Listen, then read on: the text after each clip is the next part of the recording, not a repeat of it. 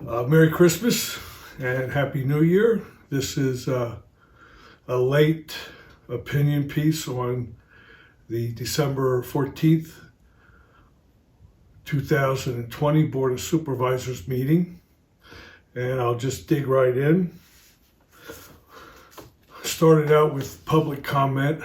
I was the only public comment for the entire meeting. And I asked a couple questions and discussions, and these are the replies. I asked about some of the spending for the month, $17,000 that we paid to Total Recycle. And according to Jennifer Savage, that $17,000, two $8,000 plus checks for Total Recycling was to pay Total Recycling for recycled material that we delivered to them that they processed but could no longer make any money off of it, selling it to China. Problem with Total Recycle is that it's a Mascaro company. He built the business, the recycle plant, and it's his operation. And I'm just have a problem with understanding why we're paying $17,000 to him because he can't make any money off the recycled material that we paid Blazinski to deliver to him. So I have to read the contract. I don't understand why we have to subsidize his recycle business. It shouldn't be our problem that he can no longer make any money off of it. So the other issue is I brought up about the Treasury report, and I talked about the fact that it currently shows a over $500,000 deficit. So we spent more money than we brought in on revenue.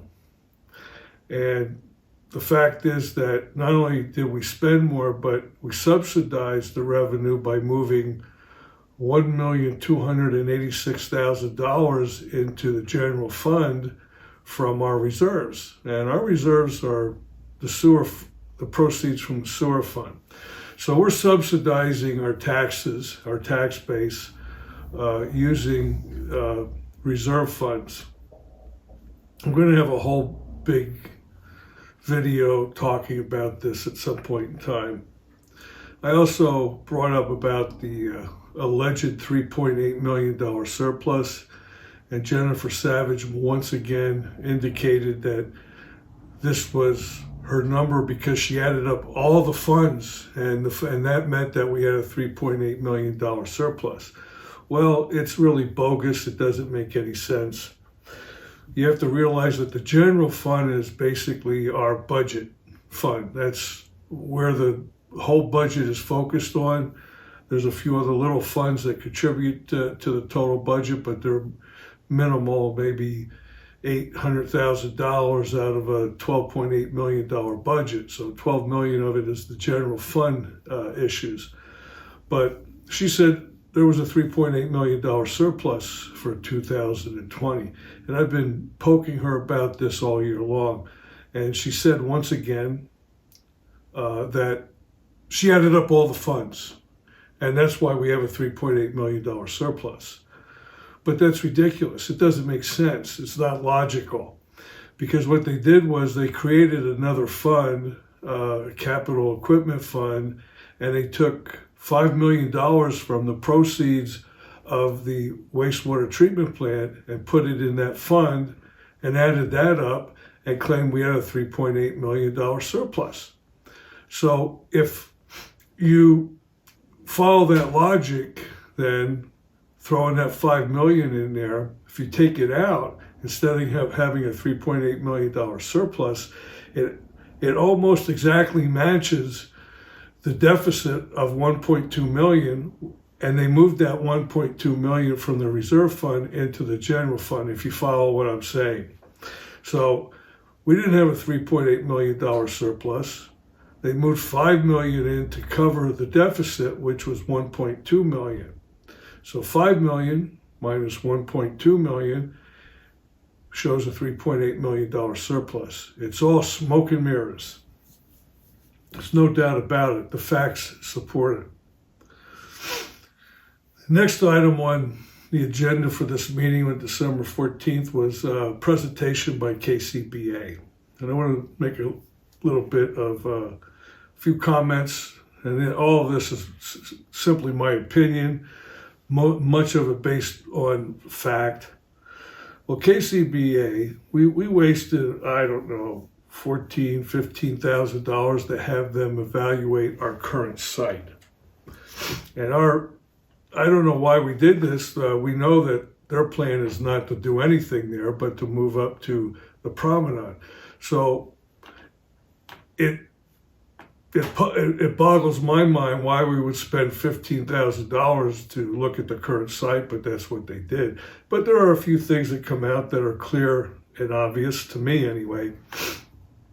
This report is 100 pages long, and what it does is it confirms to me that the supervisors currently, and maybe for the last 7 years in the township, did absolutely nothing to maintain the township assets. We see it at the Reading Country Club, but in this report by KCBA, we definitely see it at our current site where the police and administration is. They refuse to do upgrades over all these last 10 years at least. So what KCBA did was basically tell the board what they wanted to hear. And it's not good. They estimated that we need about 144,000 square feet for all the activities that we have to carry on. One interesting thing that came out of this, though, was that they made a comment that if we didn't own the promenade, if this was the only property that we owned, they could develop an architectural plan that would handle everything for us. We wouldn't need to buy another piece of property. They could actually design something that would fill all of our needs right on this property. So why didn't we do that, right? Certainly would have been less expensive. So back to this estimate of 144,000 square feet. Now we don't know what that encompasses. I think they eliminated the fire station. I don't know if it involves the community center. I think what they said was, and I'm not sure because they're never really clear, that this 144,000 square feet are the square feet we need for the services that we currently have at our current site. So probably doesn't include the community center. But I figure about $200 a square foot new construction, that would cost us almost $29 million. If you add in the $2.3 million we paid to buy the promenade, we're already at $32 million. And I think we're going to exceed that. We're going to have changes, work order changes. The contractors we're going to hire, which will probably be out of Conshohocken or somewhere around there, they're really going to, get the most money for their services. And we are restricted. We have to pay prevailing wages. So I'm not sure exactly if that will bump up to $200 per square foot. It could. But my conclusions from this KCBA presentation is that, they're trying to get everything at one site like the promenade. And, this is 1960s mentality. We don't need administration right next to the police. We don't need engineering right next to administration necessary. So there's a lot of things that we could do. And they're talking about that they want to spread it out. They don't want to build up, they just want to spread it out. And that's costly as well. So my take on this and my plan is basically that KCBA is doing everything they can to support this false narrative that we need to build brand new administration buildings, spend our reserve funds. I don't think that's the right way to go. I think that my plan is a smart plan for the taxpayers all the way around, and that is to simply upgrade the current site for the police and the highway department. The highway department doesn't take up a lot of space. And if we turn the rest of the facilities over to the police department, I think they'll be very adequate. We spend some money to upgrade everything, and it'll be fine for them. It's a nice actually location. And then administration and engineering, we can lease space somewhere else in the township. Lease space is very cheap these days, and we can put them in another area. We don't have to own the property. We can lease it.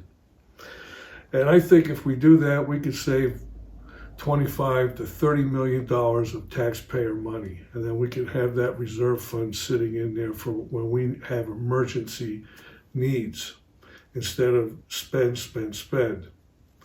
So that's my plan. I don't know if you'll agree with that, but I'd love to hear your opinions on it. So the next thing that we did, we went to regular approvals. And I talked about a couple things. I wanted to talk about the treasurer's report.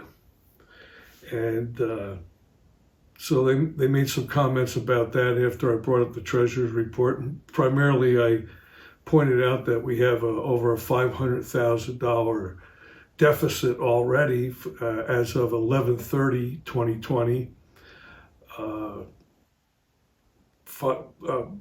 More than $500,000. And they kind of questioned my numbers, but then later on, Mr. Staub asked Mrs. Savage, where does she think we're going to end up in 2020 budget and spending? And she indicated that she expected revenue to be $12 million and expenses to be $12.6 million. So that looks like it falls within my number, $600,000 deficit. And they'll have to make that up, of course.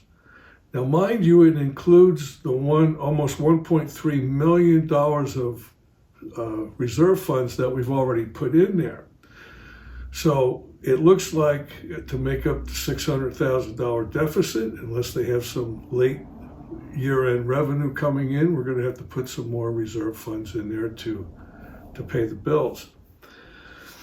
Then they started discussing about the financial advisor during this treasurer's report conversation, and I just don't understand it. Why would we hire financial advisors? For what? To manage our money, our reserve funds? Because here's the thing, by law, the state requires that we be very conservative. There are very few investment choices that we can make. Mostly U.S. Treasuries, short-term obligations of the federal government, savings accounts at banks and CDs, things of that nature, and they all have to be insured.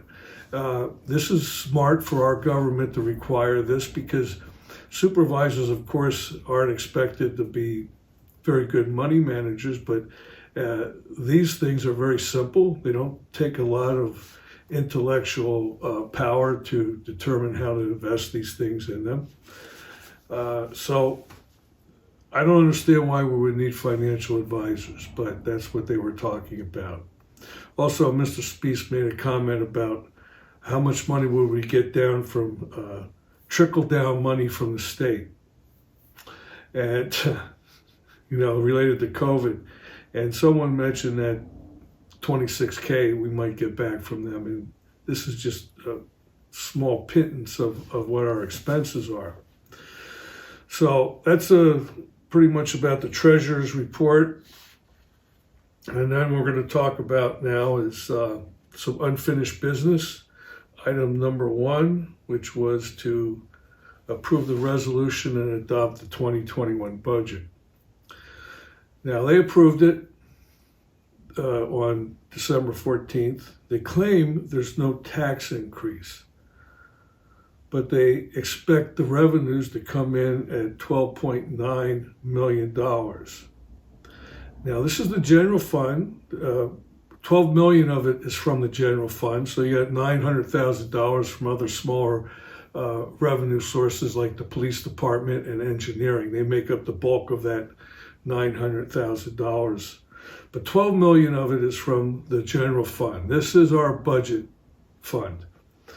It's subsidized in 2021 with $1.7 million from reserve funds. another $1.7 million. And they expect the expenditures to be $12.8 million.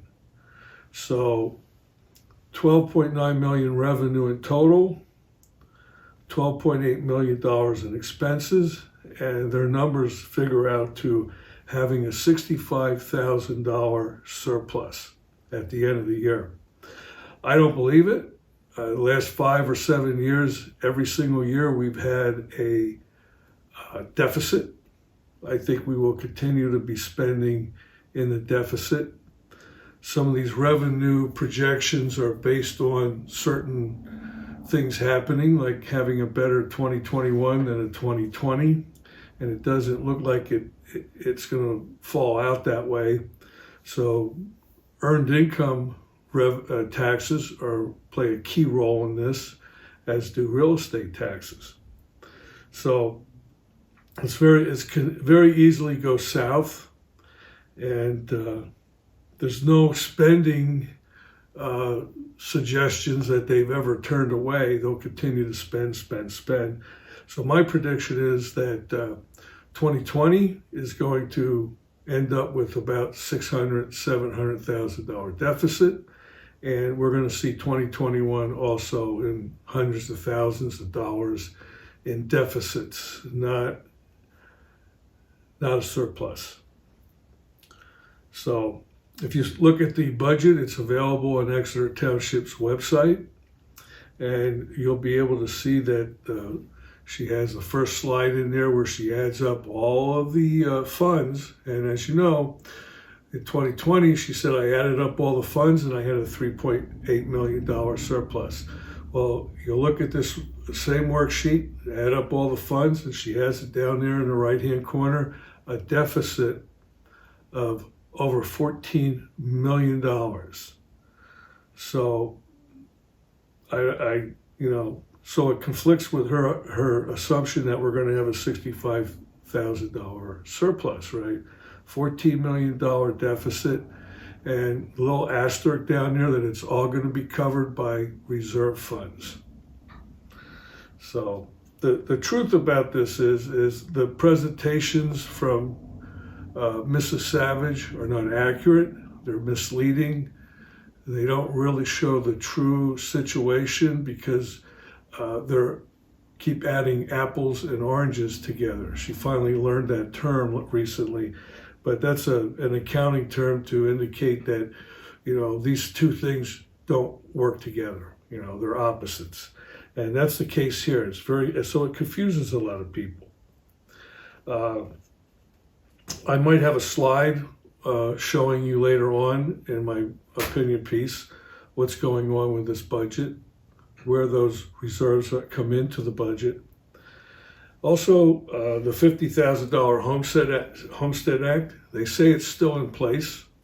I read the ordinance. They don't have to renew it, but they can suspend it anytime they want, or they could change the number. So until those tax bills go to the office to be printed, we can't be assured that we will have the Homestead Act next year. So we'll see what happens. And so that's the budget. Also, going back to the regular approvals, I got a couple notes here on the right to know request and the golf report. These two reports are really quite meaningless. They're not presenting the information that we would like to see or what we should see to give us some informed information. It's all basically smoke and mirrors, useless manipulated data. The golf report, for example, they just tell us what the gross margin is, revenue minus operating expenses. But there are other expenses involved in this as well that aren't reflected in his numbers. The fact of the matter is the golf course loses money. It doesn't make money. On the right to know request, we have 3 new requests, and I can tell you who they're from. I think they're from Vinny Bianconi. You'll see my name mentioned in there. He wants to know how many right to know requests I submitted. He wants to know how much it cost for 2019, and how much it cost for 2020.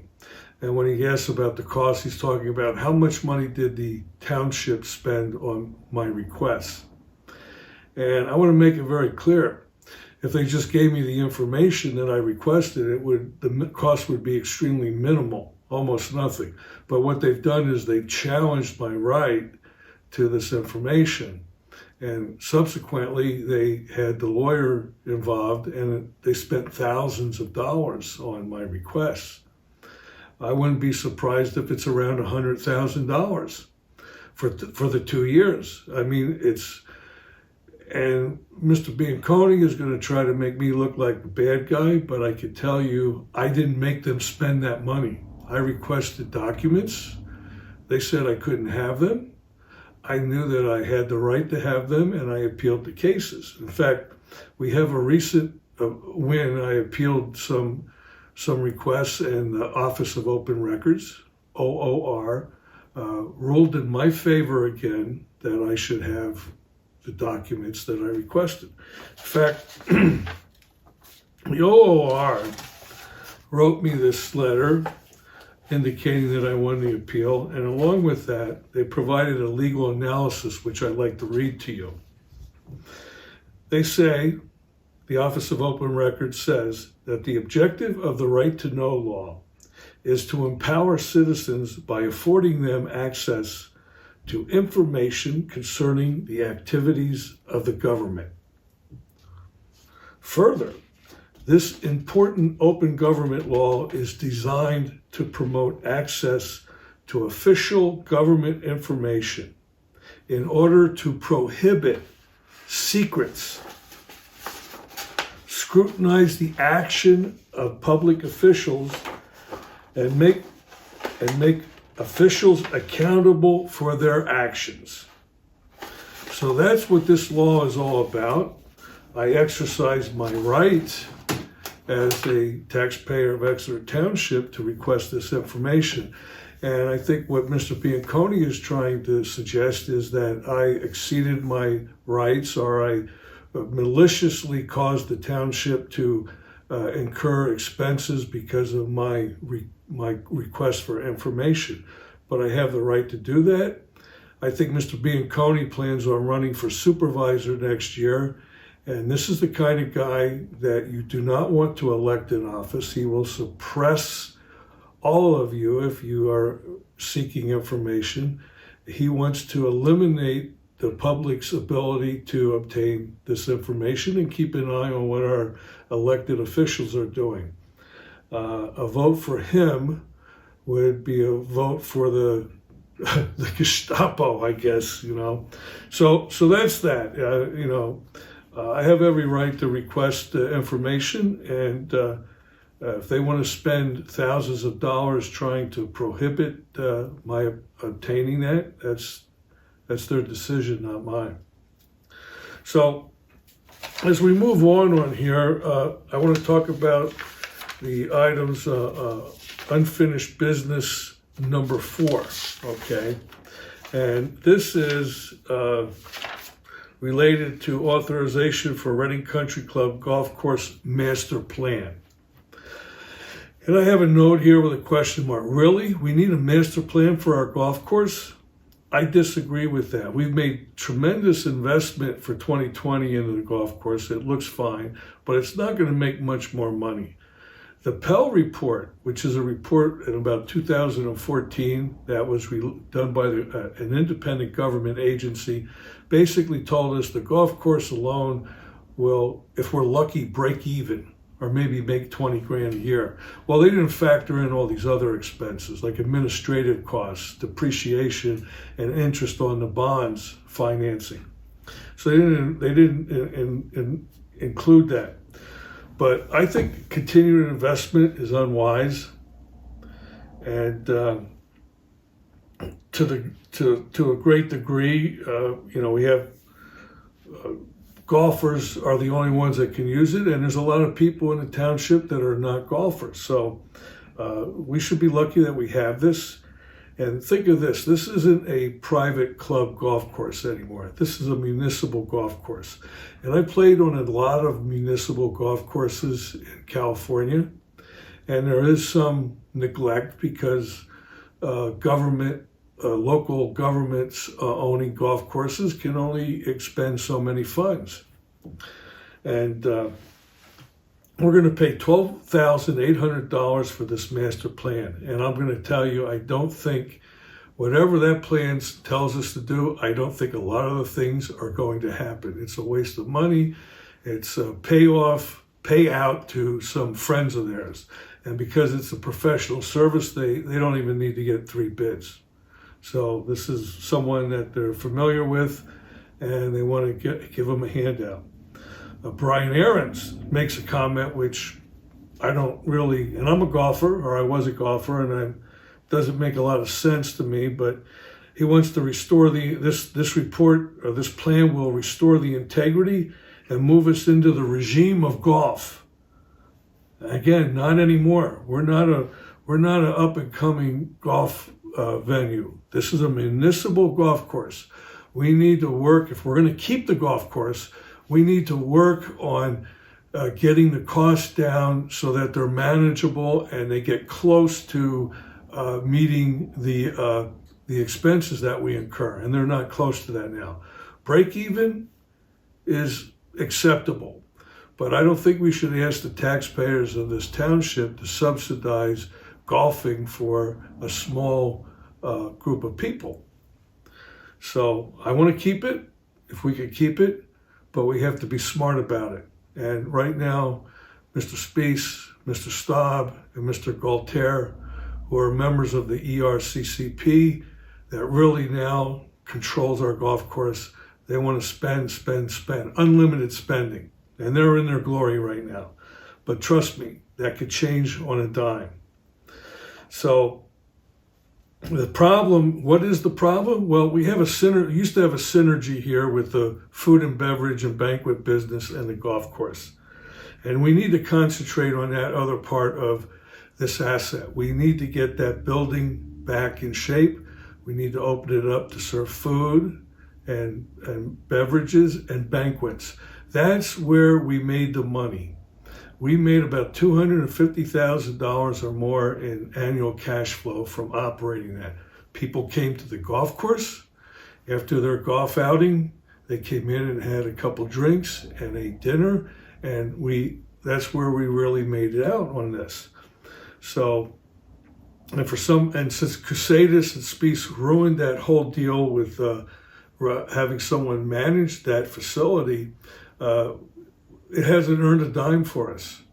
And it's terrible because it should be making $250,000 a year minimal.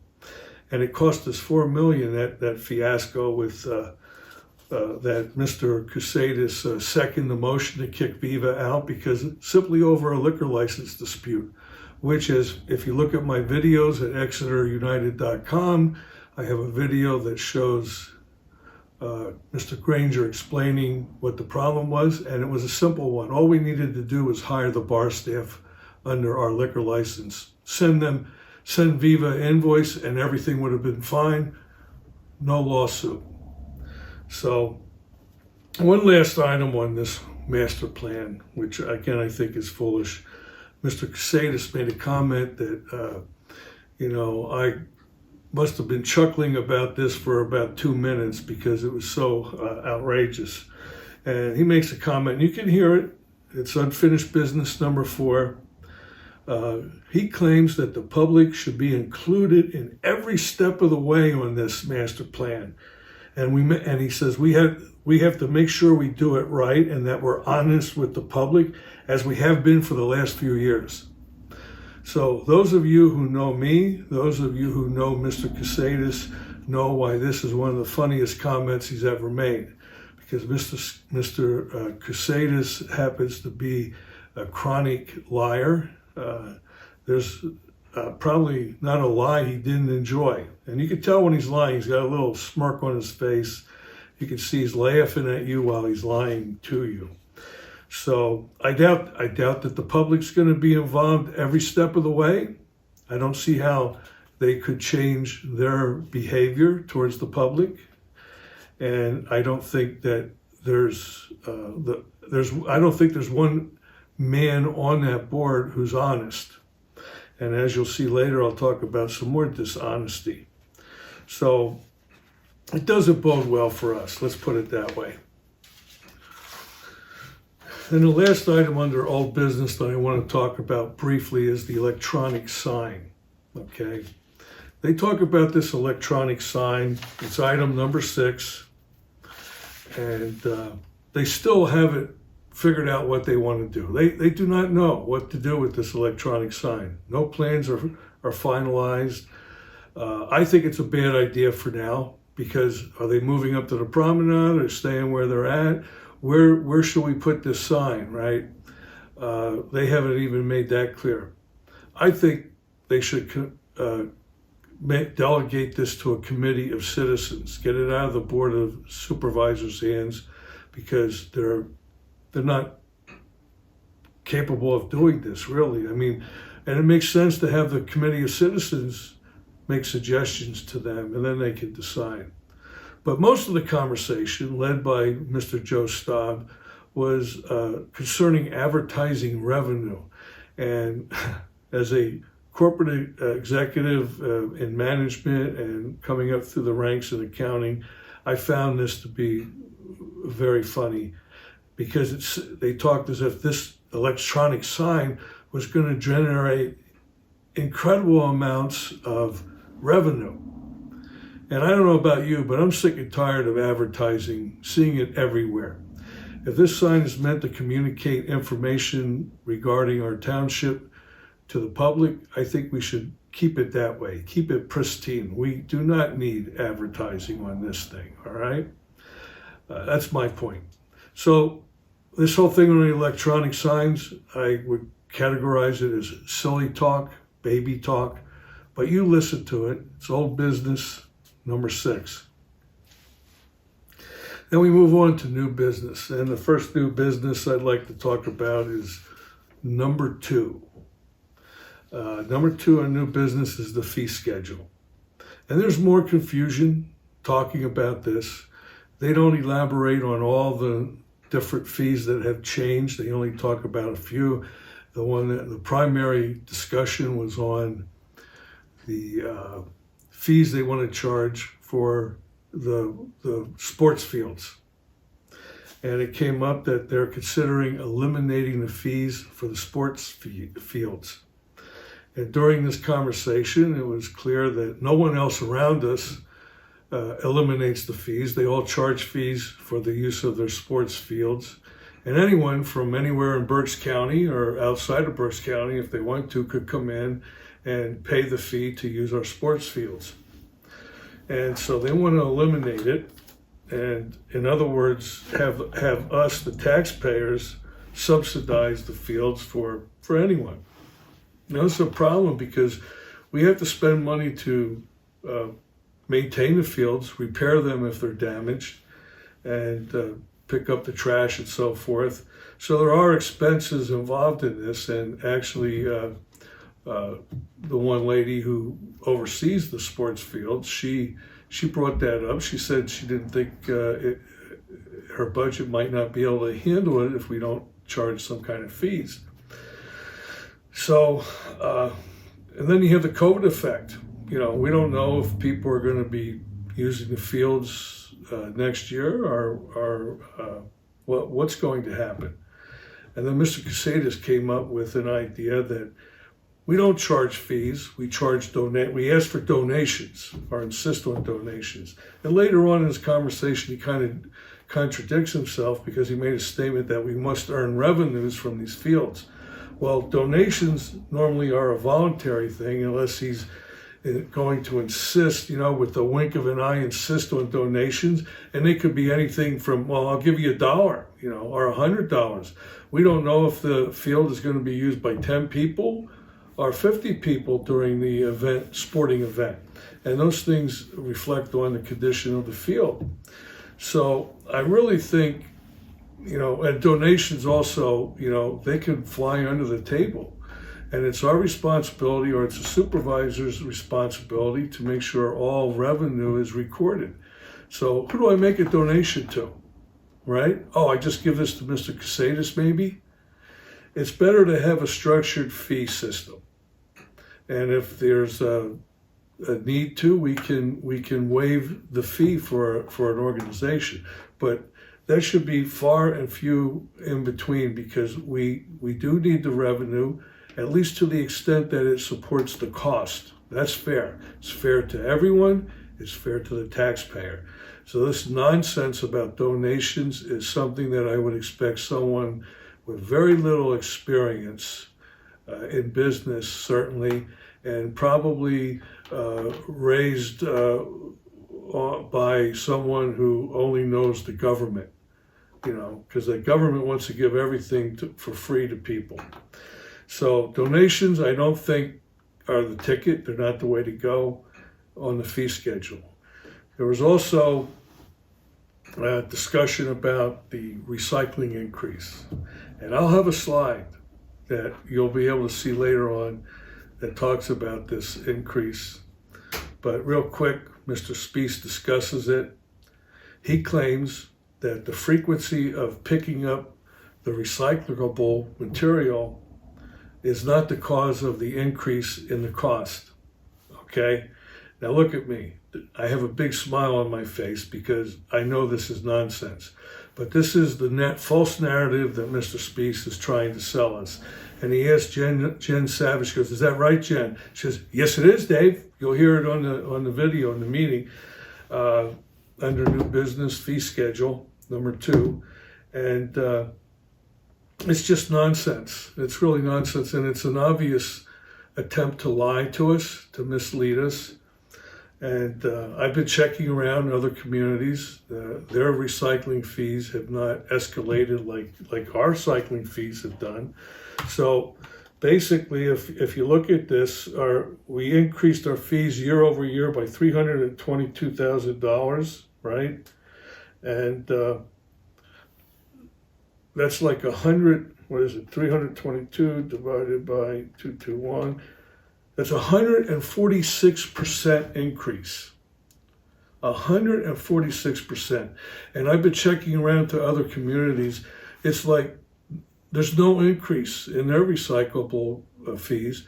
And you have to understand, he's trying to include everything in this thing. It's only related to Blazinski picking up your recyclables at your yard and then taking them to Mr. Mascaro to make money off of those recyclable items.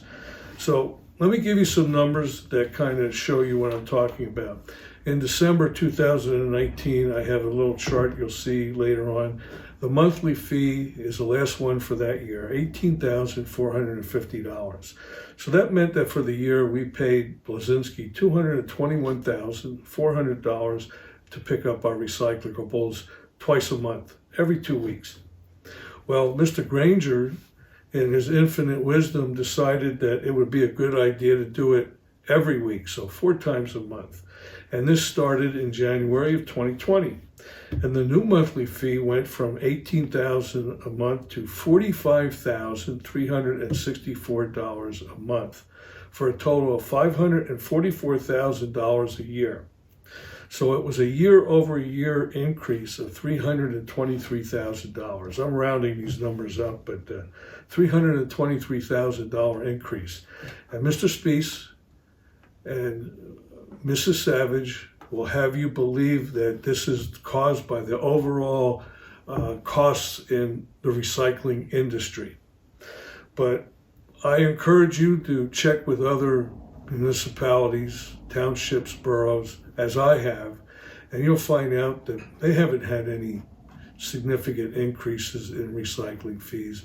Definitely not 145%. So I'm not afraid to say this. I think Mr. Speece and Mrs. Savage are simply lying to us. And you'll hear him say it has nothing to do with the frequency of pickup. And I'm here to tell you that it has everything to do with the frequency of pickup. So Mr. Speece is completely clueless, and Mrs. Savage is right along with him. Either they're really, really uninformed about this, they're really, really ignorant of it, but more likely they're lying to us. They're trying to justify this increase, and there's no justification of it. Mr. Bartlett talks about it too, supporting their same contention. He says, but he has no conceptual idea of the cost for the township, the situation. He's completely clueless, and they just perpetuate this very false narrative. Now, let's move on to new business item number 3. And under this item, I have a couple opinions. They're telling us that there's no tax increase and rates are going to stay the same, right? Well, I don't know. We'll see what happens. But again, as I mentioned earlier, the general fund, which is the bulk of our budget, $12 million out of $12.9 million total, is subsidized by $1.7 million from the reserves. And this is a big no-no. They shouldn't be doing this, okay? And we're going to have a lot of discussion about that later in the year. They claim the Homestead Act is still in effect. Well, yes, it's still in effect for 2020, but we haven't sent out the new bills for 2021. That won't happen for quite a few months, and they could change that at any time. So I'm not holding my breath that we're going to get another $50,000 exemption. We could, not sure yet, but that's going to happen if they let it go. The recycle fees, they're raising from $20 to $35. And this is totally inadequate. We're still subsidizing this with the reserve funds, because what the number should be is more around $52 to $55. So I think we need to revert back to picking up every 2 weeks.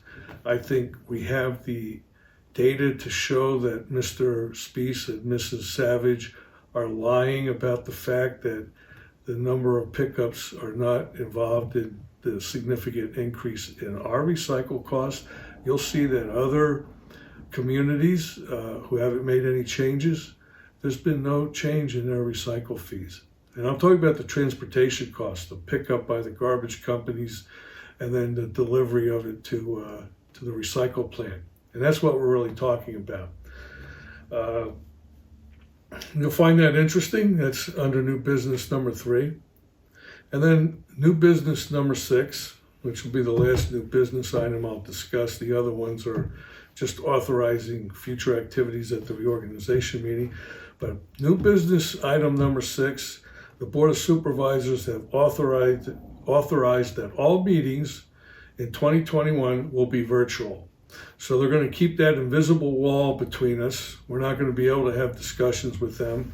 I've sent them emails and I've asked them questions, and they refuse to communicate with me. Not just the supervisors, but the office staff as well. So if you're someone that questions them or disagrees with their position, you are frozen out. That's the way it is. And we're not going to be able to get to these meetings in person to be able to respond to comments after we make a public comment on the website because we can't respond. So the next one is department reports. Most of the time these reports are pretty mundane, but I want to talk about an issue that's been disturbing to me for the whole year of 2020. And this is when they have a department report and then they do transact business. Department reports are what they say they're supposed to be. It's supposed to be a report from the department head.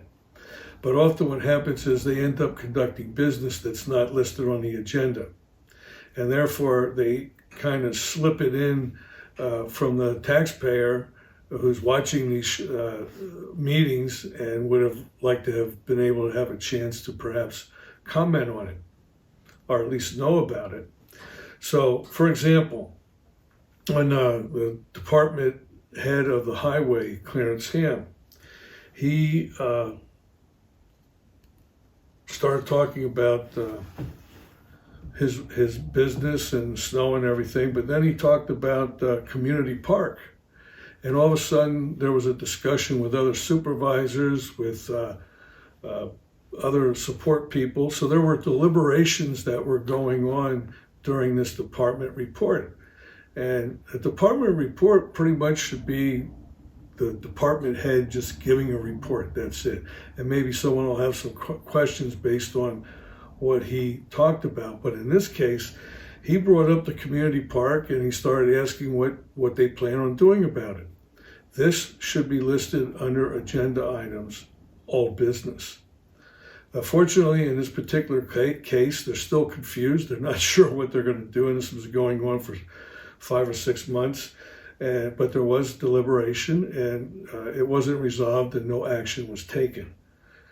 But the solicitor, who's the department head for the legal team, Liz McGovern, she had a problem with the sewer enforcement officer. He no longer works for Exeter Township, but they're holding information and reports that she believes belongs to Exeter Township.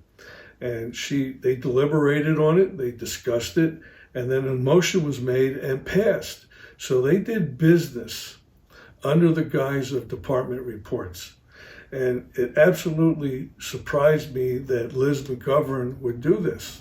She's from the Excellence in Government team from Albright College. I can't believe that she would condone doing business during a departmental head report without it being listed on the agenda. Oh, they're going to give us all kinds of excuses. It came in late, it did that.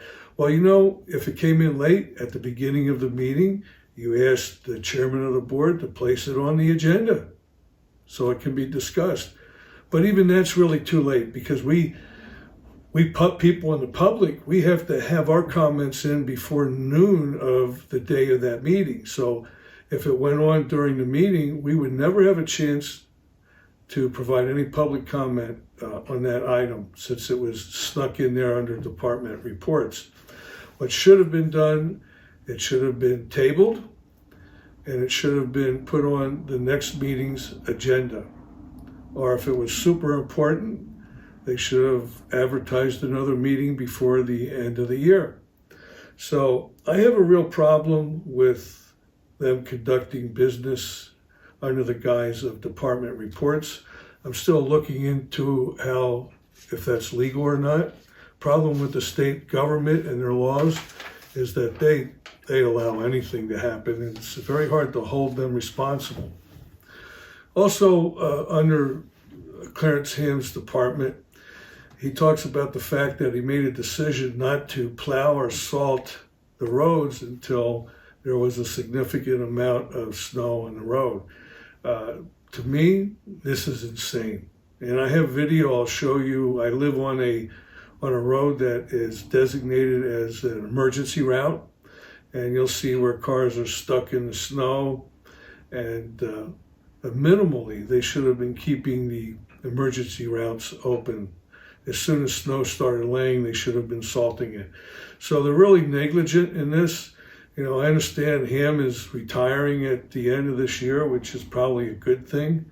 Hopefully he'll stay home and pursue his hobbies, but he's lost it somewhere. There's no way that this should have happened. And this all was decided before the snowstorm came here. So, but he admits that, you know, we're gonna wait till the snow accumulates. And maybe in some areas you could do that, but certainly not on emergency routes. And this was an emergency road. It comes over Gibraltar Road, turns into 47th Street, and they completely, you know, really messed up their responsibilities.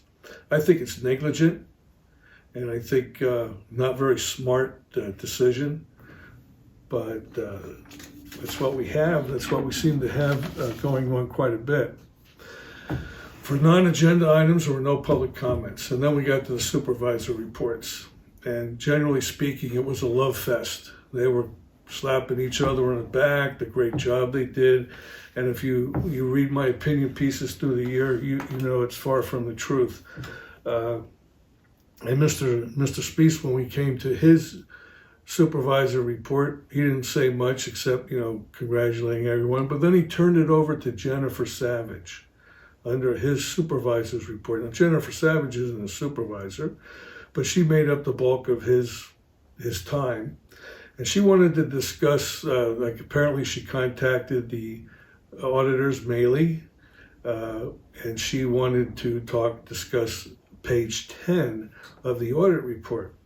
Now, page 10 is a part of the audit report that I did a opinion piece on the prior meeting. It talks about how much money we lost, over $20 million deficit spending over revenue. And so I guess Jennifer didn't understand what was going on because she had to go back to the auditors and talk to them, and she said she was reading from their report. And I just want you to know that, you know, what she's talking about doesn't make a whole lot of sense. The fact is that that $20 million deficit left the hands of the township. The taxpayers no longer have that money. It's gone. The bulk of it, $10 million, half of the money they put into the pension fund. And they've overfunded the pension. Okay. Now, who in the world would do that? You know, why would we give our $10 million to a third party when we didn't have to? The calculations for the pension fund doesn't require it. It was fully, if you look at the 2019 audit at the end of the year, those funds were fully funded and they had an excess of $10 million in them. They were funded 145%. Now, the only reason you would have a excess in your pension fund is because the funds that you were investing for the pension fund had outperformed their return expectations. Maybe they were invested in stocks and they did a really good job, so they exceeded their expectations. But that's not the case here. They purposely put in extra money that was not necessary. And I believe that, it's my view anyway, that Mr. Speece and Jennifer Savage, who are primarily responsible for this, circumvented state law. You know, I talked earlier about how funds in our possession must be very conservatively invested in CDs and government securities that are guaranteed. But Mr. Speece, I think, thought that he could get around this requirement by giving the pension funds $10 million of our money so that they can invest it without any restrictions. And we could lose this money. And if we do, according to the law, we may be able to claw some of that money back out of Mr. Speece's pocket. There are some laws that would maybe allow us to do that. But the point is, $10 million of that $20 million left our control and are now in the control of a third party. And that third party has some relationship to John Granger. In fact, one of those companies, he admits in a video that he was on the board of directors. So we know that Mr. Speece and Mr. Casadas are still working with John Granger, in my opinion, and probably along with Lisa Vanderlane. So it doesn't bode well for us. Another part of that 20 million, we know the 10 million, well, also 2 million of that was spent in resolving the Viva lawsuit. We settled that for over $1.8 million. Then there were a couple $100,000 in that year that went to Fox and Rothschild related to that lawsuit. And then there were other expenditures, some capital expenditures, as she mentioned, that will be capitalized, okay, and then depreciated over a certain lifetime. But the bulk of it, we gave it away.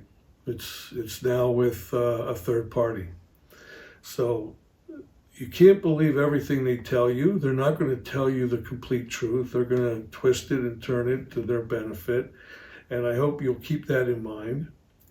And I want you to listen carefully to the presentation I have, a couple slides that I'm going to include here later. And then also cue that into the meeting. Listen to the meeting again, and I think you'll have a different view of what they're saying. It's kind of funny when you listen to them at the initial meeting. You tend to believe all the stuff they're saying, but when you have a little background like I'm giving you, and you listen to it, you can see where the lies are coming out. So I think 2020 will be very bad, the final numbers that come out in the next audit. And I don't think 2021 is going to be any better. I think we're also going to have deficits there. So I'd like you to give me some feedback if you could. Tell me if you think I'm doing a good job. Tell me if I'm wasting your time, if I've been helpful. I'd appreciate getting some feedback. Enjoy my slides and the presentations that are going to follow this, and then you can go into the meeting. It's a long meeting, over 3 hours, and I had to watch it 1 hour at a time because it was quite a bit to take. Okay, it wasn't fun watching this. It's very difficult because there's more things going on than actually transacting business for this township. Thank you for listening to my opinion. I wish you a Merry Christmas and a Happy New Year, and be seeing you in January. Thank you. That's where I kind of am at. Yeah, just push to the donations still. Yeah, I think that's a good plan. Yeah. We'll agree on that. I mean, Jen, if you'd comment, I mean, you made the comment about the recycling going up. That, I mean, I guess a two-part question there. I mean, you said it before, but you can probably say it again. That's irregardless, what has happened in the recycling industry.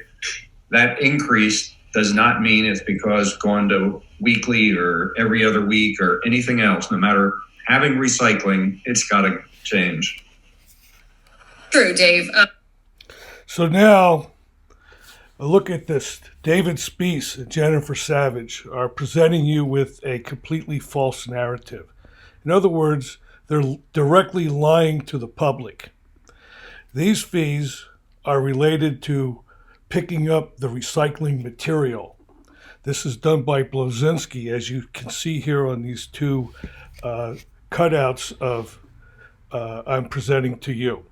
This has nothing to do with what happens with the material once it reaches the recycling plant. This is strictly picking it up and transporting it to the recycling facility.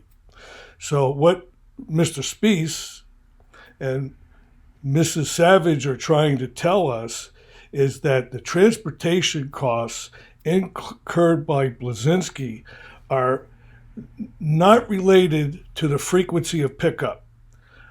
This is a lie. This is a bold-faced lie, and I want you to listen to this stuff carefully when I'm going to explain to you, because this is something that David Speece and Jennifer Savage continue to do time after time. They're lying to the public, trying to create their own narrative. And this is just one of the things that they've been cleaning up at the end of the year in this last meeting for 2020.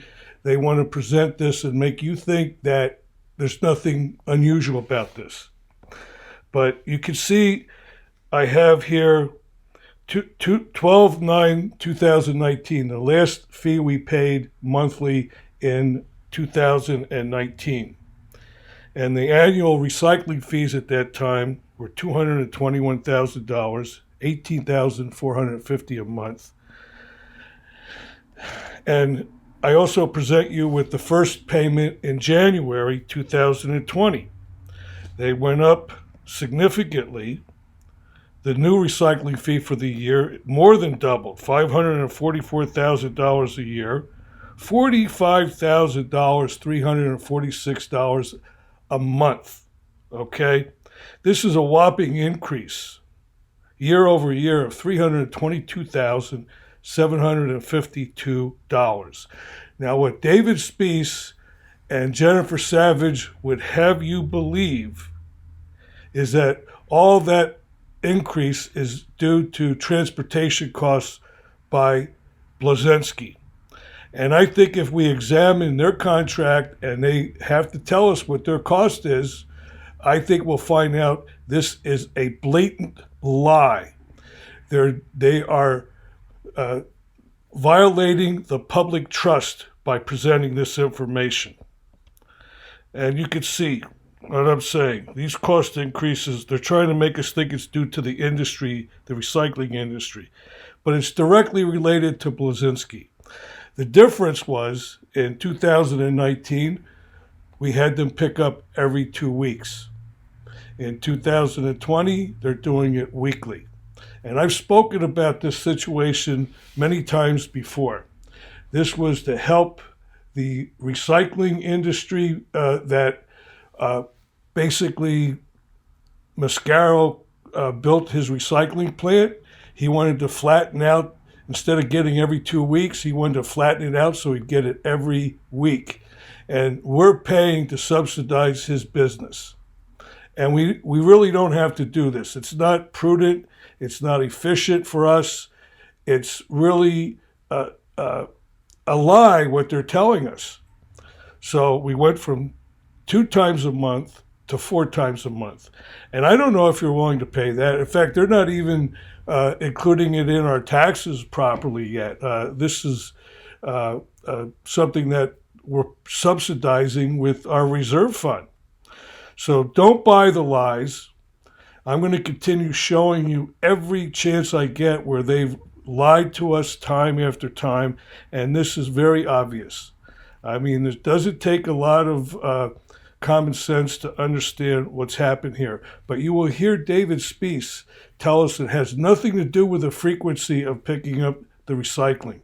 But it certainly does, because that's where the money is going, to the person who's picking up the recycling material. This isn't related to what Mascaro's recycling facility does. It's just simply transportation costs to his facility. And it's more efficient for us to do this every 2 weeks. If you need additional containers, it's a lot cheaper for the township to provide those containers than to have this thing picked up every week. So I hope you'll have some questions.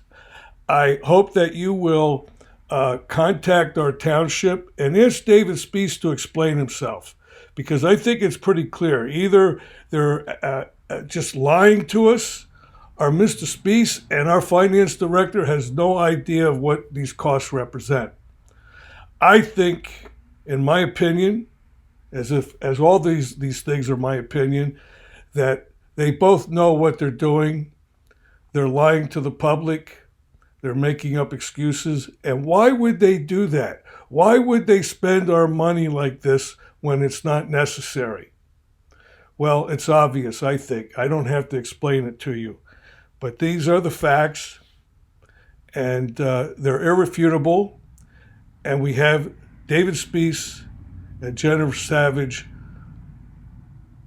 misleading the public once again. Thank you, and continue on to watching. This will be attached to the December 14th final meeting of the Board of Supervisors for 2020. This slide is taken from the December 14th Treasury Report. And what I want to show you here, it's as of 11:30, and it's still have about 1 month's worth of expenses remaining, and they average over $1 million a month. And you can see that in the small clip that I have down there where it says expenses, total expenditures. So they're spending $11.5 million in 10 months. I'm sorry, in 11 months. So they're spending $1.15 million a month. The larger clip shows all the revenue near the bottom of the line. Not all the revenue items, but you can see the total. They budgeted $12.6 million to year-to-date 11/30. They have almost $11 million. The smaller clip, white section there with total expenditures, they budgeted $12.6 million in expenditures for the budget. And they're saying for the budget they intend to be $28,000 in excess revenues over expenditures. That never happens. And also the actuals, you can see that we're actually running a deficit of $573,000. Now, a couple things I want to point out to you in this slide is that you can see under that oval circle there, or the arrow, that they're using $1.2 million of reserve funds to balance the budget. So they're chipping away at our reserves, using them to subsidize your taxes. So yes, they are trying to claim that they're not raising taxes again and they're doing a great job. But really what they're doing is they're trying to avoid scrutiny from the taxpayers. I guess you'll be okay with the fact that they're using reserve funds to subsidize taxes. But in the long run, that's going to really come back and bite you really bad. You can imagine. You can only borrow for so long. And when those reserve funds are gone, as they will be within less than 5 years, you can expect enormous tax increases. You can also see the oval circle with the arrow there, what the year-to-date actual use was. They actually exceeded their budget of transferred funds. So they just spend, as we know they have been doing that, and I've been criticizing them all year. But they spent actually $1,287,000 year to date. And who knows how that's eventually going to end up by the end of December. But we, according to Mrs. Savage, answering Joe Staub's question about what does it look like for 2020, she says, we expect $12 million in revenues, so they still have to collect less than 1.1 million in revenue according to the year-to-date number, and they expect 12.6 million in expenditures. So they still have to spend. They still expect 1.1 million in spending. So that pretty much tracks with the 1 million a month that I mentioned at the beginning of this slide. So we continue to deficit spend. And I have some problems with that. There's some state statutes that require that a certain process is followed when you're going to do this. And I'm looking into that now. But what are we going to do after we spend the 35 million to build the promenade? And trust me, Joe Staub is going to push for the swimming pool. He's going to push, I think these guys haven't talked about it yet, but I think they're going to really push for the crosstown connector, and that's going to be many millions of dollars. Nothing's going to be left in our reserves, and we could have subsidized just off the interest that we would have earned from all this money for many, many years, and then have the reserves available when we had serious issues. But that's not going to happen. These guys are going to spend the money, and then they're going to flee the township. Speece has homes in other places further south of here. Staub has a place in Virginia that he'll go to. Same thing with Galtier in Carolinas, and Casadis, who knows where he's going to fly to. He's unpredictable and dangerous. But they're spending our money at an enormous clip, and they're not using good money management, and they're not using smart, intelligent spending here. So this is our budget for 2020, and I don't expect 2021 to be any better. Thank you for listening to this slide. Hope you enjoyed it.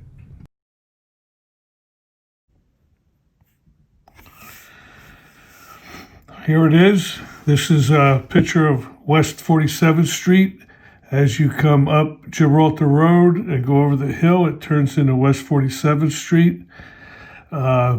This is the snowstorm on December 16th. You can see cars are stuck. People are trying to shovel out. This is designated as an emergency route, and the Exeter Township Highway has not plowed this yet, nor have they put down, cinders or the chemicals that will, make it easier to traverse this road. It's snowing heavily, and here we are stuck on a emergency route.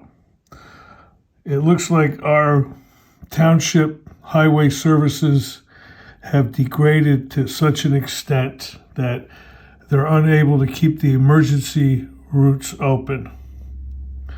So if you have a four-wheel drive, you probably can make it up this hill. But if you're not four-wheel drive, this is what happens to you. And it's about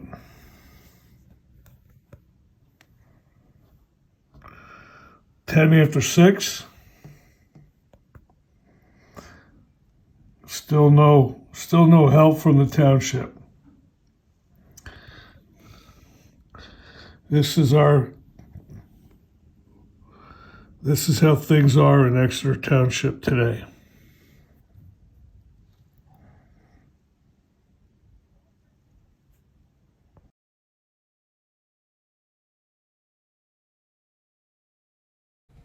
This slide is a copy of the page 10 of the 2019 audit. This particular slide is prepared by management. It's on page 10 of their management discussion and analysis. Their analysis runs from page 6 to page 17. We're looking at this particular document. I've had to slice it up to fit in this slide, but it basically is showing us the governmental activities for 2018 compared to the most recent audited period of 2019. You will see that we have a $2 million increase in revenue from 2018 to 2019. Primarily, this increase is due to charges for services. These services are permits, fees that have been increased over the year. In addition, some of this is probably also increased activity, but this changes from year to year, and we are limited to how much we can increase the fees that we charge. But $527,000 of the $2 million increase is related to these service charges. And then we have operating grants, $435,000, and the increase came from operating grants and contributions. The contributions were minimal. The grants are the big thing. And the problem with that is they're intermittent. We may not, with COVID-19, obtain the same level of grants. Contributions are almost non-existent. So how this can continue, it's a very variable revenue item. The next item, number 3, is interest income. This increased $454,000 due primarily to the sale of the proceeds of the sewer plant. It went from $191,000 to $646,000. Significant increase considering that was only about the fourth quarter that we earned this interest on the proceeds. Then we also had an increase of $542,000 for the proceeds from the sale of assets. I'm not aware of any large assets that we sold other than a sewer plant. And I believe that this is simply a transfer from sewer plant proceeds into these governmental activity funds, the general fund, significantly to balance the budget. So that's where that came from. And so our revenue increased $2 million. But now let's look at the expenditure side. You can see that expenditures increased by $4.2 million. So in 2019, we had $15.9 million in revenue, which included from sources that are variable. but we spent $20 million. So we had expenditures that exceeded revenues by $4.1 million. We can see this situation also occurred in 2018, where we had $13.7 million in revenue, but we spent $15.8 million, which resulted in a $2 million deficit of spending over revenue. The areas that increased in expenses are number 5, general government. That increased $1.7 million from $2.2 million to almost $4 million. This represents government growth, hiring more people, paying them more money. It just doesn't stop. It gets higher and higher and higher governmental costs. So we're going to have to find a way to cut these expenses. And item number 6, our public safety, that's increased $2 million from $8.5 million to $10.5 million. This is related to police and fire departments. I don't know the details on this, but we'll have to look deeper into it, but it's a significant increase. So between those two increases in spending, those were the significant ones, and that caused the overspending by almost $4.2 million. But it's worse than that. If you combine the last 2 years, spending over revenue, we spent $6.2 million more than the amount of revenue that we brought into through the township through taxes and fees, and also clearly contributions from the sewer plant. So $6.2 million negative. We can't continue spending money like this. And you'll see that in number 7. And in number 8, what I want to show you is item A, B, and C. And first of all, item A, you can see that we transferred in over $79 million. This is the money that saved us by selling the sewer plant. Otherwise, we would have huge deficits. And you can see that in item B, where the net position at the beginning of the year was almost $12 million. But thank you, item C, because of the transfer, the sale of the sewer plant, we were able to have a net positive position of almost $64 million. But the thing that we have to be concerned about, if you look at 2018, they exceeded revenue by $2 million. They transferred in $7.3 million. This money came from the sewer fund. It was a CD that was on deposit. It was supposed to be used to pay off either the debt or improvements in the sewer plant. They raided this money, misappropriated it, because they needed to cover this deficit, and they also needed the $2 million plus to buy the promenade, and they didn't have the money, so they had to take this money. But you can also see, looking at line B for 2018, we were at the beginning of the year, 2018, we had a deficit of almost $26 million. And at the end of the year, we had almost $21 million deficit. This is beyond financial mismanagement by the supervisors. And it's a number of problems. They love to spend. They do not know how to control spending. They do not know how to stay within the budgets that they created. And we have a workforce in administration that is way overpaid, completely overpaid. And that's where you can see the general government increases of $1.7 million year over year. We've hired more people. We pay them salaries that are equivalent of public corporations for profit. This is unheard of in government at this level. But we have many people earning close to $100,000 a year, And the problem is that they are severely underqualified. So we take a hit in both areas. The supervisors like to spend.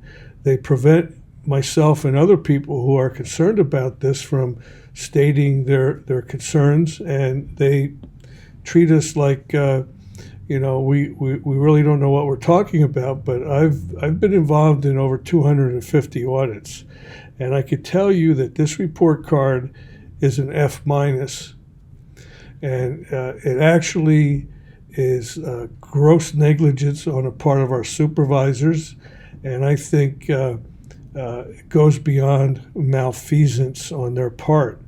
So we need to let them know that we're extremely unhappy about this, and they should actually resign. We can't continue operating this way. And because they sold the sewer sale, which fixed the overspending and allows them to implement the master plan that they've developed, they're going to keep spending. They're going to spend until all of our money is gone. And you can see from the numbers here on A, B, and C that they had to sell the sewer plant to cover up the mismanaged finances, and also to try to carry out this insane master plans that they've developed along with Simone Collins, while Mr. Granger and Lisa Vanderlane was in charge of the township. So they'll be gone, and we'll be holding an empty bucket, and you can expect taxes to rise significantly in the future, because we can only raise service charges so much. When we get grants, those have to be spent specifically for something, and we have to match part of those grants. Interest income will drop because we're not going to have any money in the bank, and proceeds from the sale of assets, well, the only thing we have left is the Running Country Club, and we can end up selling that at a significant loss. So the takeaway on this should be that the township supervisors are severely mismanaging our finances. And if you don't stand up and voice your concerns about this, it's going to get worse. And if you want to stay in Exeter Township, you're going to pay dearly for that privilege. Hope you enjoyed my presentation. I'm going to follow this up with hopefully a brief slide on our overfunded pension plans.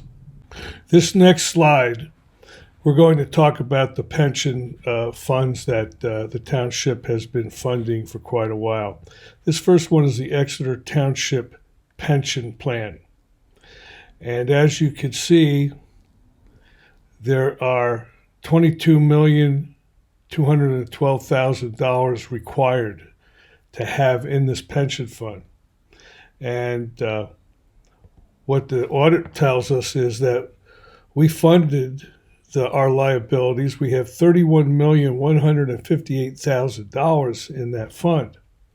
So essentially, what we've done is we've overfunded this pension plan by $8,946,000. So we've put in this pension 40% more than what was required. Now, the only reason you would do that is because you're not thinking too smartly about this, you're not managing it properly, or you have some corrupt ideas. Now, pension funds do get overfunded, but it's typically because they outperform the expected earnings. Well, and here's the other pension fund we have. This is for employees. And you'll see here that the liability in this one is just under $2 million, $1,871,000. But look at that. We have $2,610,000 in that pension fund. So it also is overfunded by $738,000. This is another 39% overfunded. We're really using the township's money inefficiently and essentially taking it out of our pocket and putting it into the pockets of someone else. And you'll hear people like Dave Speece claim that that's because we put it in there because they can get a better return than we can. And if they're successful, yes, that's true. If they invest badly, they can lose a lot more money. But what he contends is that if we keep it in our bank accounts, we're limited to earning maybe 2-3% at the most. But that's because we keep it protected, but it's our money. So we overfunded these two pension plans by $9,685,315. Why would we purposely overfund these? Again, I can only think of one thing, and it's only bad: corruption. Remember John Granger, when he came here, he redid everything with the pension funds and with Divot, which is an insurance company that he's been involved in, and he's been on the boards of some of these organizations that are managing our money. It's a lot of money if you look at it. We've got over $33 million in these two pension funds. And I could tell you that if we kept the money, just waited until we had to really put it into pension fund, in 1 year interest alone, we would earn at 2% $194,000. That could be used for things here in the township. This isn't just a mistake on their part or something that is due to their inexperience. This is gross negligence. This is malfeasance. This is the misuse of our township's resources. And it's a violation of the public trust. And I just wanted all of you to see this and think about what's going on. This was a plan that was devised by John Casadis. He said in an earlier meeting this year that he wanted to expend as many of the funds from the sewer plant as he could so that he could prevent the current or future Board of Supervisors from what he called misusing it. Well, here is a blatant misuse of the township's funds. These are in another party, third-party hands that we have no control over it, or very little control over it. And it's way overfunded, almost $10 million, and that's outrageous. It's truly outrageous. And anyone who understands managing money understands how bad this is. And you don't do this by mistake. It's a conscious effort to do this. Because what's not in these numbers is that in 2020, this year, they've already put in over $300,000 more into the Exeter Township Police Pension Fund, where it wasn't necessary. So what do you think they're doing? Well, at this rate, they're just going to get rid of all of our money, and we're going to see very large tax increases. Thank you.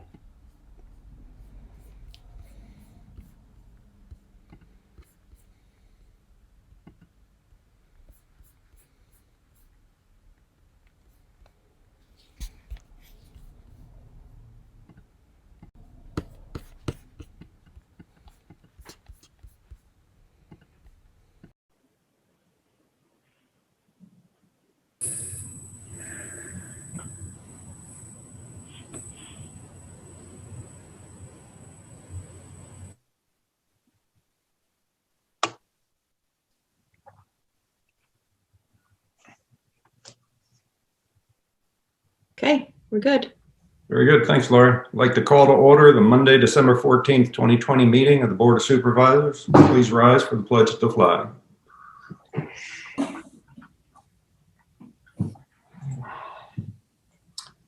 Pledge allegiance to the flag, United States United of States of America, and to the republic For which it stands, one nation, which it stands, under God, indivisible, liberty, and justice for all. Take roll call. Ms. Kircher? Here. Mr. Galtier, Here. Mr. Staub, Here.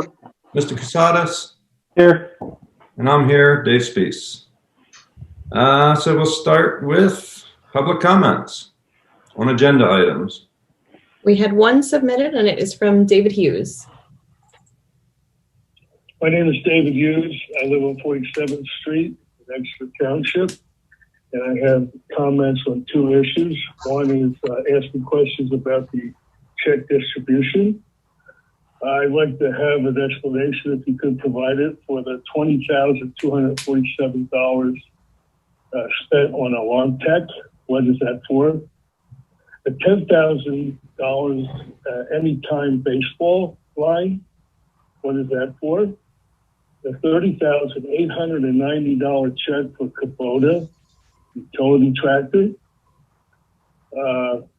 Where's that going? Also, the $14,500 check to KCBA. What this is for, and what will future costs be related to this firm. Also, one last one on the checks. Total Recycle Inc. There's two checks, one for $8,817, and I think another one for $8,480 or $86. What is Total Recycle Inc.? Also, I have questions about the mailing invoice. What was the total cost of this audit, if this is another payment? Finally, I have comments on the Treasury report.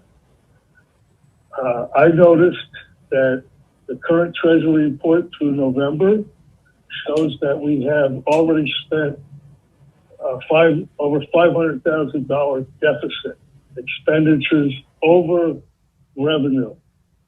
And this includes that you moved in about $1.3 million from the sewer proceeds into that. And it looks like you're going to have to put in another $500,000 or more, depending on what everything falls out in December. It appears that this $3.8 million surplus never materialized, because I think it was a fantasy. But we can see in 2019, you ran a deficit. And it looks like you're going to run a deficit in 2021, because no one pays attention to the budget. This is disingenuous to the township taxpayers. The spending. That's the end of my comments on the agenda items. Thank you. Alrighty, Jen, do you want to tackle any of those? Or you want to wait till we get to disbursements and treasury report? I can tackle them now. Okay. Sound like they were all in your ballpark. They were all in my ballpark. Alarm tech, $20,247.75 invoice. That was for a new security and door lock system for the police station. That our old door lock system is very ancient. It is like a magnet system, and the locks at some of the doors were not working anymore, and I believe we could not get parts for them anymore. So something had to be done. We did not have a secure door system in the police department. So that was implementation of that system, and I believe that system can actually be taken with us if we would choose to move. Anytime baseball, $10,100. That was for the field line striper. That was a budgeted expense that we paid from the equipment fund. Actually, alarm tech was a capital expense that we paid from the capital fund. Reading tractor and equipment for the Kubota was $30,890.13.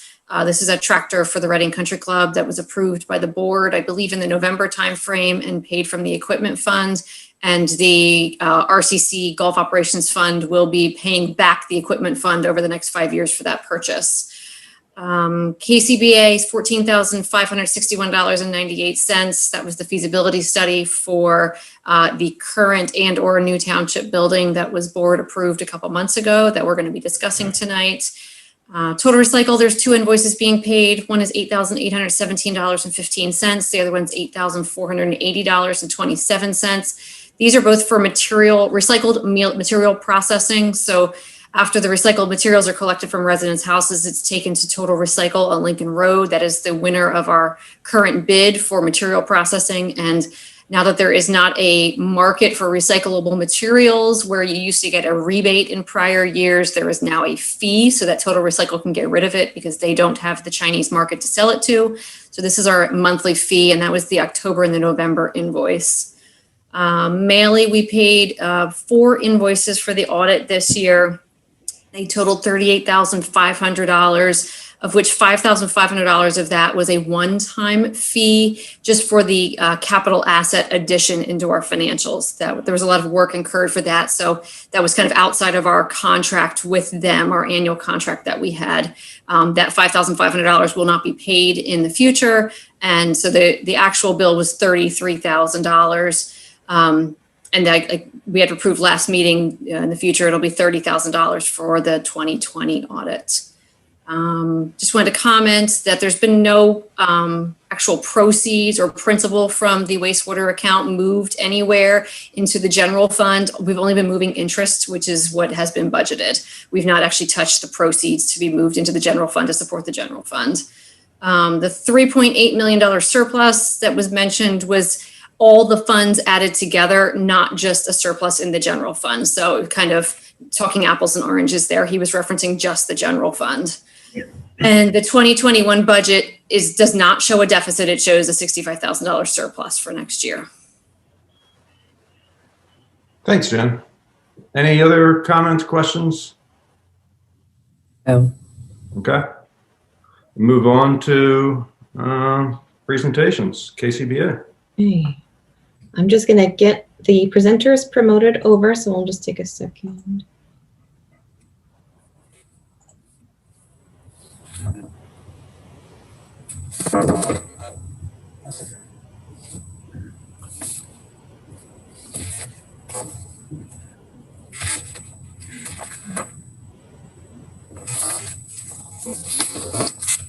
Hey, Ryan. Good evening. Jay should be joining shortly as well.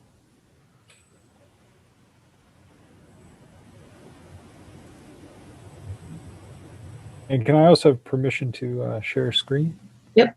Thank you.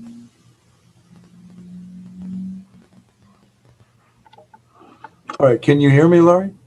I can. This is Jay. Okay, good. Hey, Jay. We're missing Steve Gribb. He is on. Okay.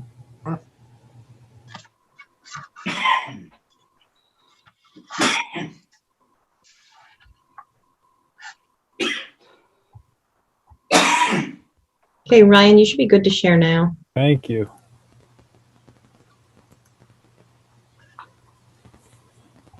Here we are, yes. All right, Lori, shall we get started, or does anybody want to do a preamble here? Boy, the lighting in my spot's awful. Well, so be it. I can't do anything about it. I look like a ghost. You do want a preamble, or should we just start? I think you're okay, Jeff, unless you wanted to say anything, or they can just get into it.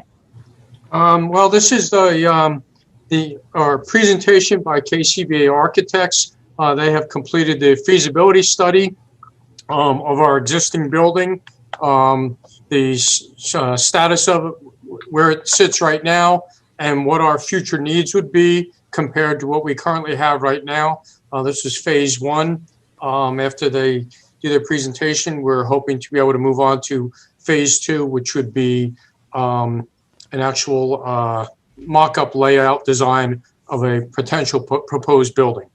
At this point, I'd let them take over. They have a very interesting presentation.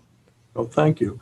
I'm Jay Clough. I'm the architect leading the team. You should be seeing, I see Ryan. Go ahead, Ryan. Hi, I'm Ryan Orr, KCBA Architects, registered architect, also part of the team. And where is Stephen? Sure. Stephen, announce yourself and tell what you're doing. Hi, I'm Steve Gribb. I'm work with Systems Design Engineer. We're the mechanical, electrical, and plumbing consultants for KCBA. And we reviewed those systems and provided our comments to KCBA for this study. Okay, thank you. So what we're going to do tonight is take a look at the study. It runs about 100 pages.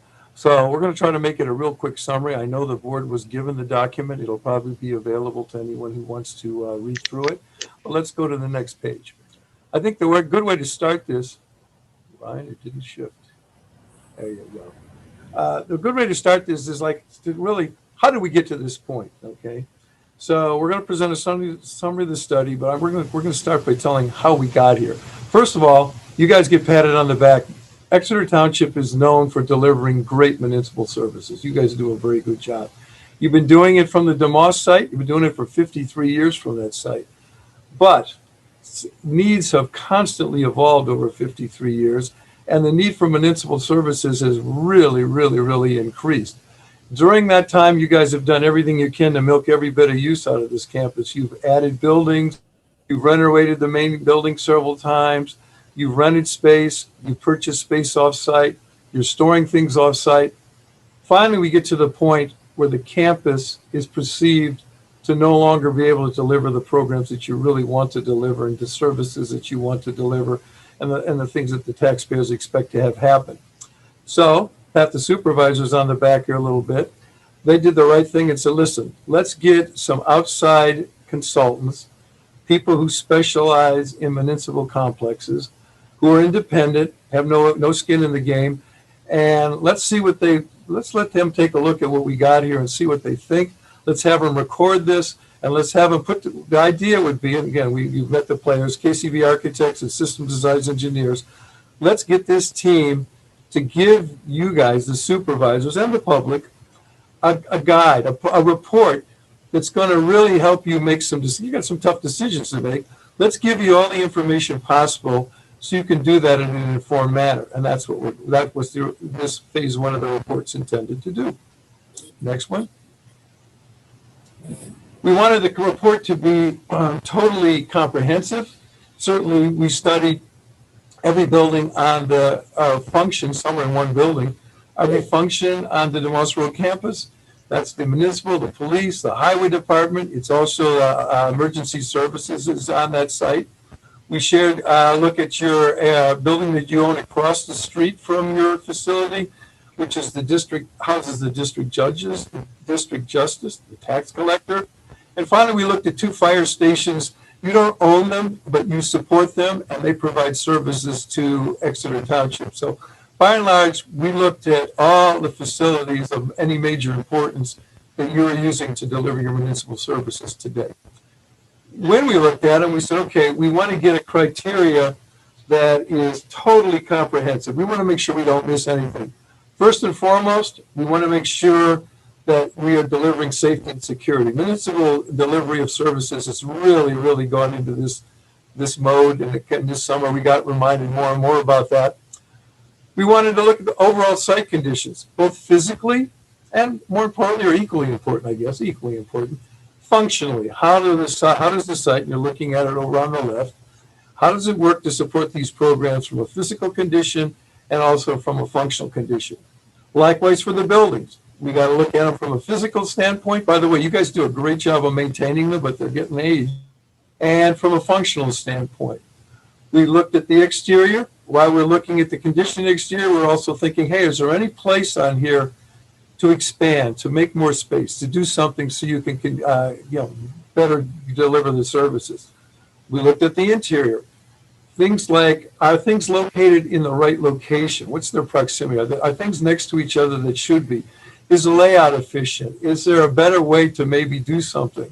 Steve will be talking to a few slides in about a look at all your mechanical, electrical, and plumbing systems. You know, they've been around a long time. You'll be surprised at how long when you see some of them. And they're functioning, but as Steve will tell you, they're getting near the end of their life. Certainly, one of the things that's really come to the forefront in the last 53 years is accessibility, ADA. Do these buildings offer total accessibility to any resident in your township or any visitor? And current codes. About every 3 years, there's a new building code. So just do the math. How many building codes have taken place since you were here? Again, to be fair, you're grandfathered until you do something. But on the other hand, you want to be a good example to all the other people that develop in your township. We got down to the level of furniture, fixtures, and equipment. Are those things in the building that are housed within the building able to support and help you deliver the municipal services you desire? And then I think this is the most important, or very important. They're all very important, but does this give you ability to deliver the programs in the long term? In other words, we want to look at where you want to be in 20 years, maybe even 50. That's where you started with this campus. So we're going to look at what you need now, but we're also taking a look at what would be likely to be needed in the future. Next one, please. So we started this thing, and it's a phase one, has two components to it. It's a two-part report. There's a phase one and a phase two. We're talking about phase one tonight, which is an analysis of what you have. And basically, the first part of that has to do with the existing conditions. And what we did, we took the team of people you're talking to, and we had consultants with us, extras that did that. And we walked through every one of the buildings that I just mentioned. And we took a independent view of their deficiencies, the strong points, deficiencies. Do they meet current needs? Anything we could do. And we developed a report. This particular piece of the report, it runs about 70 pages. And just to give you an example, you'll see one on the left. That is one from the police. It kind of gives you the format. So every one of the buildings is put in this format. It's got some pictures to help everybody understand what we're looking at, kind of help you get a good feel for what was going on. So we move to the next portion. This is what we found looking at each area, a real quick summary of each area, which is many, many pages in each book. We started, as you would guess, with the general campus.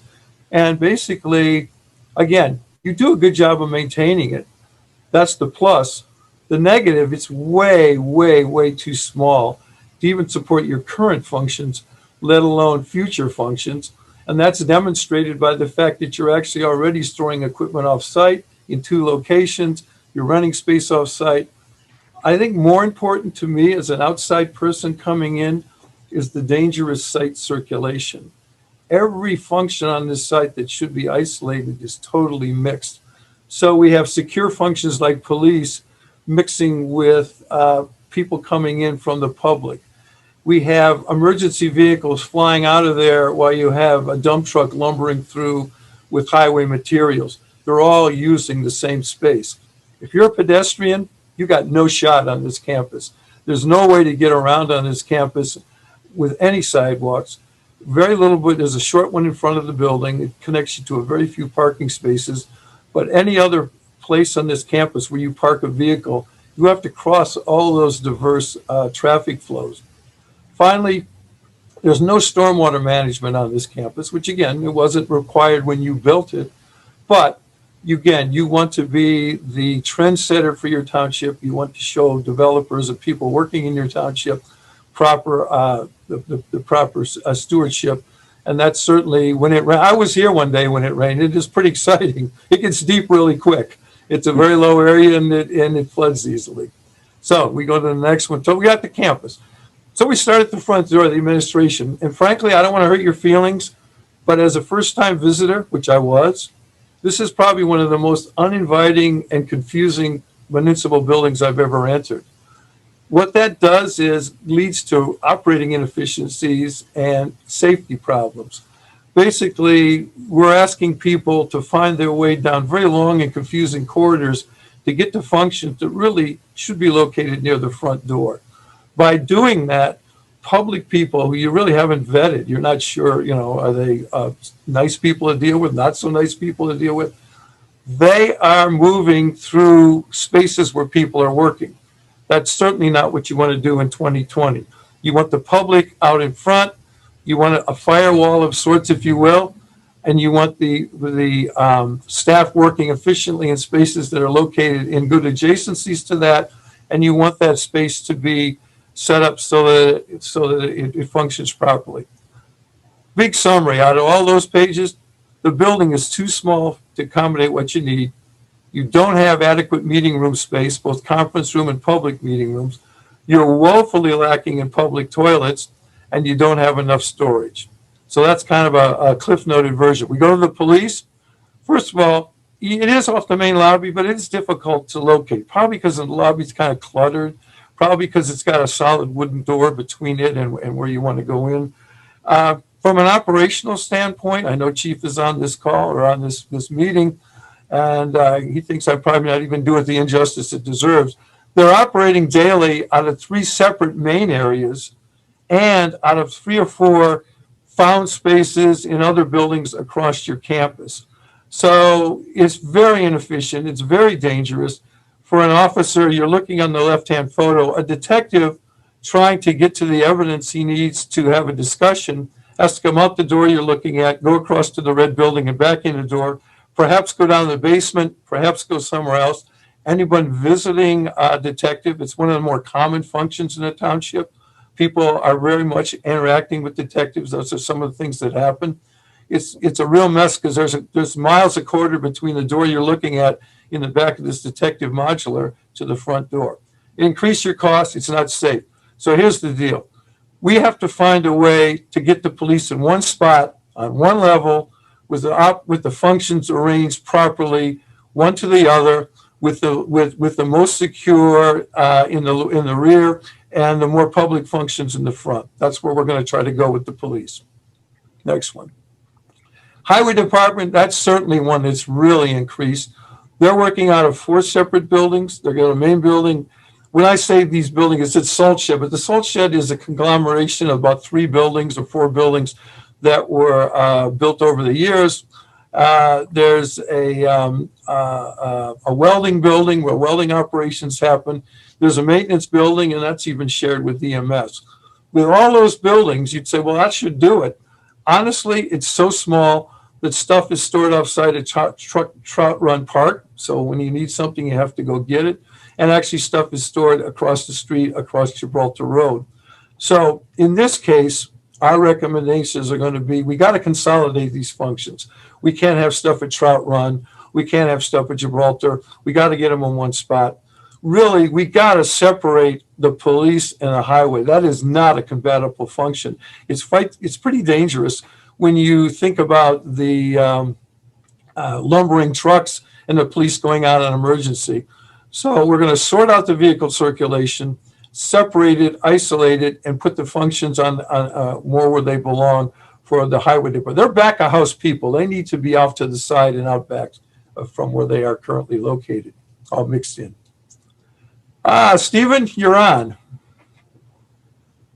That's our generator that serves the police station and admin building. Certainly has a number of years on it. It does run. Again, as Jay mentioned, commend the staff at the township for maintaining it. But as you can tell, it's seen better days. This is a diesel generator. We have a day tank behind it. This age, I try to remember here. That was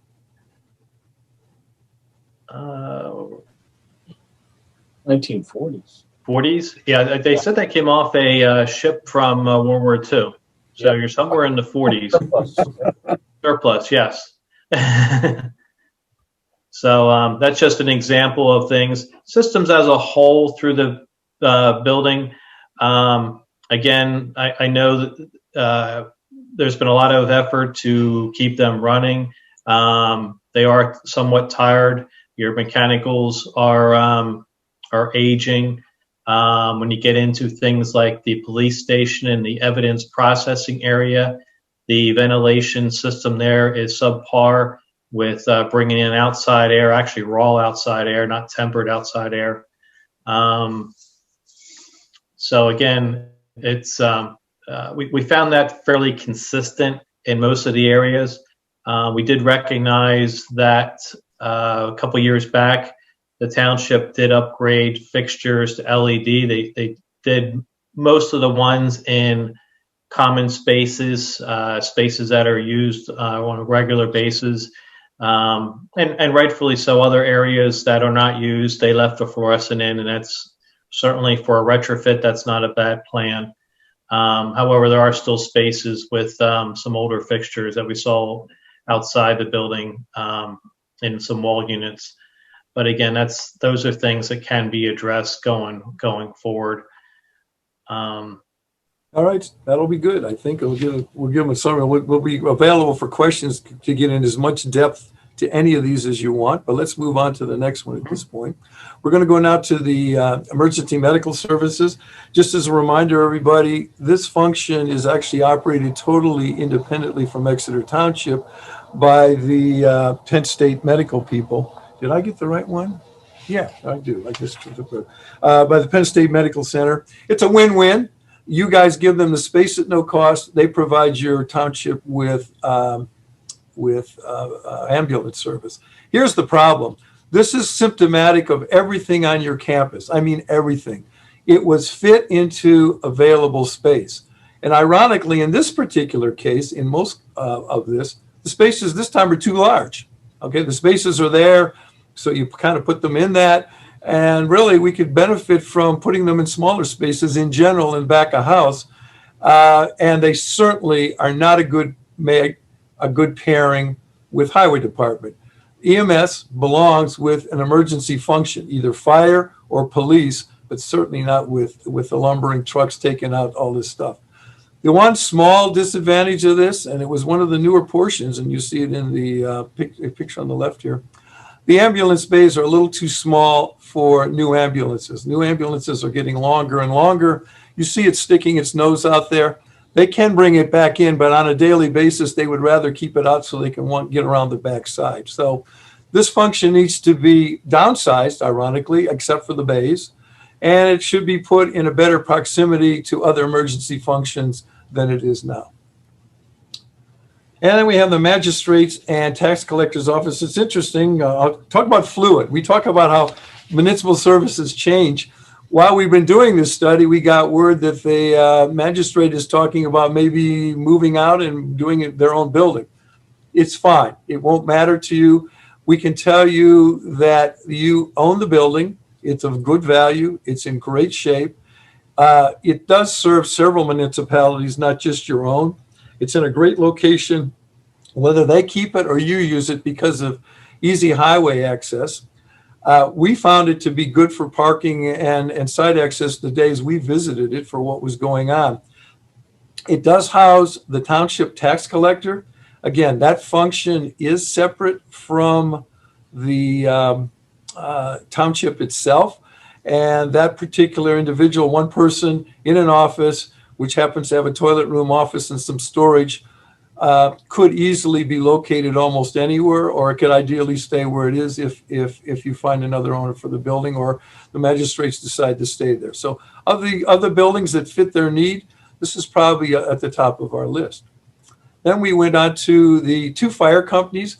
We have two fire stations that serve Exeter Township. And again, you know this, but I'm just repeating it for anybody that's watching along. And they are actually owned independently. But again, you support them and they support you with functions. Again, another one of those win-win kind of opportunities. We started with the main fire station, which is the Rifton one. It's not too far down from your existing municipal campuses. And basically, it's the same problem you have on your main campus. It's too small. Everything's poorly organized. When you start to get to that point, you start sticking stuff wherever it'll fit. You say, fine. One solution will be to expand it. Well, this is a triangular site. It's identified in detail in the book, built into a hillside. So you have absolutely no opportunity whatsoever to expand this. So our solution to this one, we looked at it and said, you know what? You got to get a different site. This function has got to move. It's got to be put in an area that's got good traffic circulation, get back and forth to the township. And while we do that, we probably can use it as an opportunity to consolidate a lot of the functions that are in the other fire station to get some economies of scale. All right, so then the other fire, this is a beat up fire station, guys. I'm sorry to say it. Again, you don't own it, you don't maintain it. It's in a good location in that it serves the rural portion of your township, but that's about all it's got going for it. You can tell about the facade. It's dated, everything in it's too small. One thing that was brought up, volunteer fire guys have to recruit. and it's getting harder and harder to get people to find the time and energy and will to work for the fire department. This is a horrible, horrible, horrible recruiting phase. It's not a place you'd want to show up and go to. It's a difficult site to expand. Our general feeling about this building is you probably need to leave a piece or two of equipment there just because, like the tanker truck. You don't need a tanker truck in town, but you certainly do in this function. But honestly, all those other functions that are there, they're there because they need to be, because they ran out of room in the other station. We believe you could grab all those, put them in a central fire station and do a lot better than you're doing now. And certainly, we would certainly get a better facility than this. The future of this facility is kind of up in the air because the owner is that social club and they're having a very hard time in the pandemic. So that puts additional pressure on where you might go in the future. So we go to the next one. That kind of takes us through the first half of what we did in this first, the first phase of this program. What are the buildings physically and functionally doing? That brings us to the part that Ryan's going to kind of discuss in detail, and that is how do the programs work? What are your needs? And I'll let Ryan kind of take off for the non-facility part into the programming portion. So the second half of phase one took place mostly in October. And a lot of this was developing programs not only for your existing functions within your municipal services portfolio, but also those for the future. So through this process, we met with all your departments, admin, highway safety, or highway and streets, police, fire, and helped to develop a program based on those meetings, as well as the tour facilities that Jay and Steve went on, and as well as some follow-up conversations to make sure that we're narrowing in that program exactly to where it needs to be. So through this process, we size these programs of spaces in order to ensure that Exeter can deliver those high-quality municipal services to all residents, not only for now, but also into the future. And you can see on the left-hand side there is one example. That's the public area of the police program that was developed in this phase. So a little bit more in depth about that. Currently, your existing facilities, all those facilities that Jay spoke about, are currently 56,000 square feet. And through this programming exercise, we actually discovered that these spaces should approximately double in order to fit your current needs as well as your future needs. So all of these programs correctly sized would actually be just under 150,000 square feet. So this includes your existing programs of police, EMS, fire, highway, and administration, but also includes an additional desired program for a community center, which would provide spaces for flex spaces for multiple uses throughout the township for different programs that the community may need or desire to put on throughout the year. And through this programming exercise, we also discovered that all these programs in and of themselves are reasonably sized, and they do require the amount of space that we found through this programming exercise. And one last note there, as Jay mentioned before, the building that the magistrate and tax collector are in are adequate, or is an adequate building, but also their program in that size is also adequate as well. Okay, so we take the two pieces. We take the facilities as they stand physically and functionally. We take the second piece of program, how much square foot do you need to do programs adequately? And again, I will reinforce what Ryan said. Our firm does probably 90% public functions, and we find these programs to be realistic. The staff should be complimented. We got nothing that we thought was over the moon crazy, and I think they were very thoughtful about making sure that we understood what they need in the future and why they need it in the future and what that would do for the township in the future. So, big conclusion of this first part, after doing that whole thing, about 100 pages of stuff and several months of looks, your facilities are well maintained. You're doing a great job. The energy systems in them they're really inefficient, and they're near the end of their life. So, and there's nothing you can do about that. That just happens, right? You can work on them and maintain them and do what you can with them, and you are, but they're there. Biggest thing I think has happened is you've outgrown your space, so you stick functions wherever it'll fit. And we all do that. I wouldn't want you to tour our office, but basically what that does, it becomes really inefficient in terms of operating, and it really doesn't work well, and it causes some safety concerns. And finally, we really come to think this campus is maximized. There is no place to really correct it where we are looking. So our recommendations, here's what we think we should be looking at in the second piece of this study, which hopefully you'll talk about later tonight. We believe you got to move to a larger site. We like the idea that you're consolidated. You've been consolidated since '53. It's a good idea, and it's actually, a lot of townships don't have that opportunity. We think you should maintain that. It should move to a larger site. Obviously, you can tell by the program, you can tell by some of the things we do with the facilities and the circulation and the like. We need to reorganize the functions. We need to get things next to each other that belong next to each other, and things that separated that should be separated. This has to do with site as well as buildings.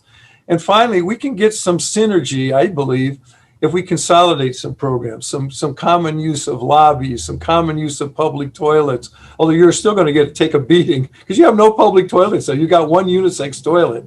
But no matter, if we would meet the current codes with the amount of public toilets that you need, we can do better by consolidating functions at one location and consolidating lobbies and kind of combining some of these things on one site. And I think there's one more yet. Yes. So where we're at, we are here to answer. We got all the team. Well, we got the key team members here. We're here to answer all the questions, any and all, from you or anybody in the public. We think that we would like you to feel that you agree with our conclusions. And phase 2 then would take an asset that you have, which is the Promenade Shopping Center site.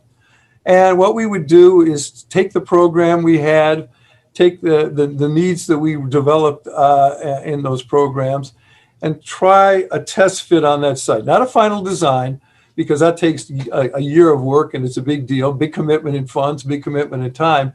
But we want to see, do all the things that we talked about in this presentation tonight fit on the Promenade site, okay? We want to make sure we can have some fun with those building relationships. Let's get EMS out of highway, and let's see if fire and police can't be better neighbors. And let's see, how we can get people to drive around without crisscrossing each other all over the place. And how does that fit on the Promenade site? Obviously, this is going to be on everybody's mind, and it's going to come up in this phase, the next phase of this study. What's it going to cost? Okay. So we're going to develop preliminary budgets, knowing the kind of public domain. In other words, you're saddled with prevailing wages, bonds, all kinds of public cost things that need to, raise your cost. Well, we know that. We're in the public realm. So we will develop a total budget. We'll soup to nuts. It'll include everything you need to know about funding this. We'll break it down into components so you can investigate that. And finally, this is pretty important. It's a big deal in the township. We'll work out a system to facilitate some town hall discussions. We'll try the scheme. We'll play with it. We'll confirm that it fits or doesn't. I hope it does. It should. We believe it will. But it'll be tight because, again, we need to spread things out. The reason you fit on the site you do is things are overlapped. So we'll do all that. And with your permission, we'll do that in phase 2. And then we'll facilitate some town hall discussions and see what's on deck for your next 20 to 50 years on Promenade site. So with that, the three of us are ready to answer any and all questions you might have. And we're kind of fun to hear what you have to say. Hey, James, this is John. I got a question. Yes, you guys look at the roads, like the road access in the exercise? Or do you do that in the next phase? Yeah, we did. And I think ultimately, again, you could do better the crisscrossing of traffic and the dead end roads that are on this site. And I don't even like, frankly, the visitor parking, as you see in this photo, backs out into the main street. You get away with it because it doesn't kind of have a lot of traffic on it, but that's really a bad idea. Traffic should never back into a roadway. You'll see the same thing. It doesn't show in this photo, but on the back, the public works guys are backing into spaces where the public works trucks have to exit. So yes, we looked at the traffic circulation. You'll see it in the full report.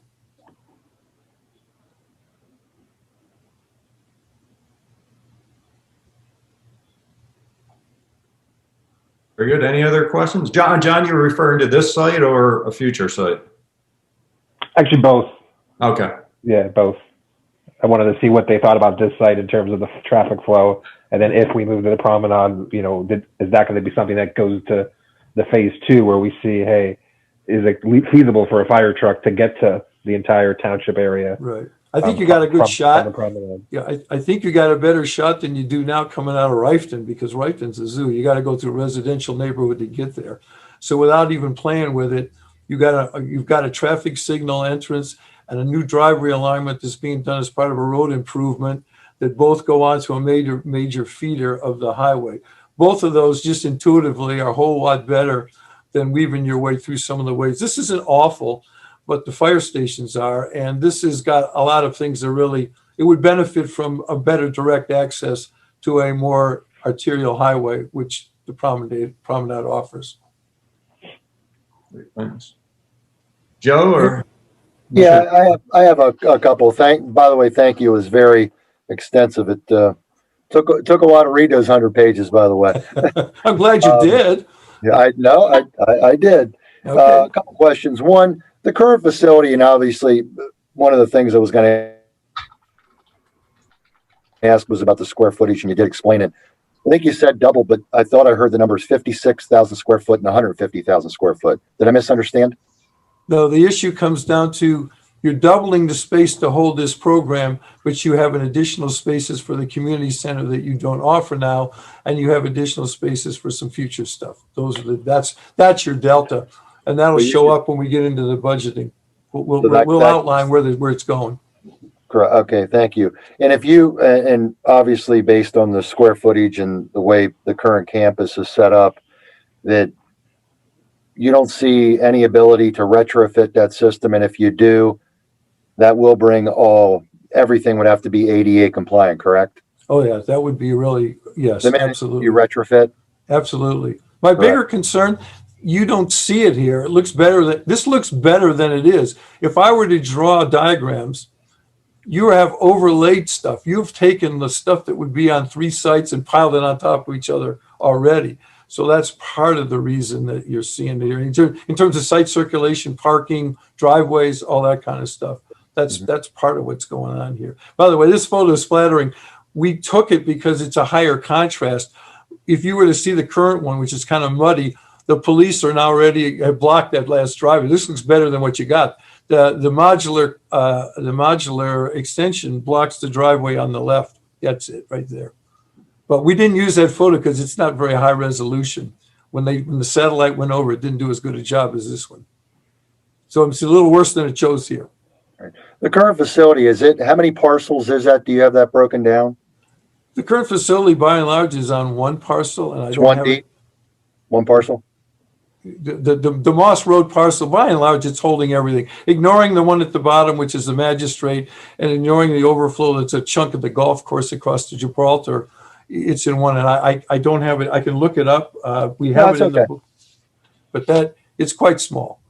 And there's another function I forgot to mention. Well, the book says it. In the back of this photo that you're looking at, you see a trailer and it looks like something in red. That is actually something operated by all the police departments in your area, or many of them, and it's a truck inspection station.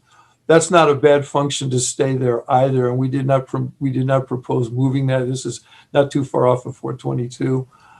It's again a function used by many townships. Frankly, it's all in building setback. If you were trying to meet your current development, you couldn't develop that parcel where you see that trailer anyway. So that's another one that's out there.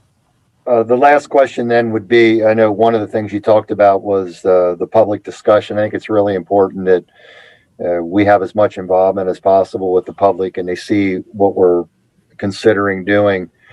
Is that something that you feel needs to be done post phase 2 or before phase 2? Because I know it was on that page that you laid out. Can you kind of get into that and how that would work, please? Yeah, I would do that as part of phase 2. I think to have a meaningful discussion, I think we want to throw stuff together and say, look, this is our first try. It's not the final design, but it kind of shows our initial reactions to the promenade site. Let's, as a community, talk. So we've done enough to get a good feel for it. We've got enough to know what the budget looks like. We got enough to know what the program looks like from a professional standpoint and an administrator standpoint. Let's hear from the public. And there will be components that different people will be interested in, right? Fire guys are going to like fire, and community center out of interest a lot of people. Poor Clarence, I don't know who cares about highway, but they will tomorrow when it's they will Wednesday when it snows. They'll be on. So to answer your question without being silly, we feel the right way to approach this is for us to take a schematic shot, put the stuff on there and say, look, this is what we got. This is why we think it belongs in this kind of general zone. And if you guys decide to move up there, this is the way you think it ought to develop in like a zoning or a conceptual idea. What do you think, public? Let's talk. What are some of the hot buttons? What are some of the concerns? And we can do it in a town hall meeting, or we can do it by component. We're open. We do these. We're a public firm. We do public projects. I agree with you, Joe. The most important thing we could get is public comment. I'll take actually the people that are opposed to it, put them in the front row because I want to hear from them. You know, I want to show them that this is not some knee-jerk reaction. This is an answer to a 53-year-old problem. And you're getting an outside group of people who are pretty independent thinkers and do this for a living to give you some thoughts on how you might go ahead. That's it for me. Thank you. We discussed this issue today, Jay and I, and we definitely want the public's input, but we need them to see something. If we just sat them in a room or had a Zoom conference and said, well, we're thinking about doing this, I don't think we'll get the kind of input that we really want to get. So once they come up with just some conceptual sketches, they'll have something they can show similar to this report here. We can look at the aerial photos of it, and they'll superimpose buildings in various locations. And I think that will give people something to think about and be able to comment. Somebody may say, well, can you move this building over here? And it might be something that the staff has never really looked at it that way. So we do need something to start the conversation with the public. And Jay did say, they'd be willing to do, obviously virtual meetings, but we can do them small enough that we can invite groups of 10 or 12 people, and they can all put their comments in. If we need to have multiple meetings, we'll be able to accommodate that. Yeah, we will accommodate Exeter in any format that pleases you, because we feel, as Joe does, it's a linchpin to make this thing viable. We miss that step, we're in trouble. So if it's multiple Zoom meetings, great. If it's multiple in-person meetings, that's a little tough with the COVID-19 restrictions, but we'll do the best we can. Whatever it takes to make everybody comfortable, not necessarily with the outcome, because some people won't be, but maybe they were at least considered, and we do care about what everybody thinks, and we can at least explain to them why and where, and maybe we often do get some really pretty cool ideas from people that are non-professionals. Say, hey, have you thought, oh, wow, we'll add it. Great. And Greg or Michelle, any questions? Yes, I have a question. Looking at the picture that you have up now. Yes. The area that's the storage area across the street. Yes. And I know some of it goes in a golf course, but I don't think it hits any holes. That the guys will have to tell you. But if we expand it there over that way and put something over there, this would probably be more usable without the highway or without the police here. But you have the perfect thing for the truck weighing station in the back, and we can't lose that because that helps everybody in the county. And just thinking, rather than putting all that additional traffic, especially from the heavy trucks with the highway department and the police going down for exit and waiting. The light, of course, will be timed, but I think there's going to be more problems up there with traffic than there is currently at this place. Well, I tell you, one thing is kind of neat because you have put your faith in us twice in the past. So we have extensive drawings of various things that we tried to place on the Gibraltar Road site that you're pointing to. And what happens is if you follow your zoning ordinances and your setbacks and your land development, see, it's a triangular piece, you start to run out of room very quickly. So it's not as big or as good. By the way, the piece that I looked at with you, I agree with you, the highway thing, you don't have to do anything. It's a separate parcel. It actually came with the golf course when you purchased the golf course. If you look at, there's a green, Brian, can you put the green off on the right here? And it goes right across the road and right across to the other side. So that's easy enough to, I don't know if it was combined ever, but at one time it was separate and it could certainly be separated again. So whatever you're going to do with this piece of property, I mean, if this was the only property you had in the whole township, I guess we'd tear it down and go 3 stories. But I think the problem is the overlap of the traffic. It's too small to keep the trucks and the ambulance and the police and the public, those 4 entities, separated from one another. So I think you'll find that we can do more in the other, and you can do something with this as an asset, maybe to help fund something up at Promenade. I'm trying to think about what it's going to cost and how safe it's going to be up there, because it's not the supervisors that are paying for this, it's the residents. Absolutely. And we can't forget that any step of the way, and especially the way conditions are now. Hopefully they will improve. I just think we have to look at all options, not just center on one. Well, I think we were willing to do that, and we already we might put some slides together for our second one of things we've already looked at on this site. And again, we can take a look at, I think you'll be pleased with coming out on a signalized, directly from a campus to a signalized major highway is a good thing. I think that's probably good. And having a second driveway that's currently, you've already paid for it. You're realigning it now as part of a road improvement project in front of the promenade is pretty nice too. But I agree. I mean, first and foremost, if I don't know anything else, I get that this is public money. And right now the public is suffering because of a pandemic. And I think everybody wants to be very, very careful. Fair enough.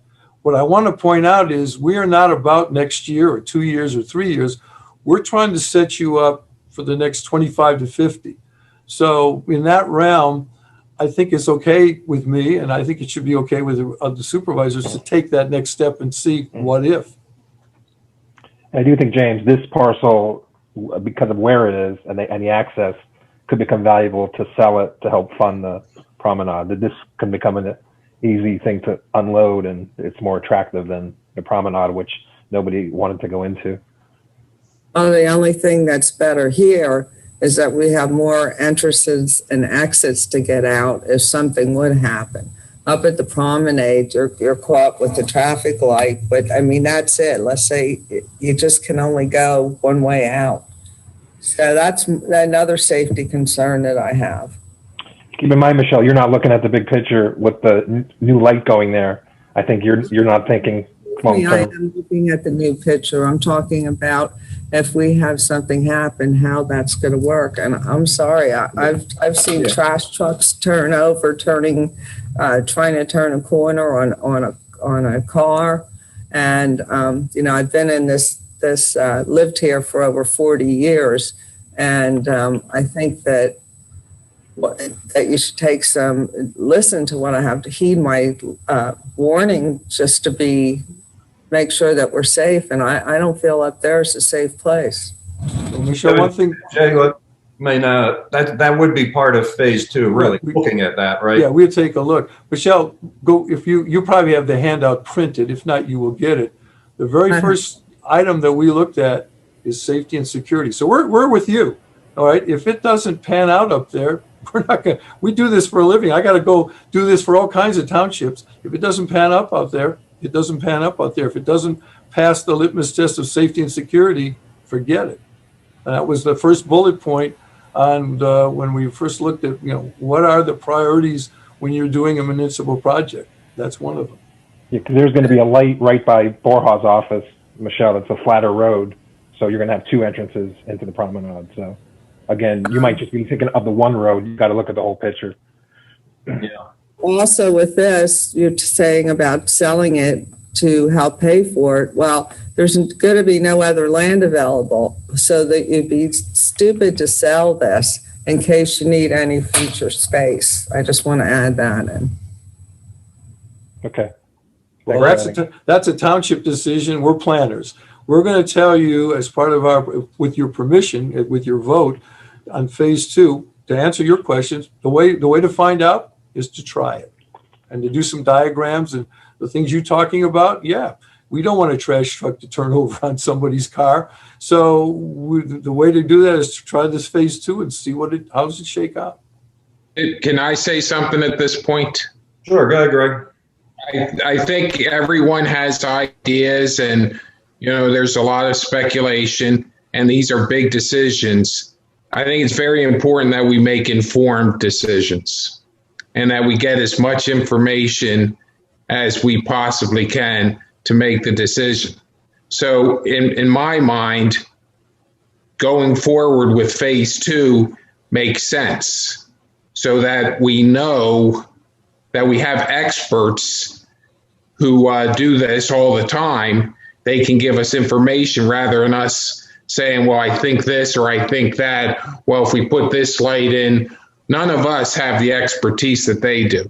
So I think we have to go through with phase 2 and allow the experts to take a look at this, understanding the concerns, and then we can make informed decisions. Yeah, thanks, Greg. I certainly echo some of those same things. I mean, Jay, Ryan, Steve, I think you've done an excellent job here. I think everyone, not everyone, but a lot of us have had the general feeling of what was needed, for the last 5, 6, 7 years. Now, phase 1, really a detailed analysis. You kind of got your background done. The next step, sketching a plan, looking at the potential, having the town halls, and getting to the next step, as Greg's saying, I think is the critical point, and then separating out the functions, whether it's community center or whatever, and the cost and impact of each of those. That's the next step. So, I agree. I think we got a nice start here, but we need to put some numbers on it and do some more analysis. So that's my feeling, but anyone else, comments? I guess the next question is phase 2. How much is it going to cost? And timing. Okay, well, the cost was less than 10,000. I don't have it handy. 9,000 something, Jeff. I forget. Yeah, I don't know the exact number. It's a little less than 10. Right in that vicinity. When the board had discussed the original proposal, they asked KCBA to come back with a new proposal, and they divided it into phase 1 and 2. Normally, they might have done this all in one fell swoop. We did divide it into 2 sections. I believe it is right around $10,000. It's less than 10, but less not than 10 much. for the next phase. I think when Jay and I discussed it, depending on how long it would take in terms of getting the public comment input on town hall meetings, we're looking at probably, I believe, 5 to 6 weeks, you said, possibly, Jay? Because of the holiday time coming up and getting the thing, and then we'll schedule the meetings with town interaction and yeah. So, but end of January, you're thinking? Yeah, probably. We'll have to work around meeting Early schedules February. that you Okay. set up, but yes. Mhm. Thanks. But this is why I asked the question. We need a number to make a motion. I'll make the motion. I can give you the number if I just dig. I hope. Together, man. All right, let me see what I can do here. I should have been number 1 question in my mind, shouldn't it? Where is that? Jay, when you do this, will this include the possibility of the current site as Michelle had discussed? what we were asked to do in that proposal was look at Promenade. I can show you what we looked at on the previous site in the last several years and bring that to the front again if you wish. Because I'm convinced the information that I just gave you convinces me that you got to go. I can show you why in previous attempts, but I don't. I can show you the previous attempts here. I just pulled out the original agreement. The amount is $9,750. All right, so I'll make a motion to proceed with phase 2 with KCBA Architects at a cost of $9,750. Is that right? That's correct. And I'll complete phase 2. I'll second Greg's motion. Any further comments or discussion? All those in favor? Aye. Opposed?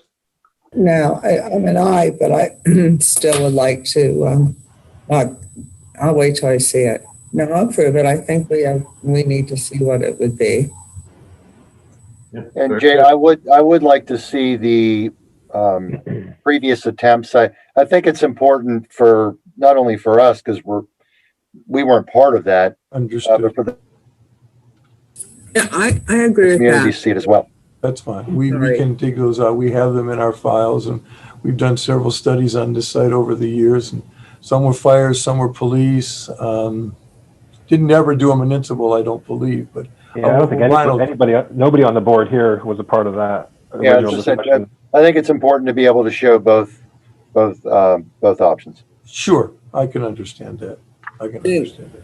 I think we have to include the space across the street and actually if we have to cut off a little of the golf course, or maybe we could move one entity of this municipality over there. And that would really open up the space a little better.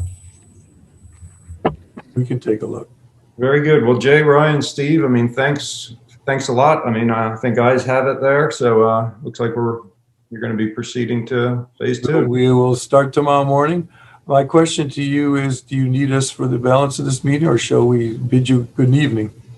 Yep, I don't think so. Well, then you guys have a good evening, and I guess probably a Merry Christmas, because we'll be back after that. We'll be talking to Jeff and get coordinated with you and the rest of the staff, and we're excited. Thank you for putting your faith in us to take this next step.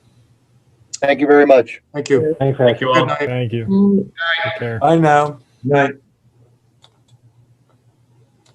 Very good. All right, we move on. Regular approvals. The minutes of the November 23rd, 2020 meeting. I'll make a motion to approve the minutes for Township meeting, November 23rd, 2020. I'll second it. That was you, Michelle? Yes, I second it. Any further discussion? All those in favor? Aye. Opposed? Ayes have it. Disbursements, December 14th, 2020. I'll make a motion to approve the disbursements, December 14th, 2020. I'll second. Who got there? Greg? Got Greg. Yeah, Greg. Got Greg there. Further discussion. Jen, I think you had a few things you were going to cover. Some of them were already mentioned in the public comment, but there might be a few others. Yes, let me get my notes. One of them was Anytime Baseball. I covered that. That was the field line striper. We also had some invoices for McMahon Associates, the traffic engineers. There are 2 for Procurement Avenue pedestrian access. One's for $50,000, one's for $43,000. These are actually from back in July and August when we were still working at getting the grant approval or the grants, the construction phase of this moving. So those have to do with the Procurement Ave. These are not grant reimbursable. However, they are part of the match for the grant. So they qualify for the match for the grants that we have, the almost $4 million in grant funding. There was also a Tyler Tech invoice for $34,500. That's our annual support maintenance agreement for the accounting software that we use. Thanks, Thank Jen. you. Any further questions from anyone? Nope. All those in favor?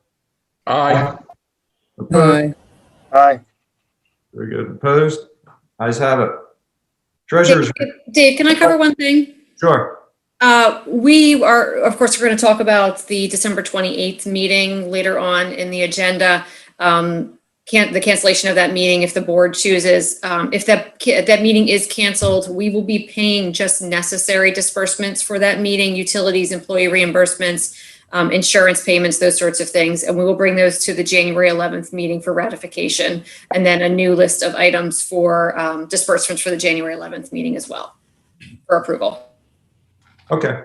And we've done that in the past, right? We have. Our ordinance does state that we can pay necessary things. Like I said, it's utilities, employee reimbursements, anything having to do with payroll or personnel. We are authorized to pay kind of off cycle. We generally try not to utilize it, but for something like this at the end of the year, we want to make sure we're not getting late fees in our utilities and that our employees get reimbursements paid in a proper amount of time. Very good. Thanks, Jen. So you don't need any motion or anything for that? No, not for that. I just wanted the board to be aware that we will be making some payments for the 28th meeting, even though we may not be having a meeting, but they'll see them in January to be ratified at that point. Okay. It should be a fairly short list. Yeah. All right, moving on. Treasurer's report, November 2020. I move that we approve the treasurer's report, subject audit for November 2020.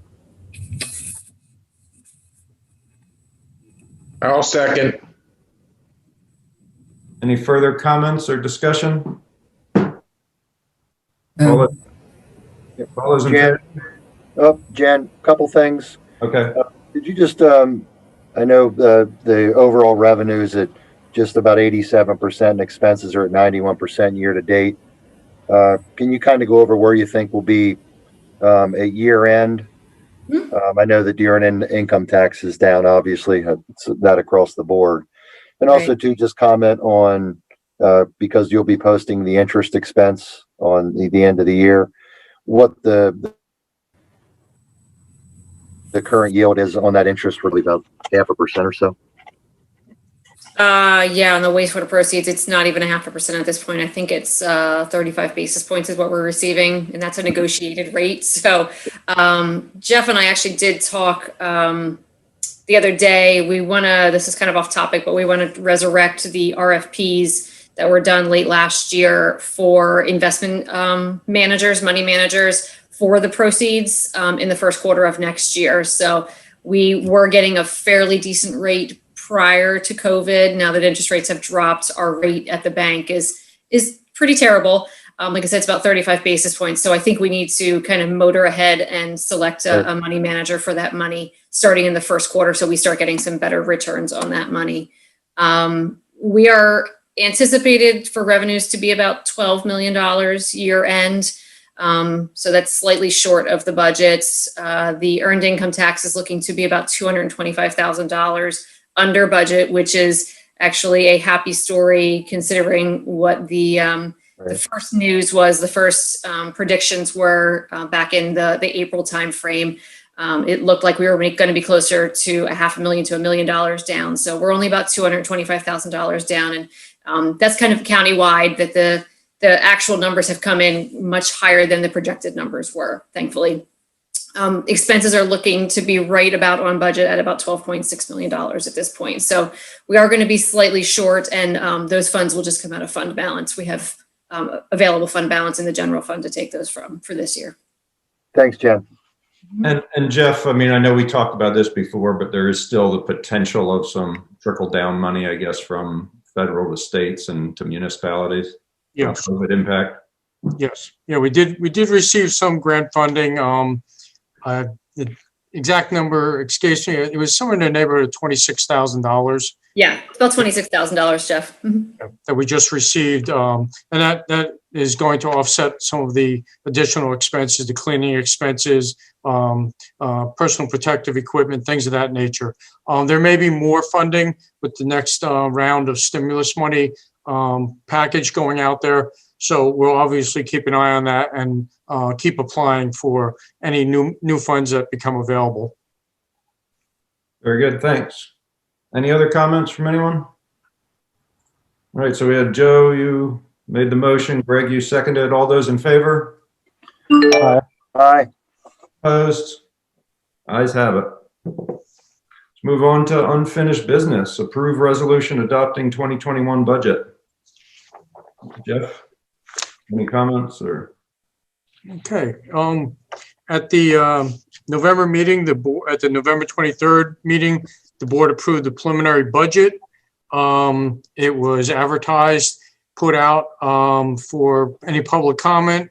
At this point, I don't believe we received any comments that came in or questions regarding the budget. At this time, requesting that the board approve resolution approving the 2021 Exeter Township budget. Very good. Thanks, Jeff. I'll make a motion to approve the resolution adopting the 2021 budget. I'll second that. Any further comments or discussion? Just to confirm, no tax increase in the homestead, the 50,000 exemption still is in place, correct? That's correct. Good. All those in favor? Aye. Aye. Aye. Opposed? Aye. One opposed? Ayes have it. So the resolution is approved. Move on to monthly right to know report. This is posted on the website.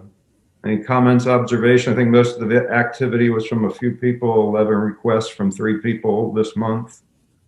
Still pretty good turnaround. I don't know, Jeff or anyone else has any comments on the report? The turnaround time for most of the requests is very short. It's done within the 5 days. So a lot of them are 1 to 3 days. There are several that a 30-day time extension was requested due to the large volume of materials that are requested.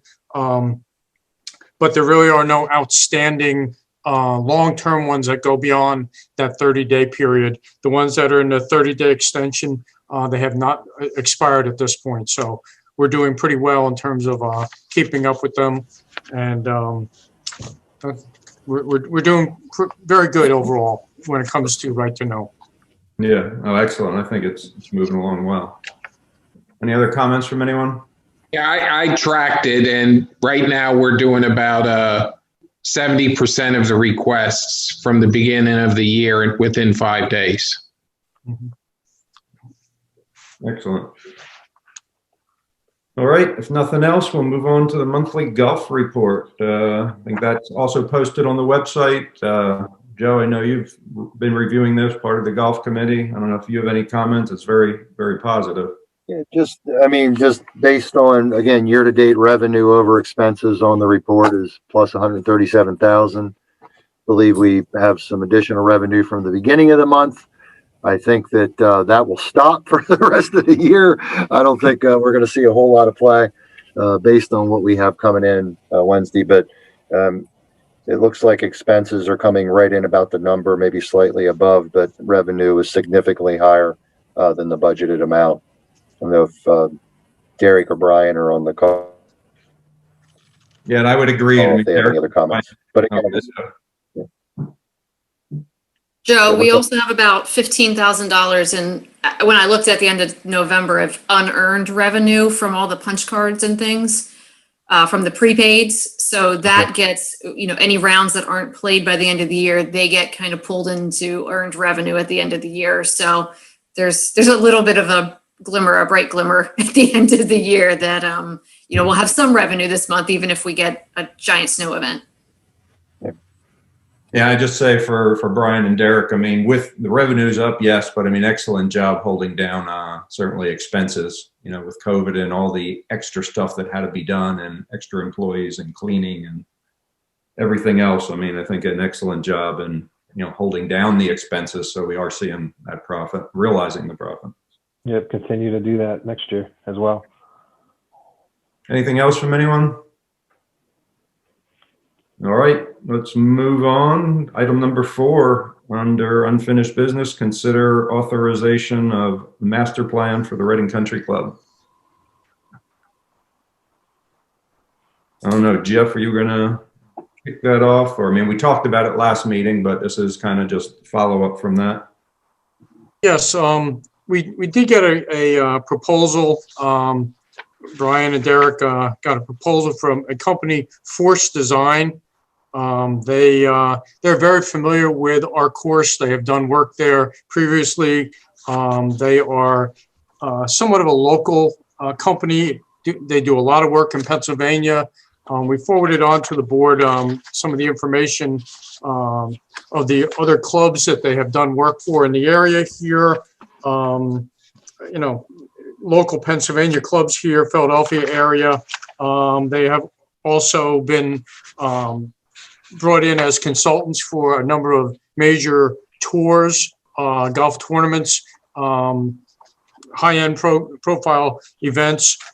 They really are well respected in the field, and they already have a good working relationship with our course here. The proposal that they propose to put together here involves a number of mandatory site visits, and they would come up with a final preliminary study and then a long-range improvement plan. The total amount that they were looking for would be $12,800 complete. There's 2 phases. I think it's a very reasonable number given the amount of work that would be involved. When you compare it to many other feasibility studies for large tracts of land, such as a park or something of that nature, they're usually much, much more expensive. I think the fact that they have a good history with our course and have an understanding of the history of the course and what they'd like to see happen, I think this will be a very good proposal for the board to adopt and have them be able to move ahead over the winter months and start getting some things in place so we can start doing some of this work by next summer. Thanks, Jeff. And since Brian's on, Brian or Derek, I mean, I know some people will think, hey, this is a 100-year-old course. It's been operating. It's done well. Why do you need a master plan? Well, the master plan is to restore the integrity of the golf course, as well as, you know, you're taking a 100-year-old golf course and you're trying to move it into the current regime of golf. And the whole idea behind it is you restore what was intended to be there, but you also manipulate it to a point where it's more concurrent with the concurrent game. So things have to be moved. And really, this is going to be a roadmap for us. And ideally, what we do with this is we take a snapshot photo of this whole scenario and say, okay, here are a couple of ideas that we can do within ourselves with township employees and all that kind of stuff. And then here may be a couple things, items that we don't think we're capable of, and we can move forward with this. There are many aspects of the golf course that really need attention. And one of the greatest things is the drainage situation, because we have Antietam Creek running through it. You know, we have multiple floods, and in some years it's 3 at a time, and some years we don't have anything, and then we get wiped out like we did this year. We can really establish some control over these floodwaters if we take the correct steps. And I think these guys will really help us move in that direction, as well as they have the access and the connections to the people that can really help us with the engineering phase of it. And Joe, I mean, Joe, can you hear me? I can.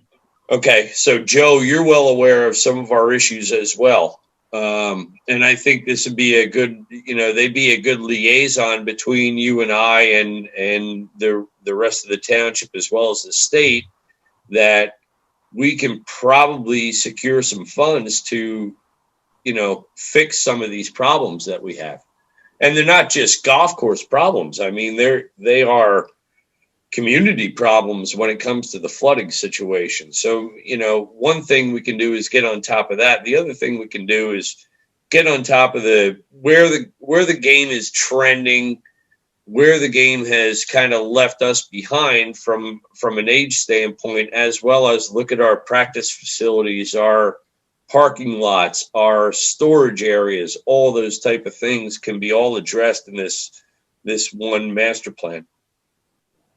Thanks, Brian. And they would be considering any changes would address maintenance costs as well, hopefully. Absolutely. Absolutely. Yeah. Yes. Very good. Thanks. Yep. I don't see specifically in this contract from that there's anything about the water to stop the flooding. Do you think that needs to be put in here so we make sure we get it? So Michelle, they probably would not be the point people for that. They would be those who would suggest, and those that would get us in contact. Well, if you look at their resume, 90% of the golf courses that they have worked on have had similar situations to us. So they're very well connected within the region of implementing some of these strategies to get the state to help us out, get the right people in place, engineering, all that kind of stuff. And fortunately, we have engineering within the township that is already well knowledged in what we need to do. It's just a matter of funding, and they can probably help us out with some of the funding aspects from those standpoints. Okay. Thank you. Yeah, Sure. I agree with Brian. We're going to have to, obviously anything we do, we're going to have to make sure the public's involved every step of the way, because anytime you hear RCC, people get emotional. So just want to make sure that we do this right and take the things that we could do on our own, take the things that we could get grants for, and do it the right way. So I just want to make sure that we, make sure that we're honest with the public as we have been the last few years. Very good. Any other comments, discussion? All right. I guess we need a motion to approve the cost. I'll make a motion to approve the cost of $12,800 for Force Design to work on the Reading Country Club Golf Course Master Plan. And this is a budgeted item, as we note on the footnotes at the bottom. Second. Any further comments or discussion? I just want to make sure I want to make sure that this master plan is going to cover everything that we need. That's all I'm concerned about. So we don't go back. Yeah. And Brian, I don't know, you can comment on that, but I saw somewhere in one of the write-ups that one of the first steps is going to be a meeting to actually set those parameters and goals, right? Absolutely. Okay. Absolutely. I mean, they will work for us. It is not the other way around. They're not going to come in as prima donnas and do the splash. Their first interest is to address what we feel we need as a community and go from there. Okay, thank you. Very good. All those in favor? Aye. Aye. Opposed? Guys have it. Thanks, guys. You're welcome to stay or to leave. Merry Christmas, everyone. Merry Christmas. Stay safe. Item number 5 under unfinished business. We have authorized advertisement of the Board of, well, that's under new business. It's up there higher. Authorize up to $2,345,000 wire from the wastewater treatment sale proceeds to support the refinancing, the 2020 bond refunding. We discussed this at the last meeting. Jeff, you can make comments. I mean, the idea behind this is to level out our long-term payments and to save us some money long-term. Yeah, that's correct. This is to finalize the purchase of the new bonds. This is the amount that the board authorized. We do need to do a wire transfer. It is a large quantity of money, and Jen is all set up for that to happen. So we just need a motion for the board to authorize the township to send that wire in the amount of $2,345,000. I'll make a motion to authorize the wiring of $2,345,000 from the wastewater treatment sale proceeds fund to support the series of 2020 bond refunding. I will second that. Any further comments or discussion?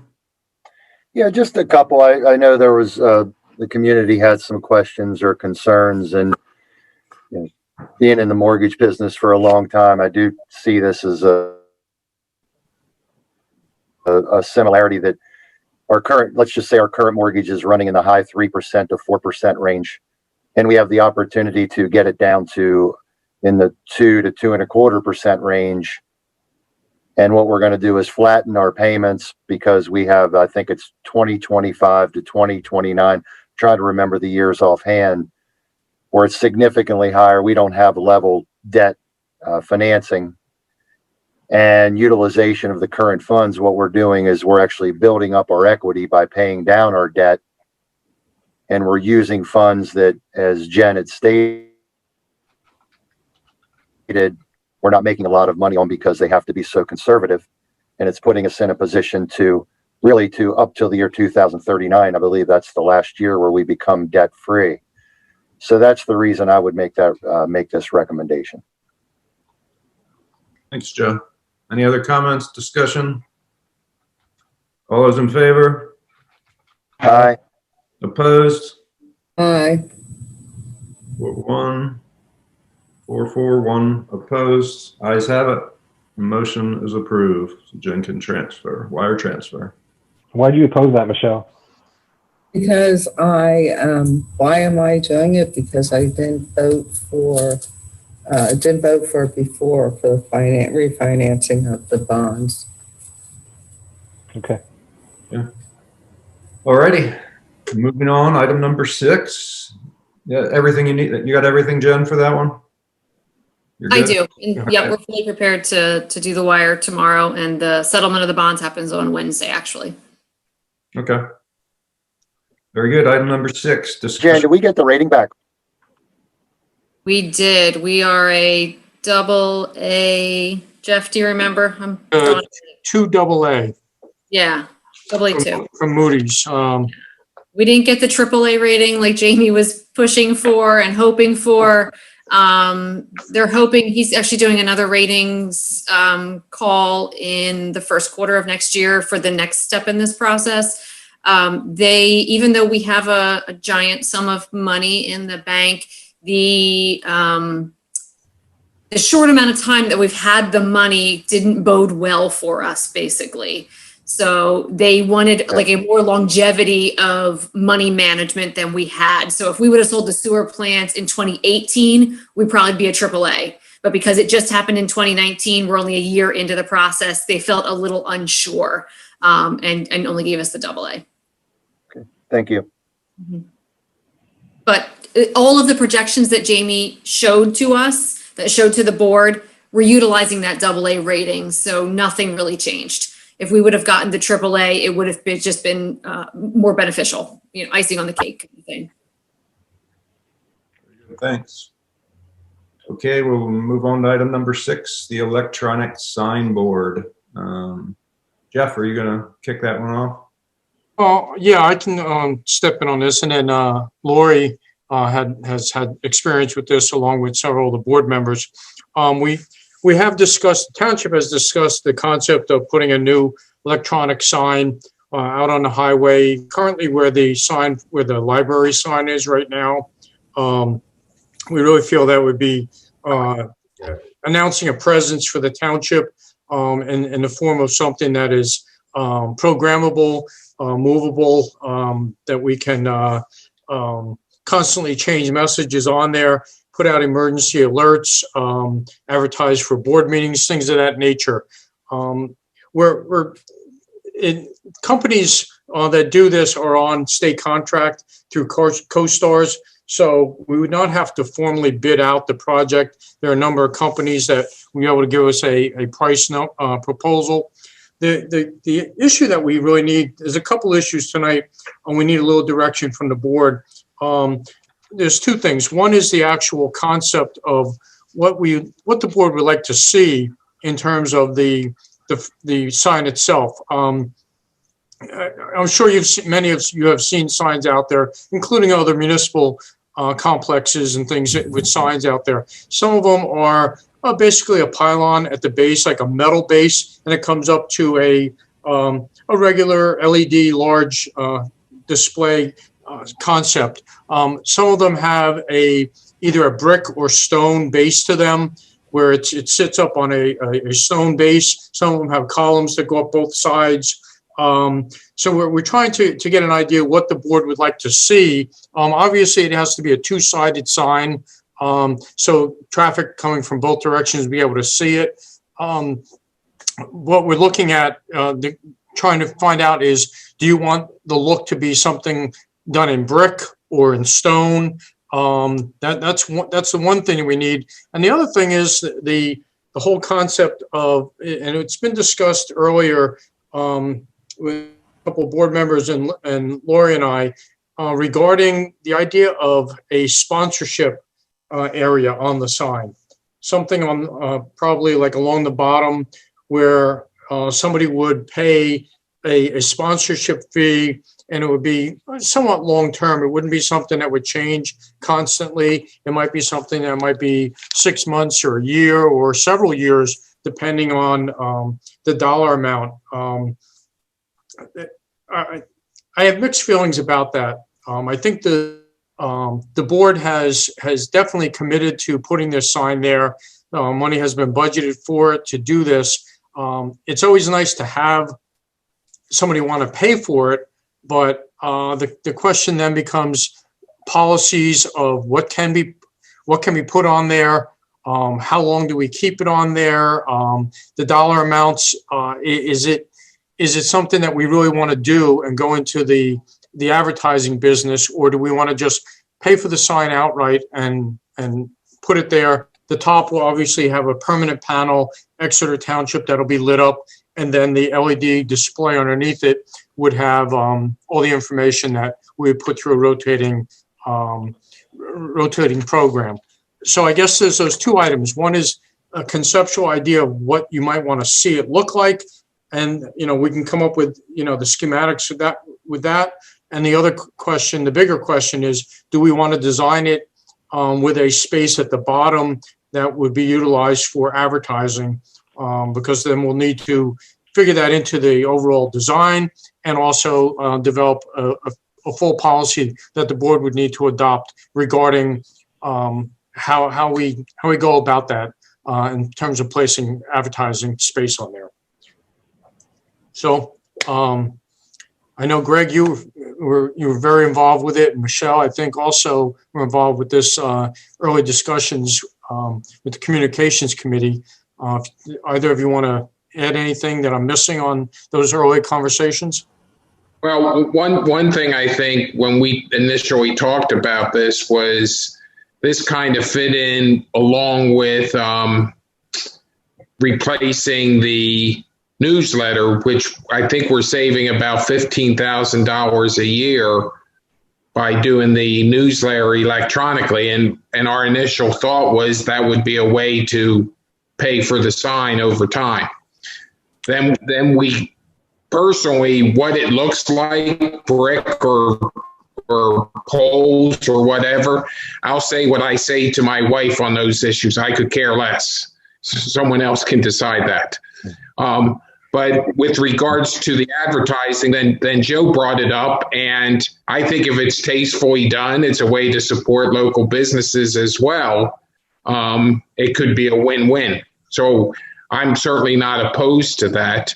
But I do think when we start talking advertising, I think we need to have something there before we're going to be able to get sponsors. Maybe I'm wrong.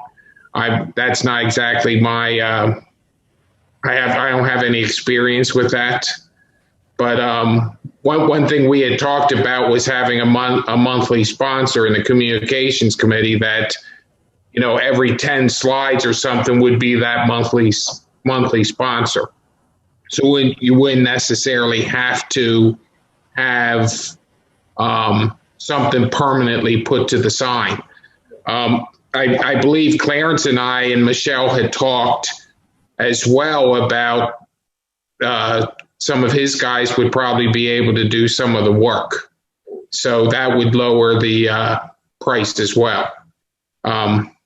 Is Clarence on? I don't see him. Yeah, I'm here.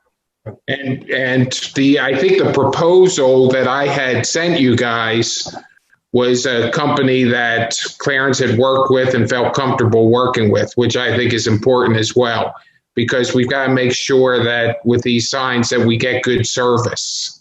Mm-hmm. So I don't know, Michelle, you have anything to add to that? Well, I agree with you that I think we should have monthly might be good, or maybe even have it quarterly volunteer, but I'd like to see, instead of something attached to the sign, I don't want it to look like the sign for the shopping center for Exeter Commons. I'd like it to look nice, and maybe we can just shoot a little piece at the bottom who's sponsoring it for whatever time you decide on. But I really like to see some pictures of what he's talking about, that I could get a better idea. But I like the idea of doing something permanent and something that looks nice, not just slap on. I agree with Michelle. It has to look nice. It can't be like a beat up thing that has just a pole. I think a brick or a stone. Jeff, I do have from the previous last year or 2 years ago, even some examples that we've got from a company that gave us some examples. I'll share if I can find them. I'll share them with the entire board. It's the brick, Michelle. It's the stone. There's many options. So let me dig them up. I know Dave, you may have them too, and then we can share. I remember them. What's that? No, I kind of remember that. So it came out with some good ones out there. So I actually have some photos of other municipalities that I personally took when I was looking to put one of these at another municipal building. So, and I'll dig mine up and send them to everybody. Yeah, I'll do that as a follow-up. And I think this company may have some ideas or proposals to do this, as long as we give them parameters. I mean, I agree with Greg said. Doesn't matter if we have to or don't have to do advertising, whatever, but we should have that functionality, and it shouldn't look like it was tacked on. And if it's where it's going to be located, it should kind of blend in with the, design of the library building or something like that. Doesn't look like it was just, as John says, it wasn't just drug in there and parked there. Clarence, the guy I talked to, was it Bartish. What is it? Bartosz. Yeah. Bartish. He came out and did a presentation for you, right? Yeah, he'll come in. He'll do anything you need. Maybe we invite them in to do a presentation or something. Yeah, he'll do it. So, we have the right pricing, and they when I talked with him on the phone, he gave me a lot of different ideas, and he had some valuable thoughts. I think his name was Matt. Yeah, that's Matt. I think he maybe we invite him and ask him, you guys work with him in advance and kind of give him some parameters and ask him to come in the next meeting. Okay. sounds good. Hey, Dave, I was on the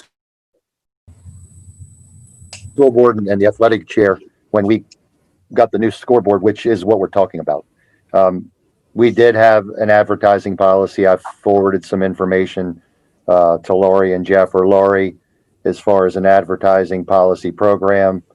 Again, the school district did not pay for that board.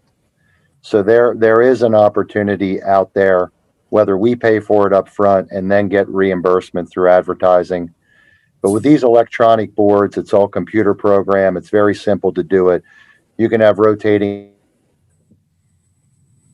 ads if you want to. Set your parameters. There's in there as far as what is acceptable, what is not acceptable. It could be all township. It could whatever you would want it to be. I've used that company was, I believe, one of the ones that was involved with the scoreboard at the high school, and they did come out and they showed us the different models, the clarity of the different types. So I would recommend that we get them out, we review it, we look at the various costs because of resolutions. There's different, and I do believe that we need to put an advertising policy in place because it is going to be an opportunity for us to generate revenue long term. And I think that we'd be remiss if we didn't do so, because we can end up paying for this and actually making money down the road. So I'm in favor of investigating it. We need to see the facility, and I do believe we need to have an advertising policy in place. Yeah, I agree with the advertising policy and then doing the monthly thing. Joe, but I have a question for you. Are you talking about having like the Dairy Queen is on the schools? Are you talking about having like one sponsor that's at the bottom permanently, or just rotating? Well, there was a reason they're on that, John. No, I understand that, but is that vision? Is your vision for the township one that we would put someone at the bottom permanently? It's you. I mean, that's a discussion that we can have. It's no different than naming rights for the stadium. You could have that as well. I mean, we can look at it a different way. You could do it just advertising. You could have naming rights and have it paid for. You could go over the cost of it, and have it paid for and have naming rights. I'm not advocating it. I just think that it's something that we need to discuss because it's a revenue opportunity. I agree. Yep. Good. Yeah. I mean, I certainly like the idea, as I said, of having the functionality, and then you can certainly address that or change that at any time. But all right. Do we need any motions or anything? Or are we just going to have them come in and do a presentation? Yeah, we don't need a motion. I think we've gotten a direction of what the board would like to see. We'll try and get this set up for early January meeting to have them come in and do a presentation for us. Okay, thank you. Excellent. Okay, everyone, let's move on to new business. Discussion on the fire department tax credit legislation. I don't know if you want to kick that off, Jeff, or introduce it, or. Yes, the state legislature upgraded a bill that allows for reimbursement for EIT reimbursement and property tax reimbursement to volunteer firefighters. The original law that went into effect put a cap on the EIT reimbursement at $500. The property tax was limited to 20% of your property tax, and it was limited only to municipalities. The new advanced bill that the legislature put through still has the $500 cap on the EIT, but they allowed the maximum amount up to 100% of property taxes to be reimbursed. And they also opened it up that school districts and counties would also be able to put a program in place where a volunteer firefighter that met the criteria could apply to be reimbursed back up to potentially 100% of their property taxes, their school taxes, or their municipal taxes. It's brand new. It won't go into effect until the beginning of January. I think it's 60 days from January 1st is when it would actually go into effect.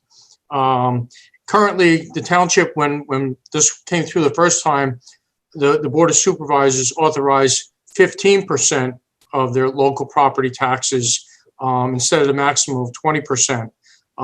The option now is it could go anywhere from that point on all the way up to 100% of the taxes, property taxes, and the $500 maximum for earned income tax for anybody that lives in the township or owns property in the township. So I believe Chris Jordan is online from the fire department. Chris, can you hear me? Yes. Can you guys? Okay. Yeah, if you wanted to add anything that I might have missed about that, that's just a thumbnail sketch of it. If you want to add any other talking points, please do. Yeah, I think Jeff laid it out pretty well. But first of all, I just want to say thank you for allowing me to present this evening.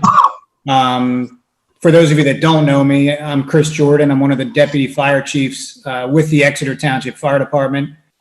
And what Jeff was stating is that, right now we would like to present to you a proposal to revise the current ordinance that the township already has in place. I believe it's ordinance number 790 that was passed roughly 2 years ago. And with the new legislature that the state just came out with in October, as Jeff stated, this allows the township to potentially offer up to 100% tax credit to an active volunteer based on the criteria that we would set forth for an active member. By doing this, it helps twofold. It helps, number one, to retain our current members that live in the township and also own their own house in the township. But more importantly, we feel that it could be a huge recruitment tool to help support the volunteer system within our township for residents that do own property in the township. And Chris, sorry, I didn't want to jump in there, Chris. I just wanted to ask. Go ahead. I'll ask later. Yeah, Jeff, the one thing that I did want to say, the way I read the bill was that it takes place 60 days from the date it was approved. So I believe that the start date could be January 1st of 2021. We'd have to double check that. But when I talked to, Senator Schwenk's office and also Representative Maloney's office, that's the way it was explained to me. So I think it was 60 days from the date it was approved. Okay. Just for clarification. Do you have any idea if the county's going to do anything? So I have reached out to Commissioner Leinbach and also Commissioner Barnhart. I don't know how it would work on a county level because obviously it would involve, upwards of 50 emergency organizations. So I have not heard back from them. I just reached out to them earlier this weekend. So I have not heard back from them yet as far as if they want to proceed with that or how it would even work on a county level. Chris, what is the criteria for qualifying? If you're a volunteer, number of hours worked per month, or what is it? Yeah, so currently there's a few different programs in place. If you're a support member, meaning if you're not really a firefighter, but you just help support the everyday activities with the township or with the fire department, you have to put in, I think, a minimum of 200 hours a year. That's the current criteria. And then if you are a firefighter, you would have to respond to a certain percentage of calls and also do a certain percentage of duty shifts and also attend a certain amount of training in order to be considered active. Thank you. Chris, how many people would this affect? Do you know of any other municipalities that have entertained and adopted this? So right now, and then Jeff, I don't know, looking into the dollars. Yeah, I have all that information for you, Joe. Right now, to my knowledge, there are no other municipalities that have implemented a program like this, with the exception of St. Lawrence. which also, we serve St. Lawrence as well. So we made that proposal to them. With that said, right now we currently have 16 members that physically own their house in Exeter Township. I mean, obviously we have many more members, but a lot of them either rent or, they live with their parents, or they live outside of the township. So right now there's 16 members that physically own property in Exeter that would qualify for this program if they meet the criteria. To put it into perspective, last year we had 8 members that took advantage of the program, and at a 15% tax reimbursement, it was a total of $739 in tax credits. If we would have taken that to 100%, it would have been $4,900. I think, Chris, this is John. Some of the members that of the 16 do own property but didn't fill out the paperwork, correct? Yeah, that's correct. Either they didn't qualify, they didn't meet the criteria, or they didn't fill out the paperwork. Got it. So the other factor is that they have to fill out the correct paperwork to be, in addition to the hours, they got to fill out the right paperwork to be qualified for the credit. Yeah, number one, they have to meet the criteria, which obviously we're not just going to give it to anybody that's on the roster. Sure. They have to be active. And number two, they would have to fill out the proper paperwork and make sure that they get that into me on time so that we can hand it over to the township. Thanks. I have to run and get my charger real quick. My computer's running low. But go ahead, keep asking questions. Yeah. So you mentioned St. Lawrence. What exactly is St. Lawrence doing? So currently St. Lawrence has the same ordinance as Exeter Township. We made the proposal to St. Lawrence roughly 3 weeks ago, and they are considering how to proceed. Quite honestly, I think, just to be candid, I think they're waiting for Exeter to take the lead, obviously because we have many more members that live in Exeter than live in St. Lawrence. Okay.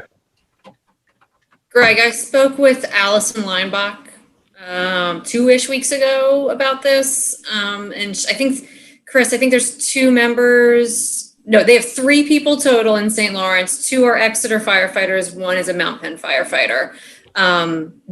She told me in 2018, I believe they did it the same year we did. They mirrored our ordinance basically. They only have monthly meetings. So she said that they would never get it done for the beginning of 2021 because their meetings were pretty much over with for the year at that point.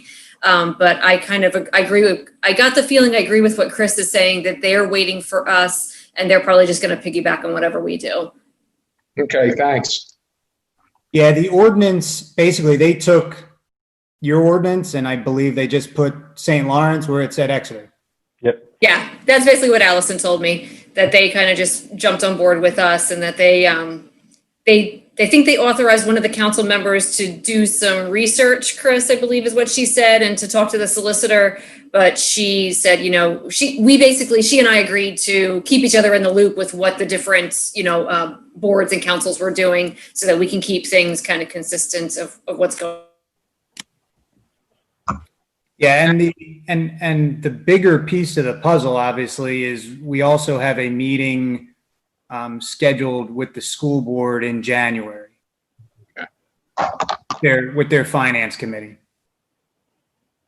And just to be transparent, I did share the data and some numbers with the school board, with Hunter and Allison.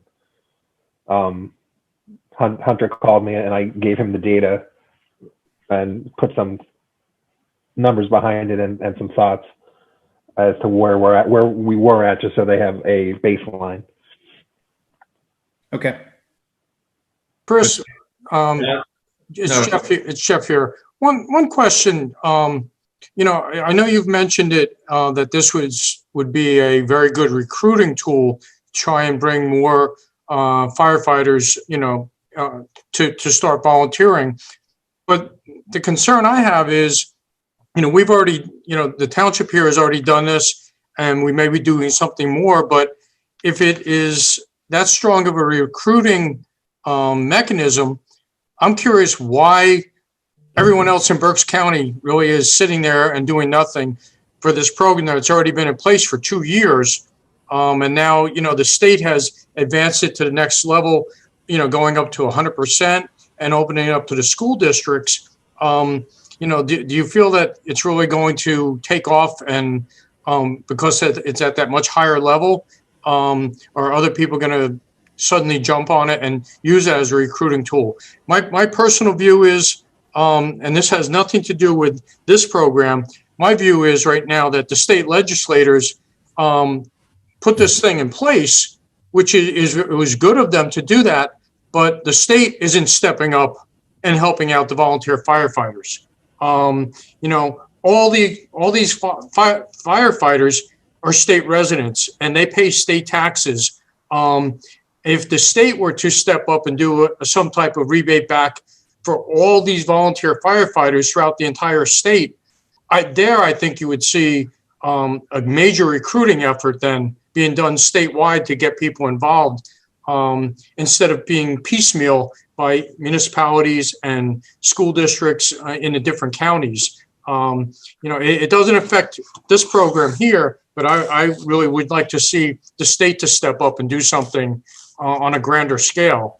That's just my view on this whole thing.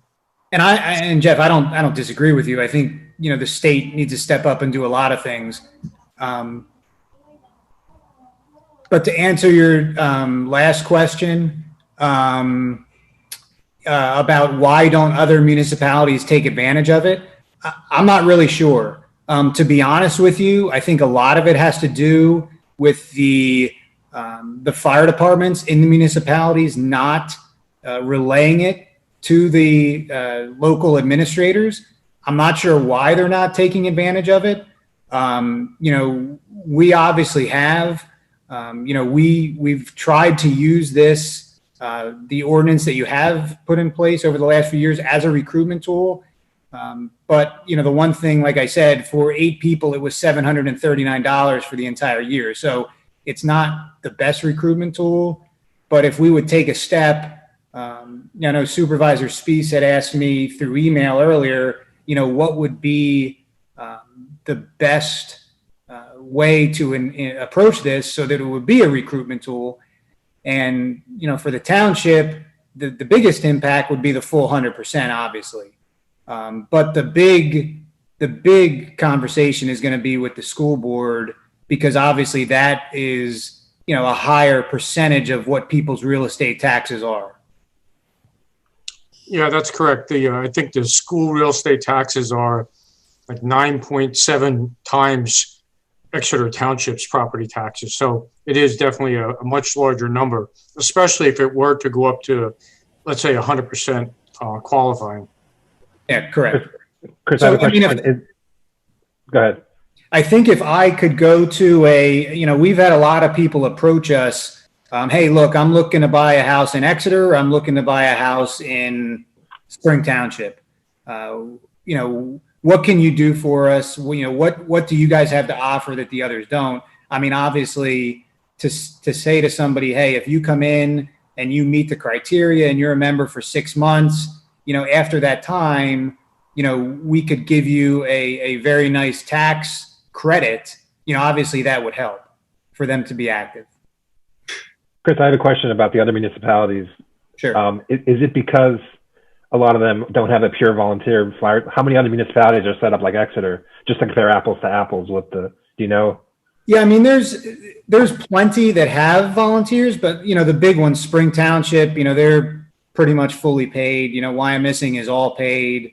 Muhlenberg is combination, similar to us. Kumru Township has really gone to the majority paid. So they're, to your point, John, the bigger municipalities, they do, have more paid personnel than we do. So that could be one factor. Okay, thanks.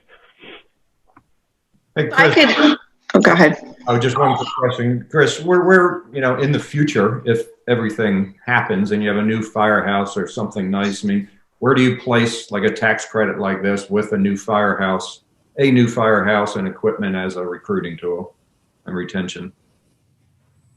I mean, I think if we can get the township, the school district, and the county to buy into this program, and the combination of a new fire station, I mean, we would be the premier fire station in the county, if not one of the premier fire companies in the county, if not the most premier fire company in the county as far as recruitment goes. The one thing that the KCBA Chris, do you have a meeting set up with the school district? Sorry, was that Joe talking? Yeah, I would say, do you have a school board meeting set up yet? Yes, we have a meeting set up with the finance committee for some time at the beginning of January. Okay. We're going to meet with the finance committee first. I think they want to, put some numbers down on paper and figure out, what impact this would have, to their budget, which, in the grand scheme of things, it's a very minimal impact when you're talking about, the amount of people that will be eligible.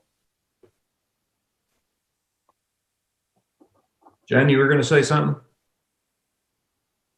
I was actually going to say something, Dave. Our firm represents a lot of municipalities. I think there was a question regarding why other municipalities have not been doing this. And just to let Chris know that I think it was because a lot of the residency was a big issue for a lot of the municipalities that we represent, Brecknock, Earl.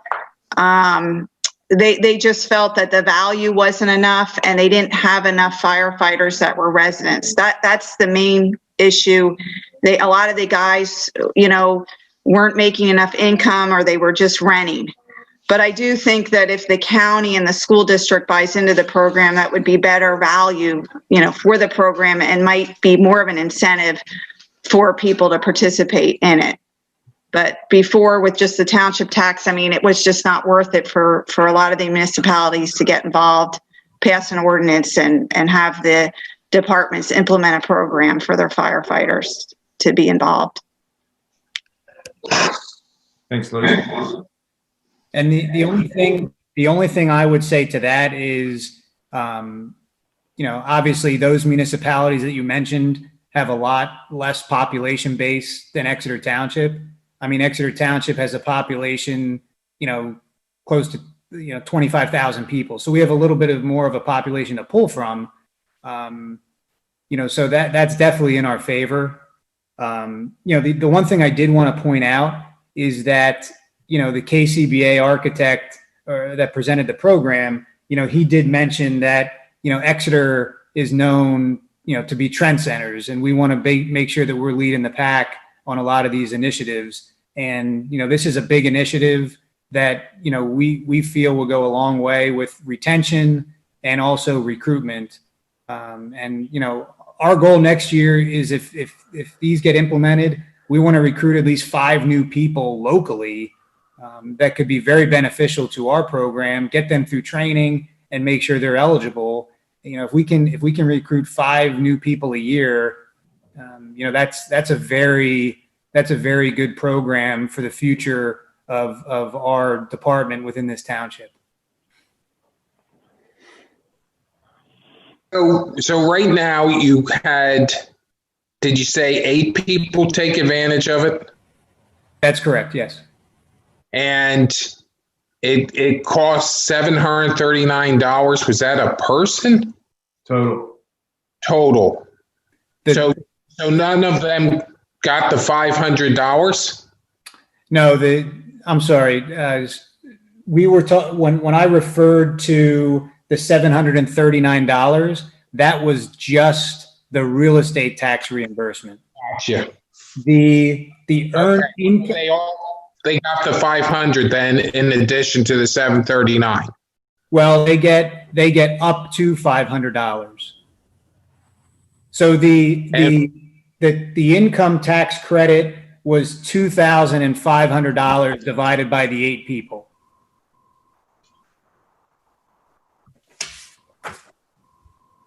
So for instance, 50% of your earned income tax capped at $500. 50% of your earned income tax. Right, capped at 500. So some people are above the 500 and we cap them at the 500. Some are below based upon their earnings of the $500.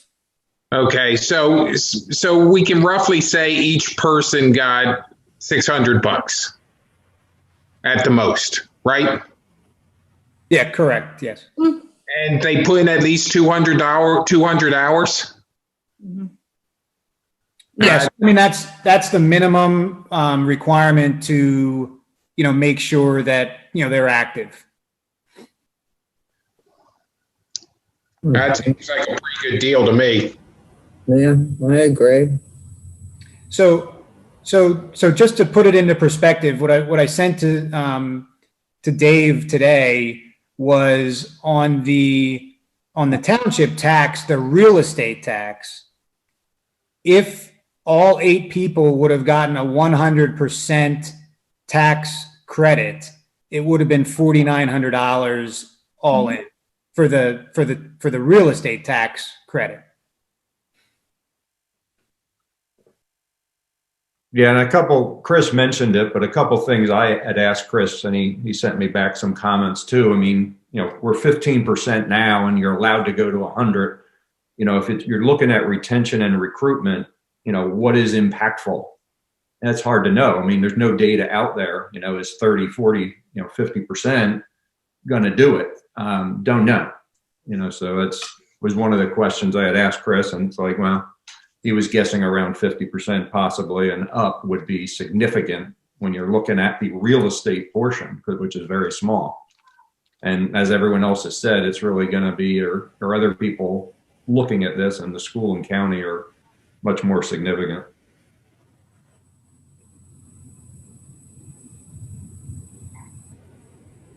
Well, I would be in favor of increasing it. I think, when you talked about Spring Township, they aren't even utilizing volunteers. So already our guys are saving us so much money. I don't know what percentage. I don't have thoughts on that.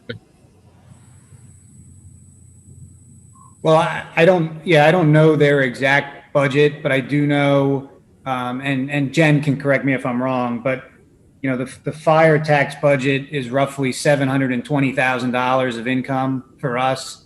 I will tell you that Spring Township, at last time I checked, was at least double that. They were at, I think they were around 1.5 million, but don't hold me to that because I haven't checked it in a while. Yeah, we haven't really changed our fire tax that supports that. Excuse me? I said, do they have fire tax that supports that, I assume? Yeah, I believe their fire tax is right around 1 mil, somewhere 1 mil. in that range. Yeah, they do have a fire tax, yes. I know ours hasn't changed. That's why ours is lower than most of the other townships and municipalities out there. What are we at? We're at 0.6? 605, yeah. 605. I mean, I guess when you look at the grand scheme of things, if I would have 16 people that would be eligible and the board would approve, 100% rebate, let's say, and all 16 are eligible, it would probably be between $10,000 and $15,000 credit amongst those 16 people, based on the numbers, based on the trends that Jen gave me on the 2019 tax credit.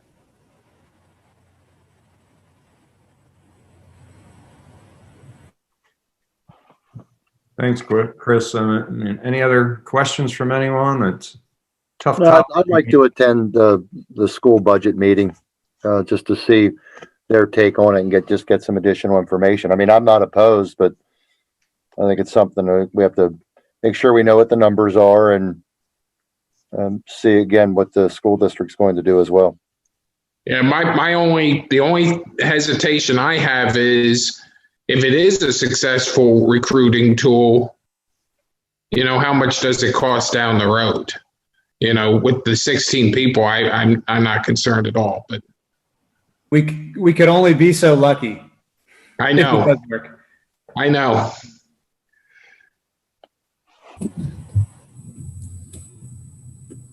When does a decision need to be made on this? You know, that's a good question. To implement it for 2000 and Jen, do you know if the board would vote on this in January or February? How does it work? I'm not exactly sure of the timing of it all. The current ordinance, I believe, states that we have to certify the list of the eligible volunteers. I think it's by January 31st. I think, Chris, we asked you for the list that we always ask you to kind of sign of the eligible volunteers. I think that's supposed to be turned over by January 31st. So I'm not sure, and maybe Liz has a better understanding of the timing, whether we could put this in for 2021 basic. So it would be for people who paying their 2021 taxes. Yeah, Jen, I'd have to look into it to see when you guys would have to amend your ordinance to make this effective. Right. And I haven't been asked to do that, but I can if the board wants me to. I don't know though, with the new legislation, when you would have to amend it. I know that Chris said that it would be effective possibly January 1st going forward. Was that your understanding, Chris, from talking with Judy Schwank's office? Yeah, the way it read was it was 60 days after the date of approval. So it was approved on October 29th, I believe. So, that would be December 29th, or, I just used January 1st as a round date. Okay. Yeah, I'd have to look at it. I could be interpreting it wrong, but that's the understanding that I received from them. Okay. It sounds to me like everyone's in favor or certainly considering doing something, but possibly we need a few more data points, or we need to clarify when we have to enact it and exactly how it would be implemented, and then what the board would like to do. Is that a good summary for now? Yeah, my only concern with it is that if you need to adopt an ordinance before January 1st to make this effective, you'd have to have a meeting. No. And I know that you are planning on canceling that meeting. I don't know. I'm just telling you that could be the case. I have to look into it. Yeah, I think we have the ordinance, Liz. It's just a percentage that we may change from 50 to 75 or 100. I know. Yeah, I know you have the ordinance. You have to amend it though. You have to amend the ordinance. So you'd have to advertise a new amendment. Yep. Got it. So That's another snafu. What's the advertising timeline? 7 days. Well, I agree with Dave. I think we need additional information, and I don't want to make a decision just based on we think we may have to amend the ordinance tonight.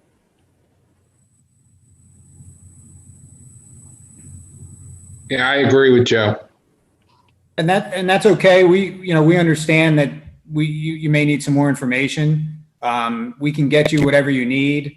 What I would ask is, is it okay to authorize a solicitor to research it as far as how, to implement this so that it could take effect for 2020 or 2021? I'm sorry. Yeah. Yeah, I'd be in favor of that. Get that information. And I find it hard to believe that this being a new act that they're gonna, lose a whole year and force us to do it by January 1st. No way. Seems strange. I agree. And that's why if we can have the solicitor research it a little bit more, I think that would be very beneficial. That way we don't have to, rush the process. If we have, till the end of January or the end of February, whatever it may be, to affect 2021, that would be beneficial. Yeah, I will make a motion to ask Liz, or ask our solicitor to look into that. Yeah, and I'll second that. Very good. Any other comments or discussion? Is everyone else in favor of that? All those in favor? Aye. Aye. Opposed? Ayes have it. So I think, so Liz, please look into that, and hopefully. I will. Yeah, I find it hard to believe they would force it. I do too, but I'll look into it right away to let you know. you know.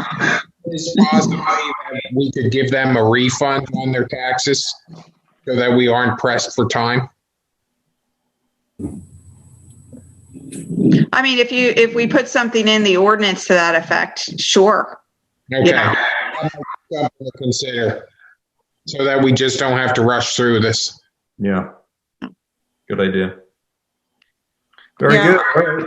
Well, if we're finished that, thanks, Chris, for joining. Yeah, and if anyone has any more questions in the meantime, feel free to reach out to me. We can help answer whatever questions you have. And just real quickly, I thought the KCBA architect presentation was great. If anyone ever needs to take a tour of either station, feel free to let us know. I know these are challenging times, but we can socially distance through the stations if anyone needs to see them. Thank you. Yeah, Thanks, thank Chris. you. Thank you. Very good. Have a good night. Have a happy holiday. Yep, you guys too. Merry Christmas. Thanks for your support. Yep, thank you. All right, new business, item number 2, approve resolution adopting the 2021 fee schedule. Lori, you kicking that one off? Sure, she can.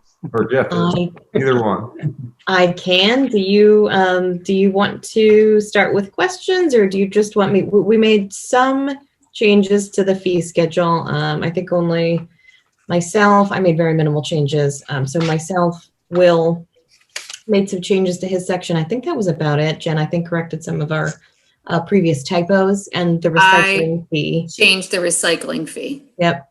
Other than that, I know that I am prepared to discuss the youth sports fee that the board had asked me to look into previously. So if we wanted to start with that, I can. Talk about that. That was going to be my question, Laurie.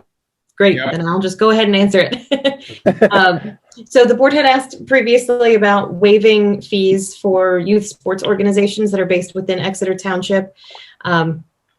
I don't have a problem with that. My suggestion for this year, just to allow us some control over maintenance costs, is to, rather than just eliminating the fees completely from the fee schedule, put in a provision that youth sports organizations can apply for a fee waiver to the board. And my thought process behind that is that I have some concern that just eliminating the fees for these youth sports organizations completely, I only have the data of who has been using our fields and paying for them now. But if we eliminate the fee and all of the surrounding areas charge for their fields, I don't know what to anticipate if a significant number of additional groups may move to our fields, which would drastically increase my maintenance and expenses, things like trash removal. And we just purchased the field liner. I have 2 maintenance staff that you guys approved in the budget. I don't know how much of an impact that would have on my departmental budget. I didn't account for that when we put that in because we were assuming we were doing it as we had. It might not be a problem, but I just felt like this would be a good compromise and would allow us some control over that. So if we do start to see a significant increase in groups that are coming and using the fields 7 days a week, and bringing a lot of people to our parks that we don't normally see, it at least allows us to maintain some level of control and be able to pump the brakes on it if we start to get overwhelmed and really over budget. So that was my thought. I do like that idea, Laurie. Do we have any idea what the school district charges? And is there anyone else who has fields that are renting them out, so to speak? Yes, I know that Spring Township rents out their fields. They charge, they don't waive their fees. The school district, it's my understanding from talking with the athletic director there, I don't believe that they charge community groups for their fields. But obviously the school has first priority. So it's a little bit different than how we do our fields. The school teams use the fields first, whatever's left, then a community group can use it. And in the past, when I've asked him before, they haven't charged. So there could be some groups that are using the school field who maybe like our fields better. And if ours are free, they're going to come to us. So that was my thought. And other surrounding areas, I'm not aware of any other municipalities who don't charge for their fields. The other thing we need to do, because we can't do the full, I like your idea, Lori, but the other thing we need to do is, if the fee is waived, we do accept donations. Like in the past, I know, like Lacrosse would write us a check for $500 as a donation. Correct. So I think we definitely Yes. should promote that as well, that, hey, your field's for free, but a donation is appreciated and, Absolutely. something that should be And done. I kind of said that to Joe earlier, and I know, and it might be wishful thinking, but to your point, I thought that by at least leaving the fee schedule in place and allowing these groups to apply for a fee waiver, some of them may decide that they don't want to apply for the waiver, and they like to contribute money to our fields, because as you said before, John, the only change that got made with our fee schedule last year was we switched from it was an unofficial fee because everybody gave us a donation. We just kind of put that to paper. So it was the same amount of money that these organizations were giving us before. We just called it a fee instead of a donation. Yep. So I think that there might still be some organizations that are okay contributing to. Yeah, we're still going to need to generate revenue from these groups. And that was my concern. If usage goes up drastically and I have no revenue coming in, I just want to make sure that we have maintain some control over the maintenance costs. I'm fine with the waiver process. And as I said before, our youth, I believe that taxes are being paid that I don't think they should be being charged for this, but that's just one man's opinion. But I'll go with the waiver. Yeah, one thing I do want to remind you is we didn't have to cut anything out of the budget at all. So, if we have to move some things around a little bit to cover those maintenance costs, I'm fine with the waiver so that we don't go crazy. But I kind of agree with Joe in that I hate to see they're performing an important function in the community, and I don't want to make it harder on them than we have to make it. So that's where I kind of am at. Yeah, just push to the donations still. Yeah, I think that's a good plan, Yeah. Lori, on that. I mean, Jen, if you'd comment, I mean, you made the comment about the recycling going up.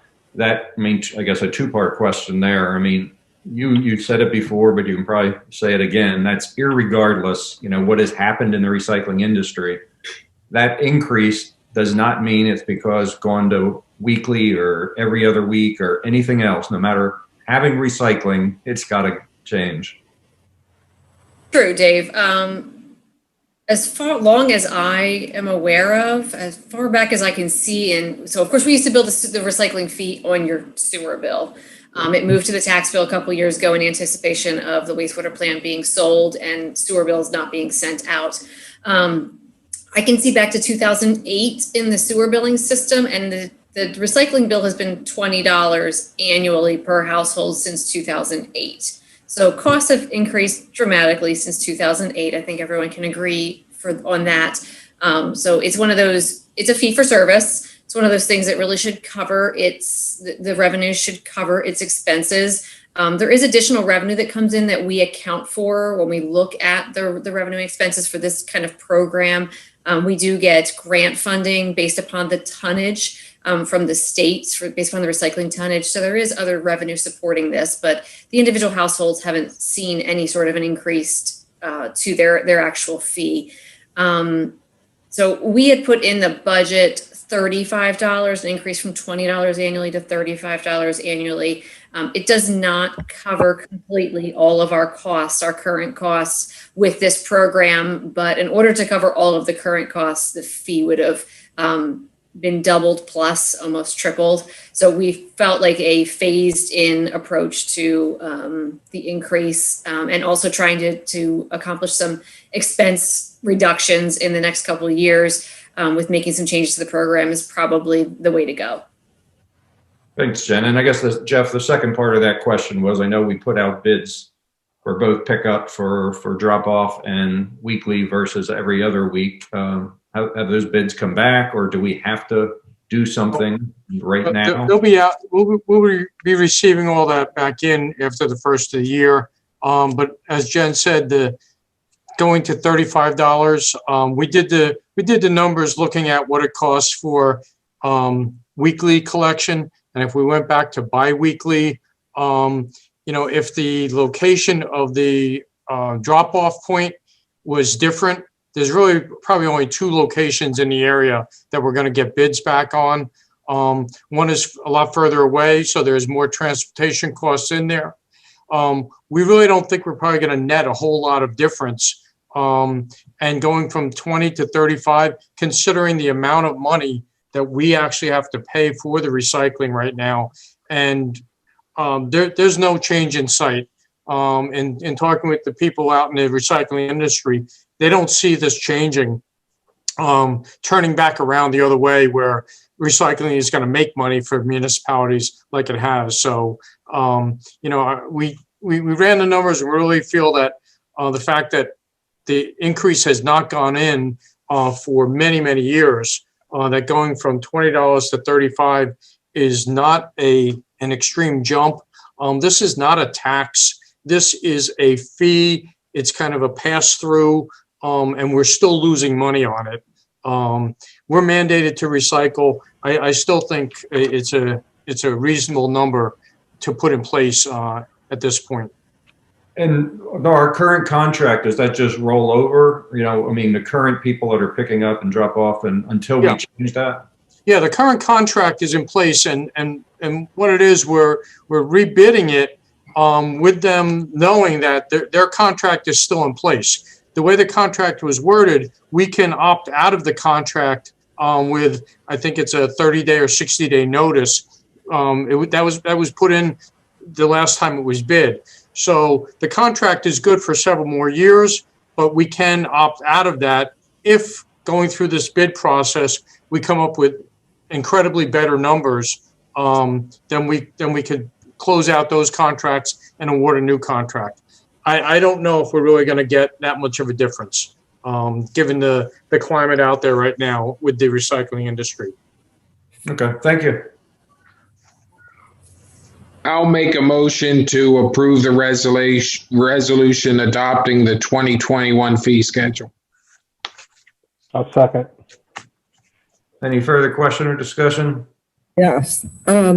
I wasn't very happy seeing the fees for the Dunn Center or upstairs or downstairs, I think are a little high for the residents. And that was my only concern with it. I just wanted to let you know about that.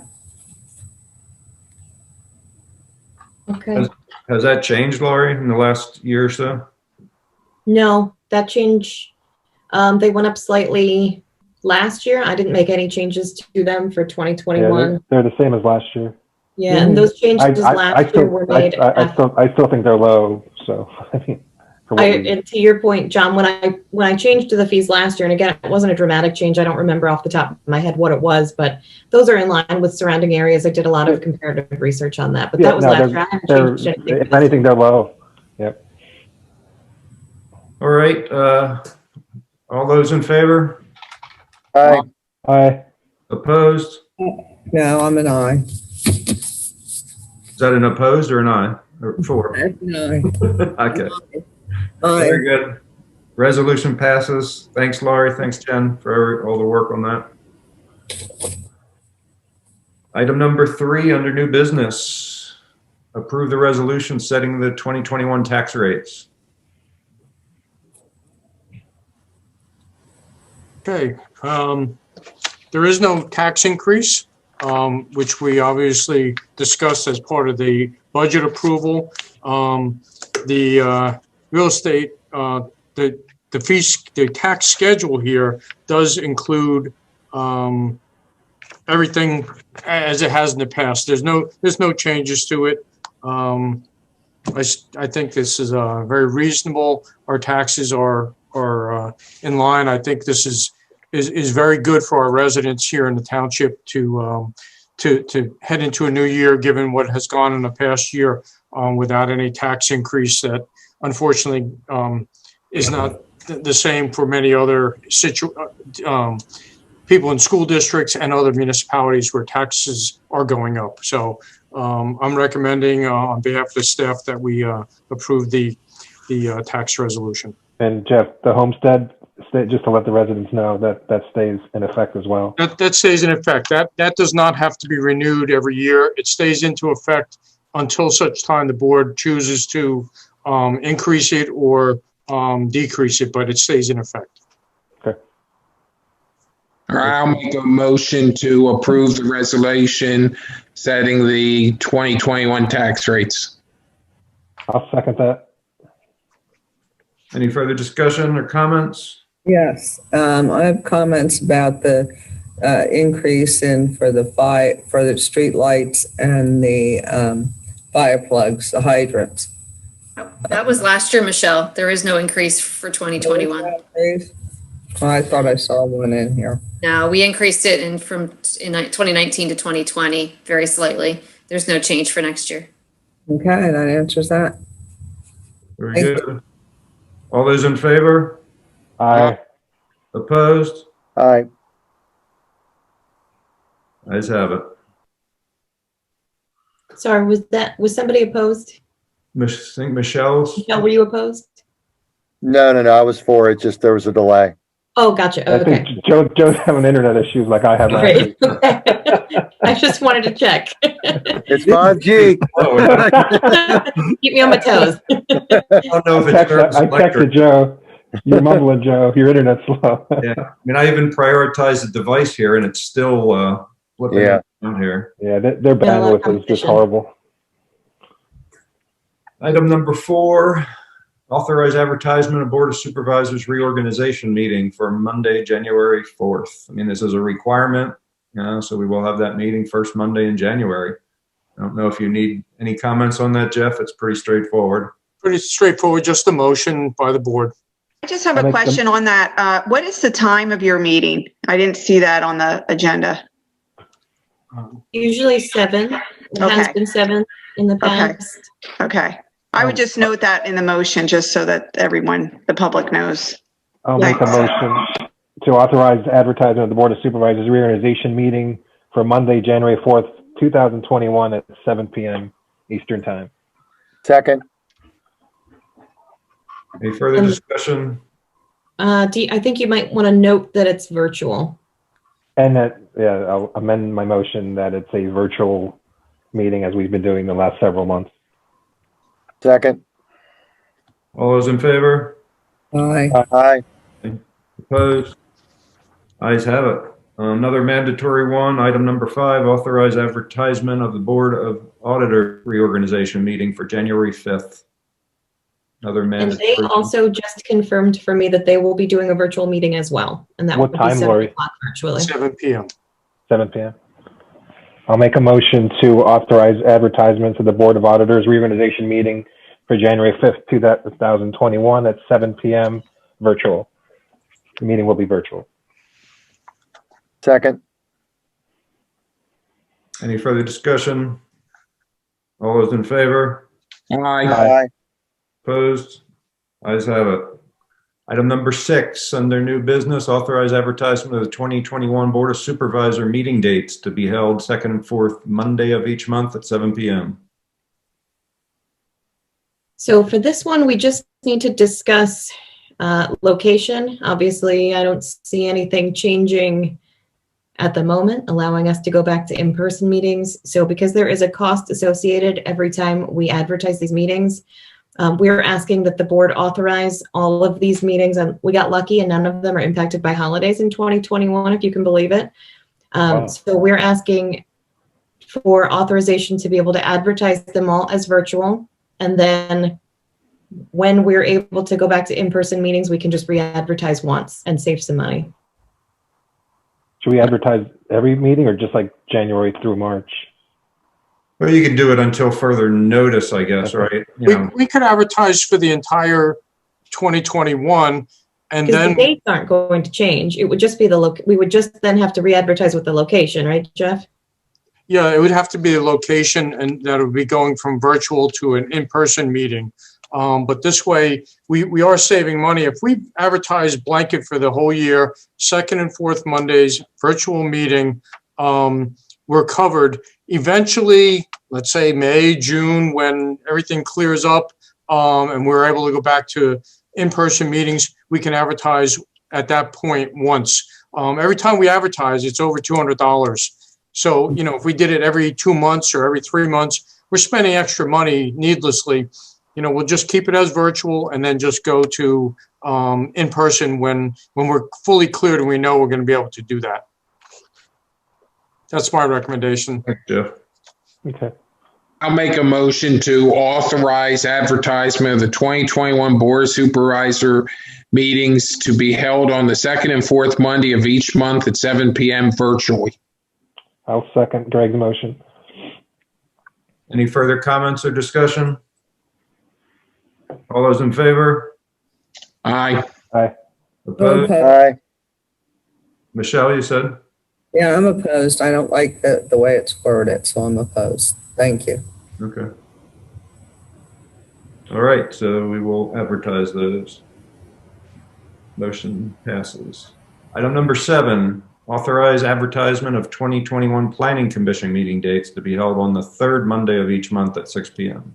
Are they doing theirs virtually as well? Yes. Yes.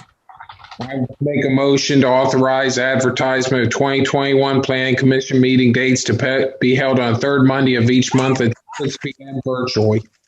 I'll second. Any further discussion? All those in favor? Aye. Opposed? Ayes have it. And item number 8, authorize advertisement of cancellation of the December 28th Board of Supervisors meetings.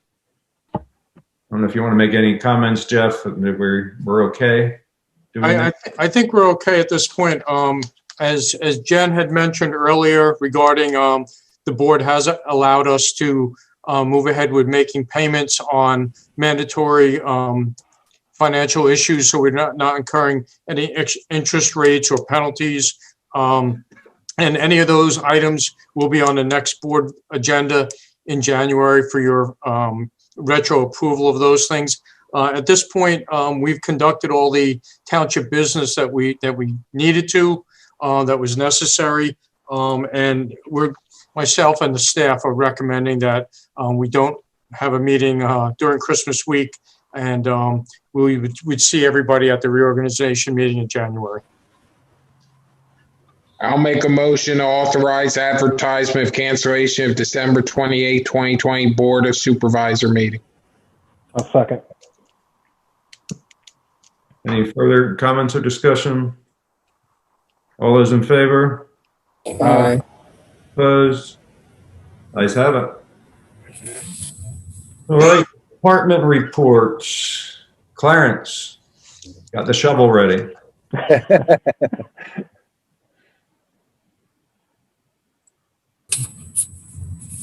Clarence there?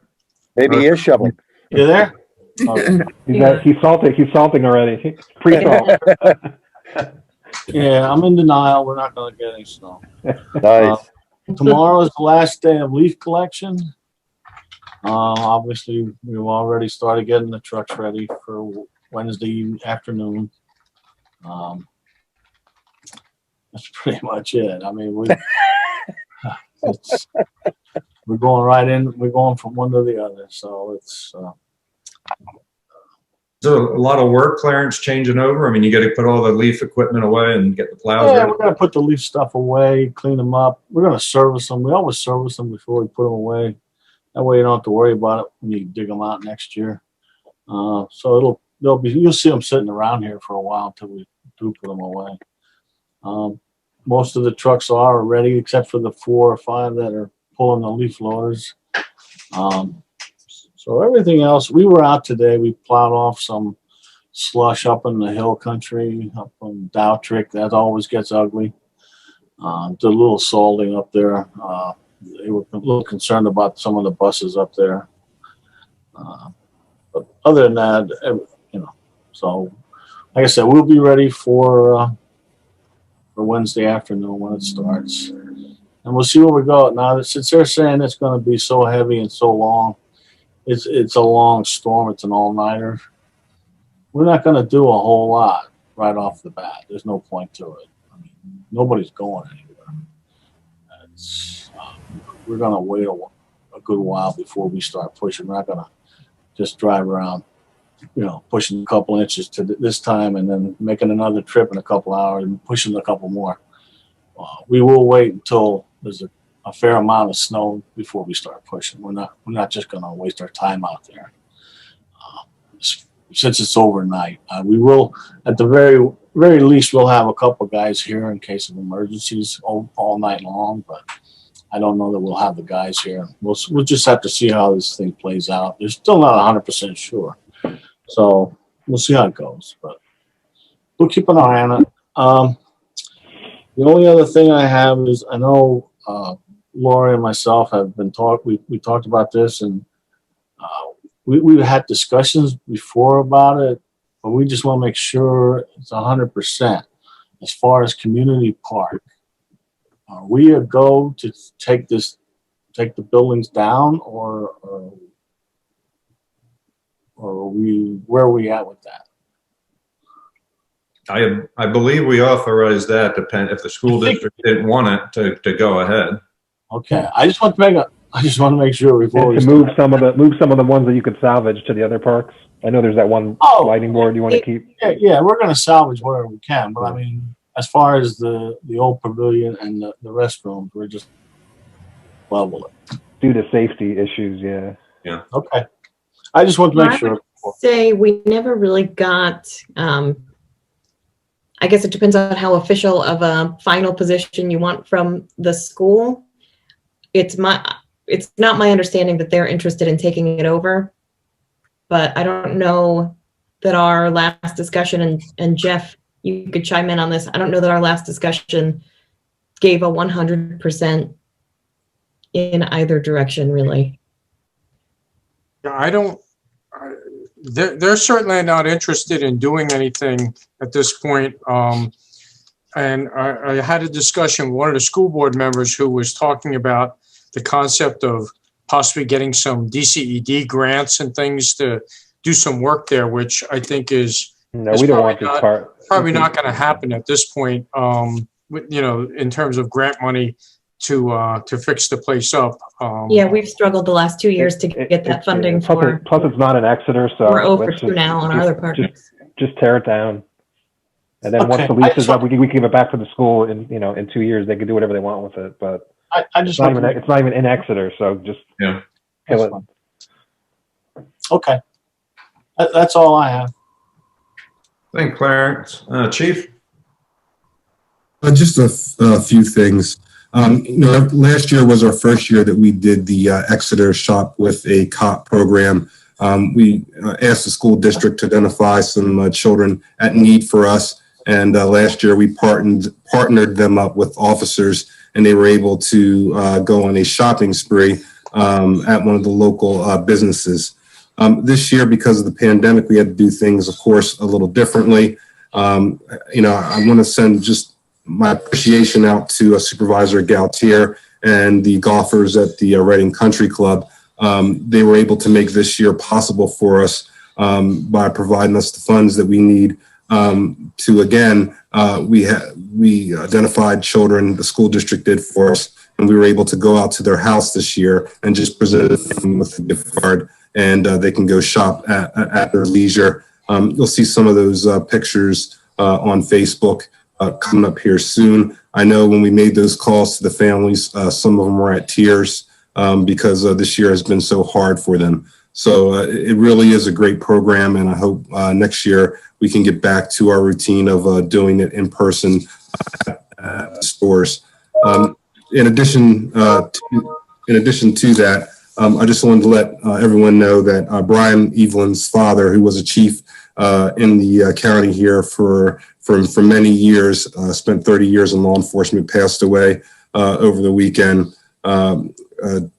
He, in addition to being Officer Evelyn's father, he's also the father-in-law to Detective Walbert, Andy Walbert. And also, just so you guys know, the residents, please, if you haven't already, you can go to the township website and sign up on SwiftReach for the emergency alerts for anything snow related. The sign up information's on the township website. Yes, and if I could just add to that, because that just reminded me, Clarence did put today, the announcement went out, a snow emergency is in effect. It begins, Clarence, Wednesday at noon through Thursday at 3:30. Yeah. And as Chief just mentioned, we did use SwiftReach for that. And Sergeant Bent sent me some stats here. So we were able to reach, with our emergency alert system, over 1,500 people by phone, 1,400 by email, 1,200 by text. I suspect a lot of those are the same people, because I know I apparently signed up for every format because I got a text, an email, and a phone call today. So, but we do need to, we've been pushing to get people to sign up. We do need to continue pushing so we can get our numbers back to where we had been with Code Red. So yes, that is all on the website. Anyone can go on there and sign up. And if they need help signing up, they can call us at the office and we're happy to help. But that's the best way to find out what we're doing. Thanks, Laurie. Joe. Just a quick update on the Butter Lane Culvert project. Construction did begin. Unfortunately, the weather hasn't been in our favor, but we did get some of the embankment stabilized. The contractor was able to pour the footings for the concrete retaining walls and form up the head walls, but with the anticipated weather conditions, it's probably going to delay progress on the project. So hopefully we won't get too inundated with snow and we'll be able to at least get the pipes in the ground. That was scheduled the week of December 21st, but we'll have to wait to see what the weather conditions bring out. But things are progressing slowly, but they are. That's all I have. Thanks, Joe. Liz? Yes, I do have something tonight. We have a situation with a prior sewage enforcement officer. It actually is Burks and Virotech Inc. I believe they were providing SEO services to the township around 1994. Will, and I don't know if Will is still in on the meeting, but Will has been trying to get records from Alan's office for quite some time for these on-lot systems, specifically Glenolly Farms and other properties. He's looking for inspection reports from Alan, water testing data, etc. And when Burks and Virotech was the sewage enforcement officer, as you know, he was appointed to do that work on behalf of the township. So any of those records, permits, testing results, inspection results, they are all, they should all be considered property of the township. And Mr. Madera refuses to provide copies of those reports and materials to the township. He wants to be compensated for time and material to produce those records. He's not giving, us, an estimate of how much time that would take. He's just saying that he wants time, he wants to be paid for this, and he's not going to hand over those materials. So what I suggested to Will, I know Sam, your prior solicitor, was attempting to get these materials also from Alan, and he refused. I think the best thing to do and the most cost-effective way is to file a petition in court for injunctive relief, requesting that he turn these documents over to the township because they are township documents, because they were, he was acting on behalf of the township when he did all of this work for the township. And that's what I can suggest to you at this time. I would ask for your authorization to have our office do that. I don't know if Will has anything to state at this time, or if you have any questions for me. No questions. I think we certainly need to do it. Yep. Okay, so at this point, I would just ask for a motion from the board to authorize our office to file the necessary court action to obtain these documents from Burks and Virotech, the prior SEO. I'll make that motion. I'll second it. Any further discussion? All those in favor? Aye. Opposed? Ayes have it. And that's all I have for tonight. Thank you. Thanks, Liz. Jeff? Yes, just a couple quick things. Obviously, Clarence does not want to have to be plowing snow for 24 hours. But we are going to get a snowstorm.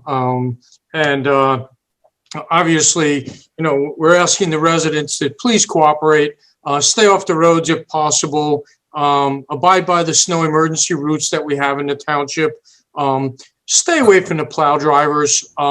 It's very difficult out there plowing.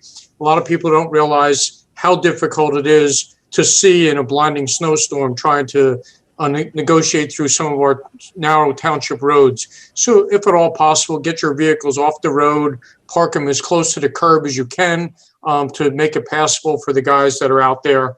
And as a side note, please don't throw the snow or ice or anything out in the roadway. First of all, it's illegal to do that, to discharge any type of materials out into a public road, whether it's a township road or a state road. It's illegal to do that. And it causes a lot of dangerous situations where people are driving along a road that has been plowed and all of a sudden they hit a pile of snow that froze that somebody discharged out there. So please, be courteous to your neighbors and take care of those things. The final note I have, basically, I want to thank my staff and for all their assistance and dedication. We've had a really difficult time since I've been here the past 6 months. And I really appreciate all the work they've done. And I'd like to thank the board for their support and confidence in me and my staff. Tomorrow I'll be here 6 months. And it's been great. And I'm looking forward to quite a few more months here. So wishing all of you a very happy holiday, whatever you celebrate, and a much more optimistic new year in 2021. Thanks, Jeff, and congrats. Thank you. Time flies when you're having fun, right, Jeff? It's great. We had a great meeting. We got all that stuff approved. Yes. Public comments, non-agenda items. There were none submitted. None submitted. Okay. Supervisor reports. Michelle. Yes. I saw something in our pile of papers about a subdivision on the promenade. Can you tell me about that? Or can somebody tell me about that? A subdivision being performed? That was Exeter Commons. Pardon? Exeter That was Commons. Exeter Commons, you mean, not the promenade. Oh, yeah, I'm sorry. The Commons, I'm sorry. Was this what, is this what we talked about Yeah. at the last meeting? Yeah, we talked about this in length, how, Jeff, you spoke about it very well, Jeff, how these big box stores are kind of subdividing because it makes more money for them with the way that the economy is going with big box stores. Yeah, it's going to be a subdivision process. I thought it was on the other one. And the right to know requests. We have to make sure that when we send them out, that we send out, but it's totally filled out with the date and the signature and all that. I had a couple people ask me about that who didn't get it. And I guess that is all. I wish everyone a wonderful holiday season. And I hope that we don't get a lot of snow for Clarence. I'm thinking of them. And I'm looking forward to next year. Thanks, Michelle. John? Just want to give my hats off to the entire staff for the Santa tour.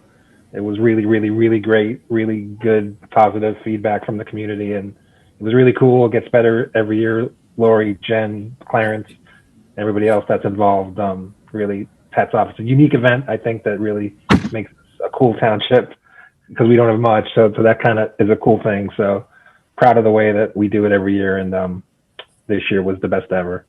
So thanks to everybody that's involved with it, from, all the people on to decorate the trucks and do everything. Just great job. And then Merry Christmas, Happy New Year to everybody else. Very good. Thanks, John. Yeah, great job with the Santa tour. That was fabulous. Good for bringing that up. Hey, John, you got to get your neighbors to move that car out of your cul-de-sac. We couldn't come into your street. I know.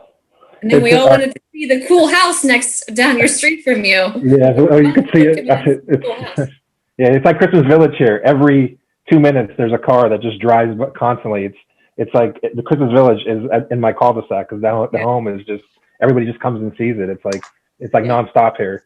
I love that. That's like my favorite one. They have that outhouse there. It's so funny. Yeah, it's crazy. But like, it's like I can't even get, one time I couldn't get into my house because there were so many people driving around it to see it. And, I got angry. So. Well, yeah, I like it being in your neighborhood then, I guess. But I won't be a Grinch, so I'm happy.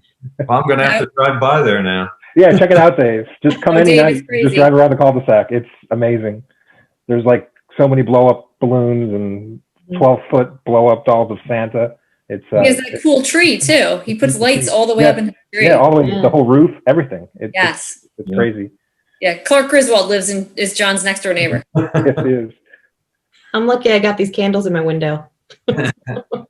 Very good. Joe?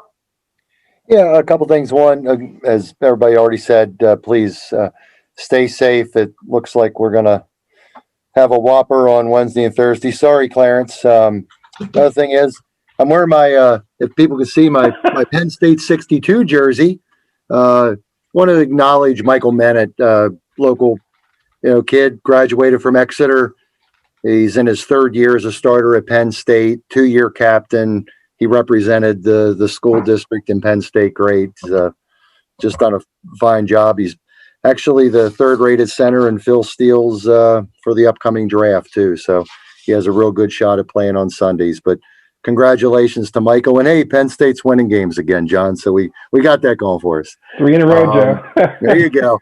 And again, thank you to everybody. I really appreciate all the work done through the budget process. Want to wish everyone, obviously, a happy holiday. And then the last thing, I would just one suggestion. I don't know if we've done this in the past, but we did it on the school board, is to have a board workshop at the beginning of the year where we can discuss goals, plans, prioritize things of that nature. I don't know if it's been done in the past, but I think it's something we should consider. So that's it. Thank you. Thanks, Joe. Greg? I want to compliment a community group. Leadership at Schwarzwald Lutheran organized a toy give for primarily families who patronize the Exeter Food Pantry. They were able to give gifts to 350 kids. So they deserve a lot of credit for that. Happened last Friday. The second thing is, I'm not sure if anyone's really thought about this, but to my fellow supervisors, I believe we had 100% attendance at our meetings, with the exception of me being late for 15 minutes one time and John missing a budget meeting, which he stated when we scheduled he wouldn't be able to be at. So I just want to compliment everyone on the board for that. I think that's kind of unusual. And then I want to thank the staff for a good year and all their help. Happy holidays, everyone. That's interesting, Greg. Is that the whole year we had perfect attendance? Wow. We did. Yeah. Wow, that's wonderful.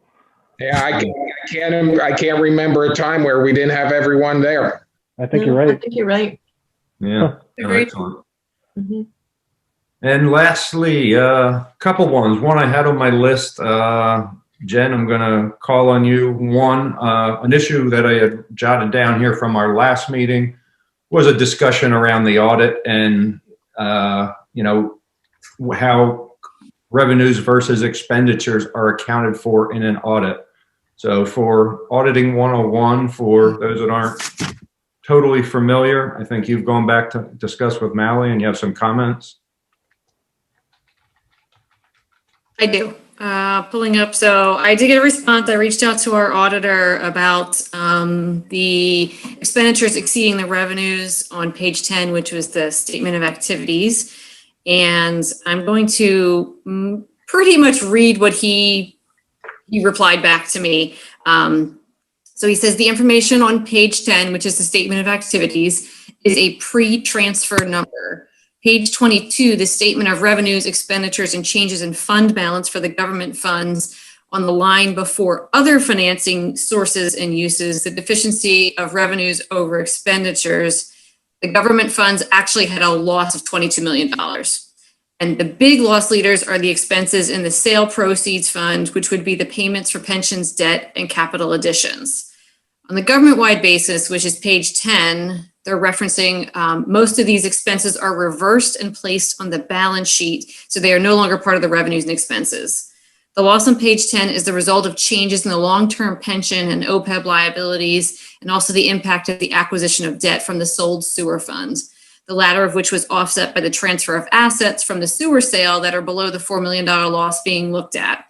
The $1.875 million lawsuit settlement is part of these expenses as well. It says, ultimately, because the statement of activities, which is page 10, incorporates so much long-term asset liability activity, it's not always the best indicator of current operational health. It can actually be rather confusing compared to the fund financials, which better reflect annual operations. So there's a lot of moving parts, basically, when you're looking at the audit with long-term and short-term assets and liabilities. So it's not true cash in, cash out. It's they're amortizing things, they're putting things on the balance sheet, they're reversing things out. So it's not a real accurate reflection, especially on that page 10, of what's actually happening with the cash position of the financials.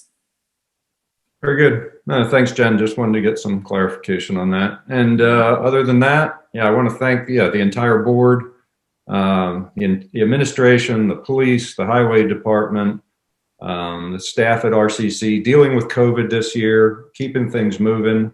I think an excellent job, excellent performance. So commend everyone on that. And other than that, I just want to wish everyone a happy holiday and it's a safe and prosperous new year. Hopefully next year will be a little easier going. I'll make a motion to adjourn. I'll second it. Any further discussion, comments? All those in favor? Aye. Opposed? Aye. Ayes have it. Have a happy holiday and new year, everyone. Good night, everybody. Good night. Happy holidays. Happy holidays.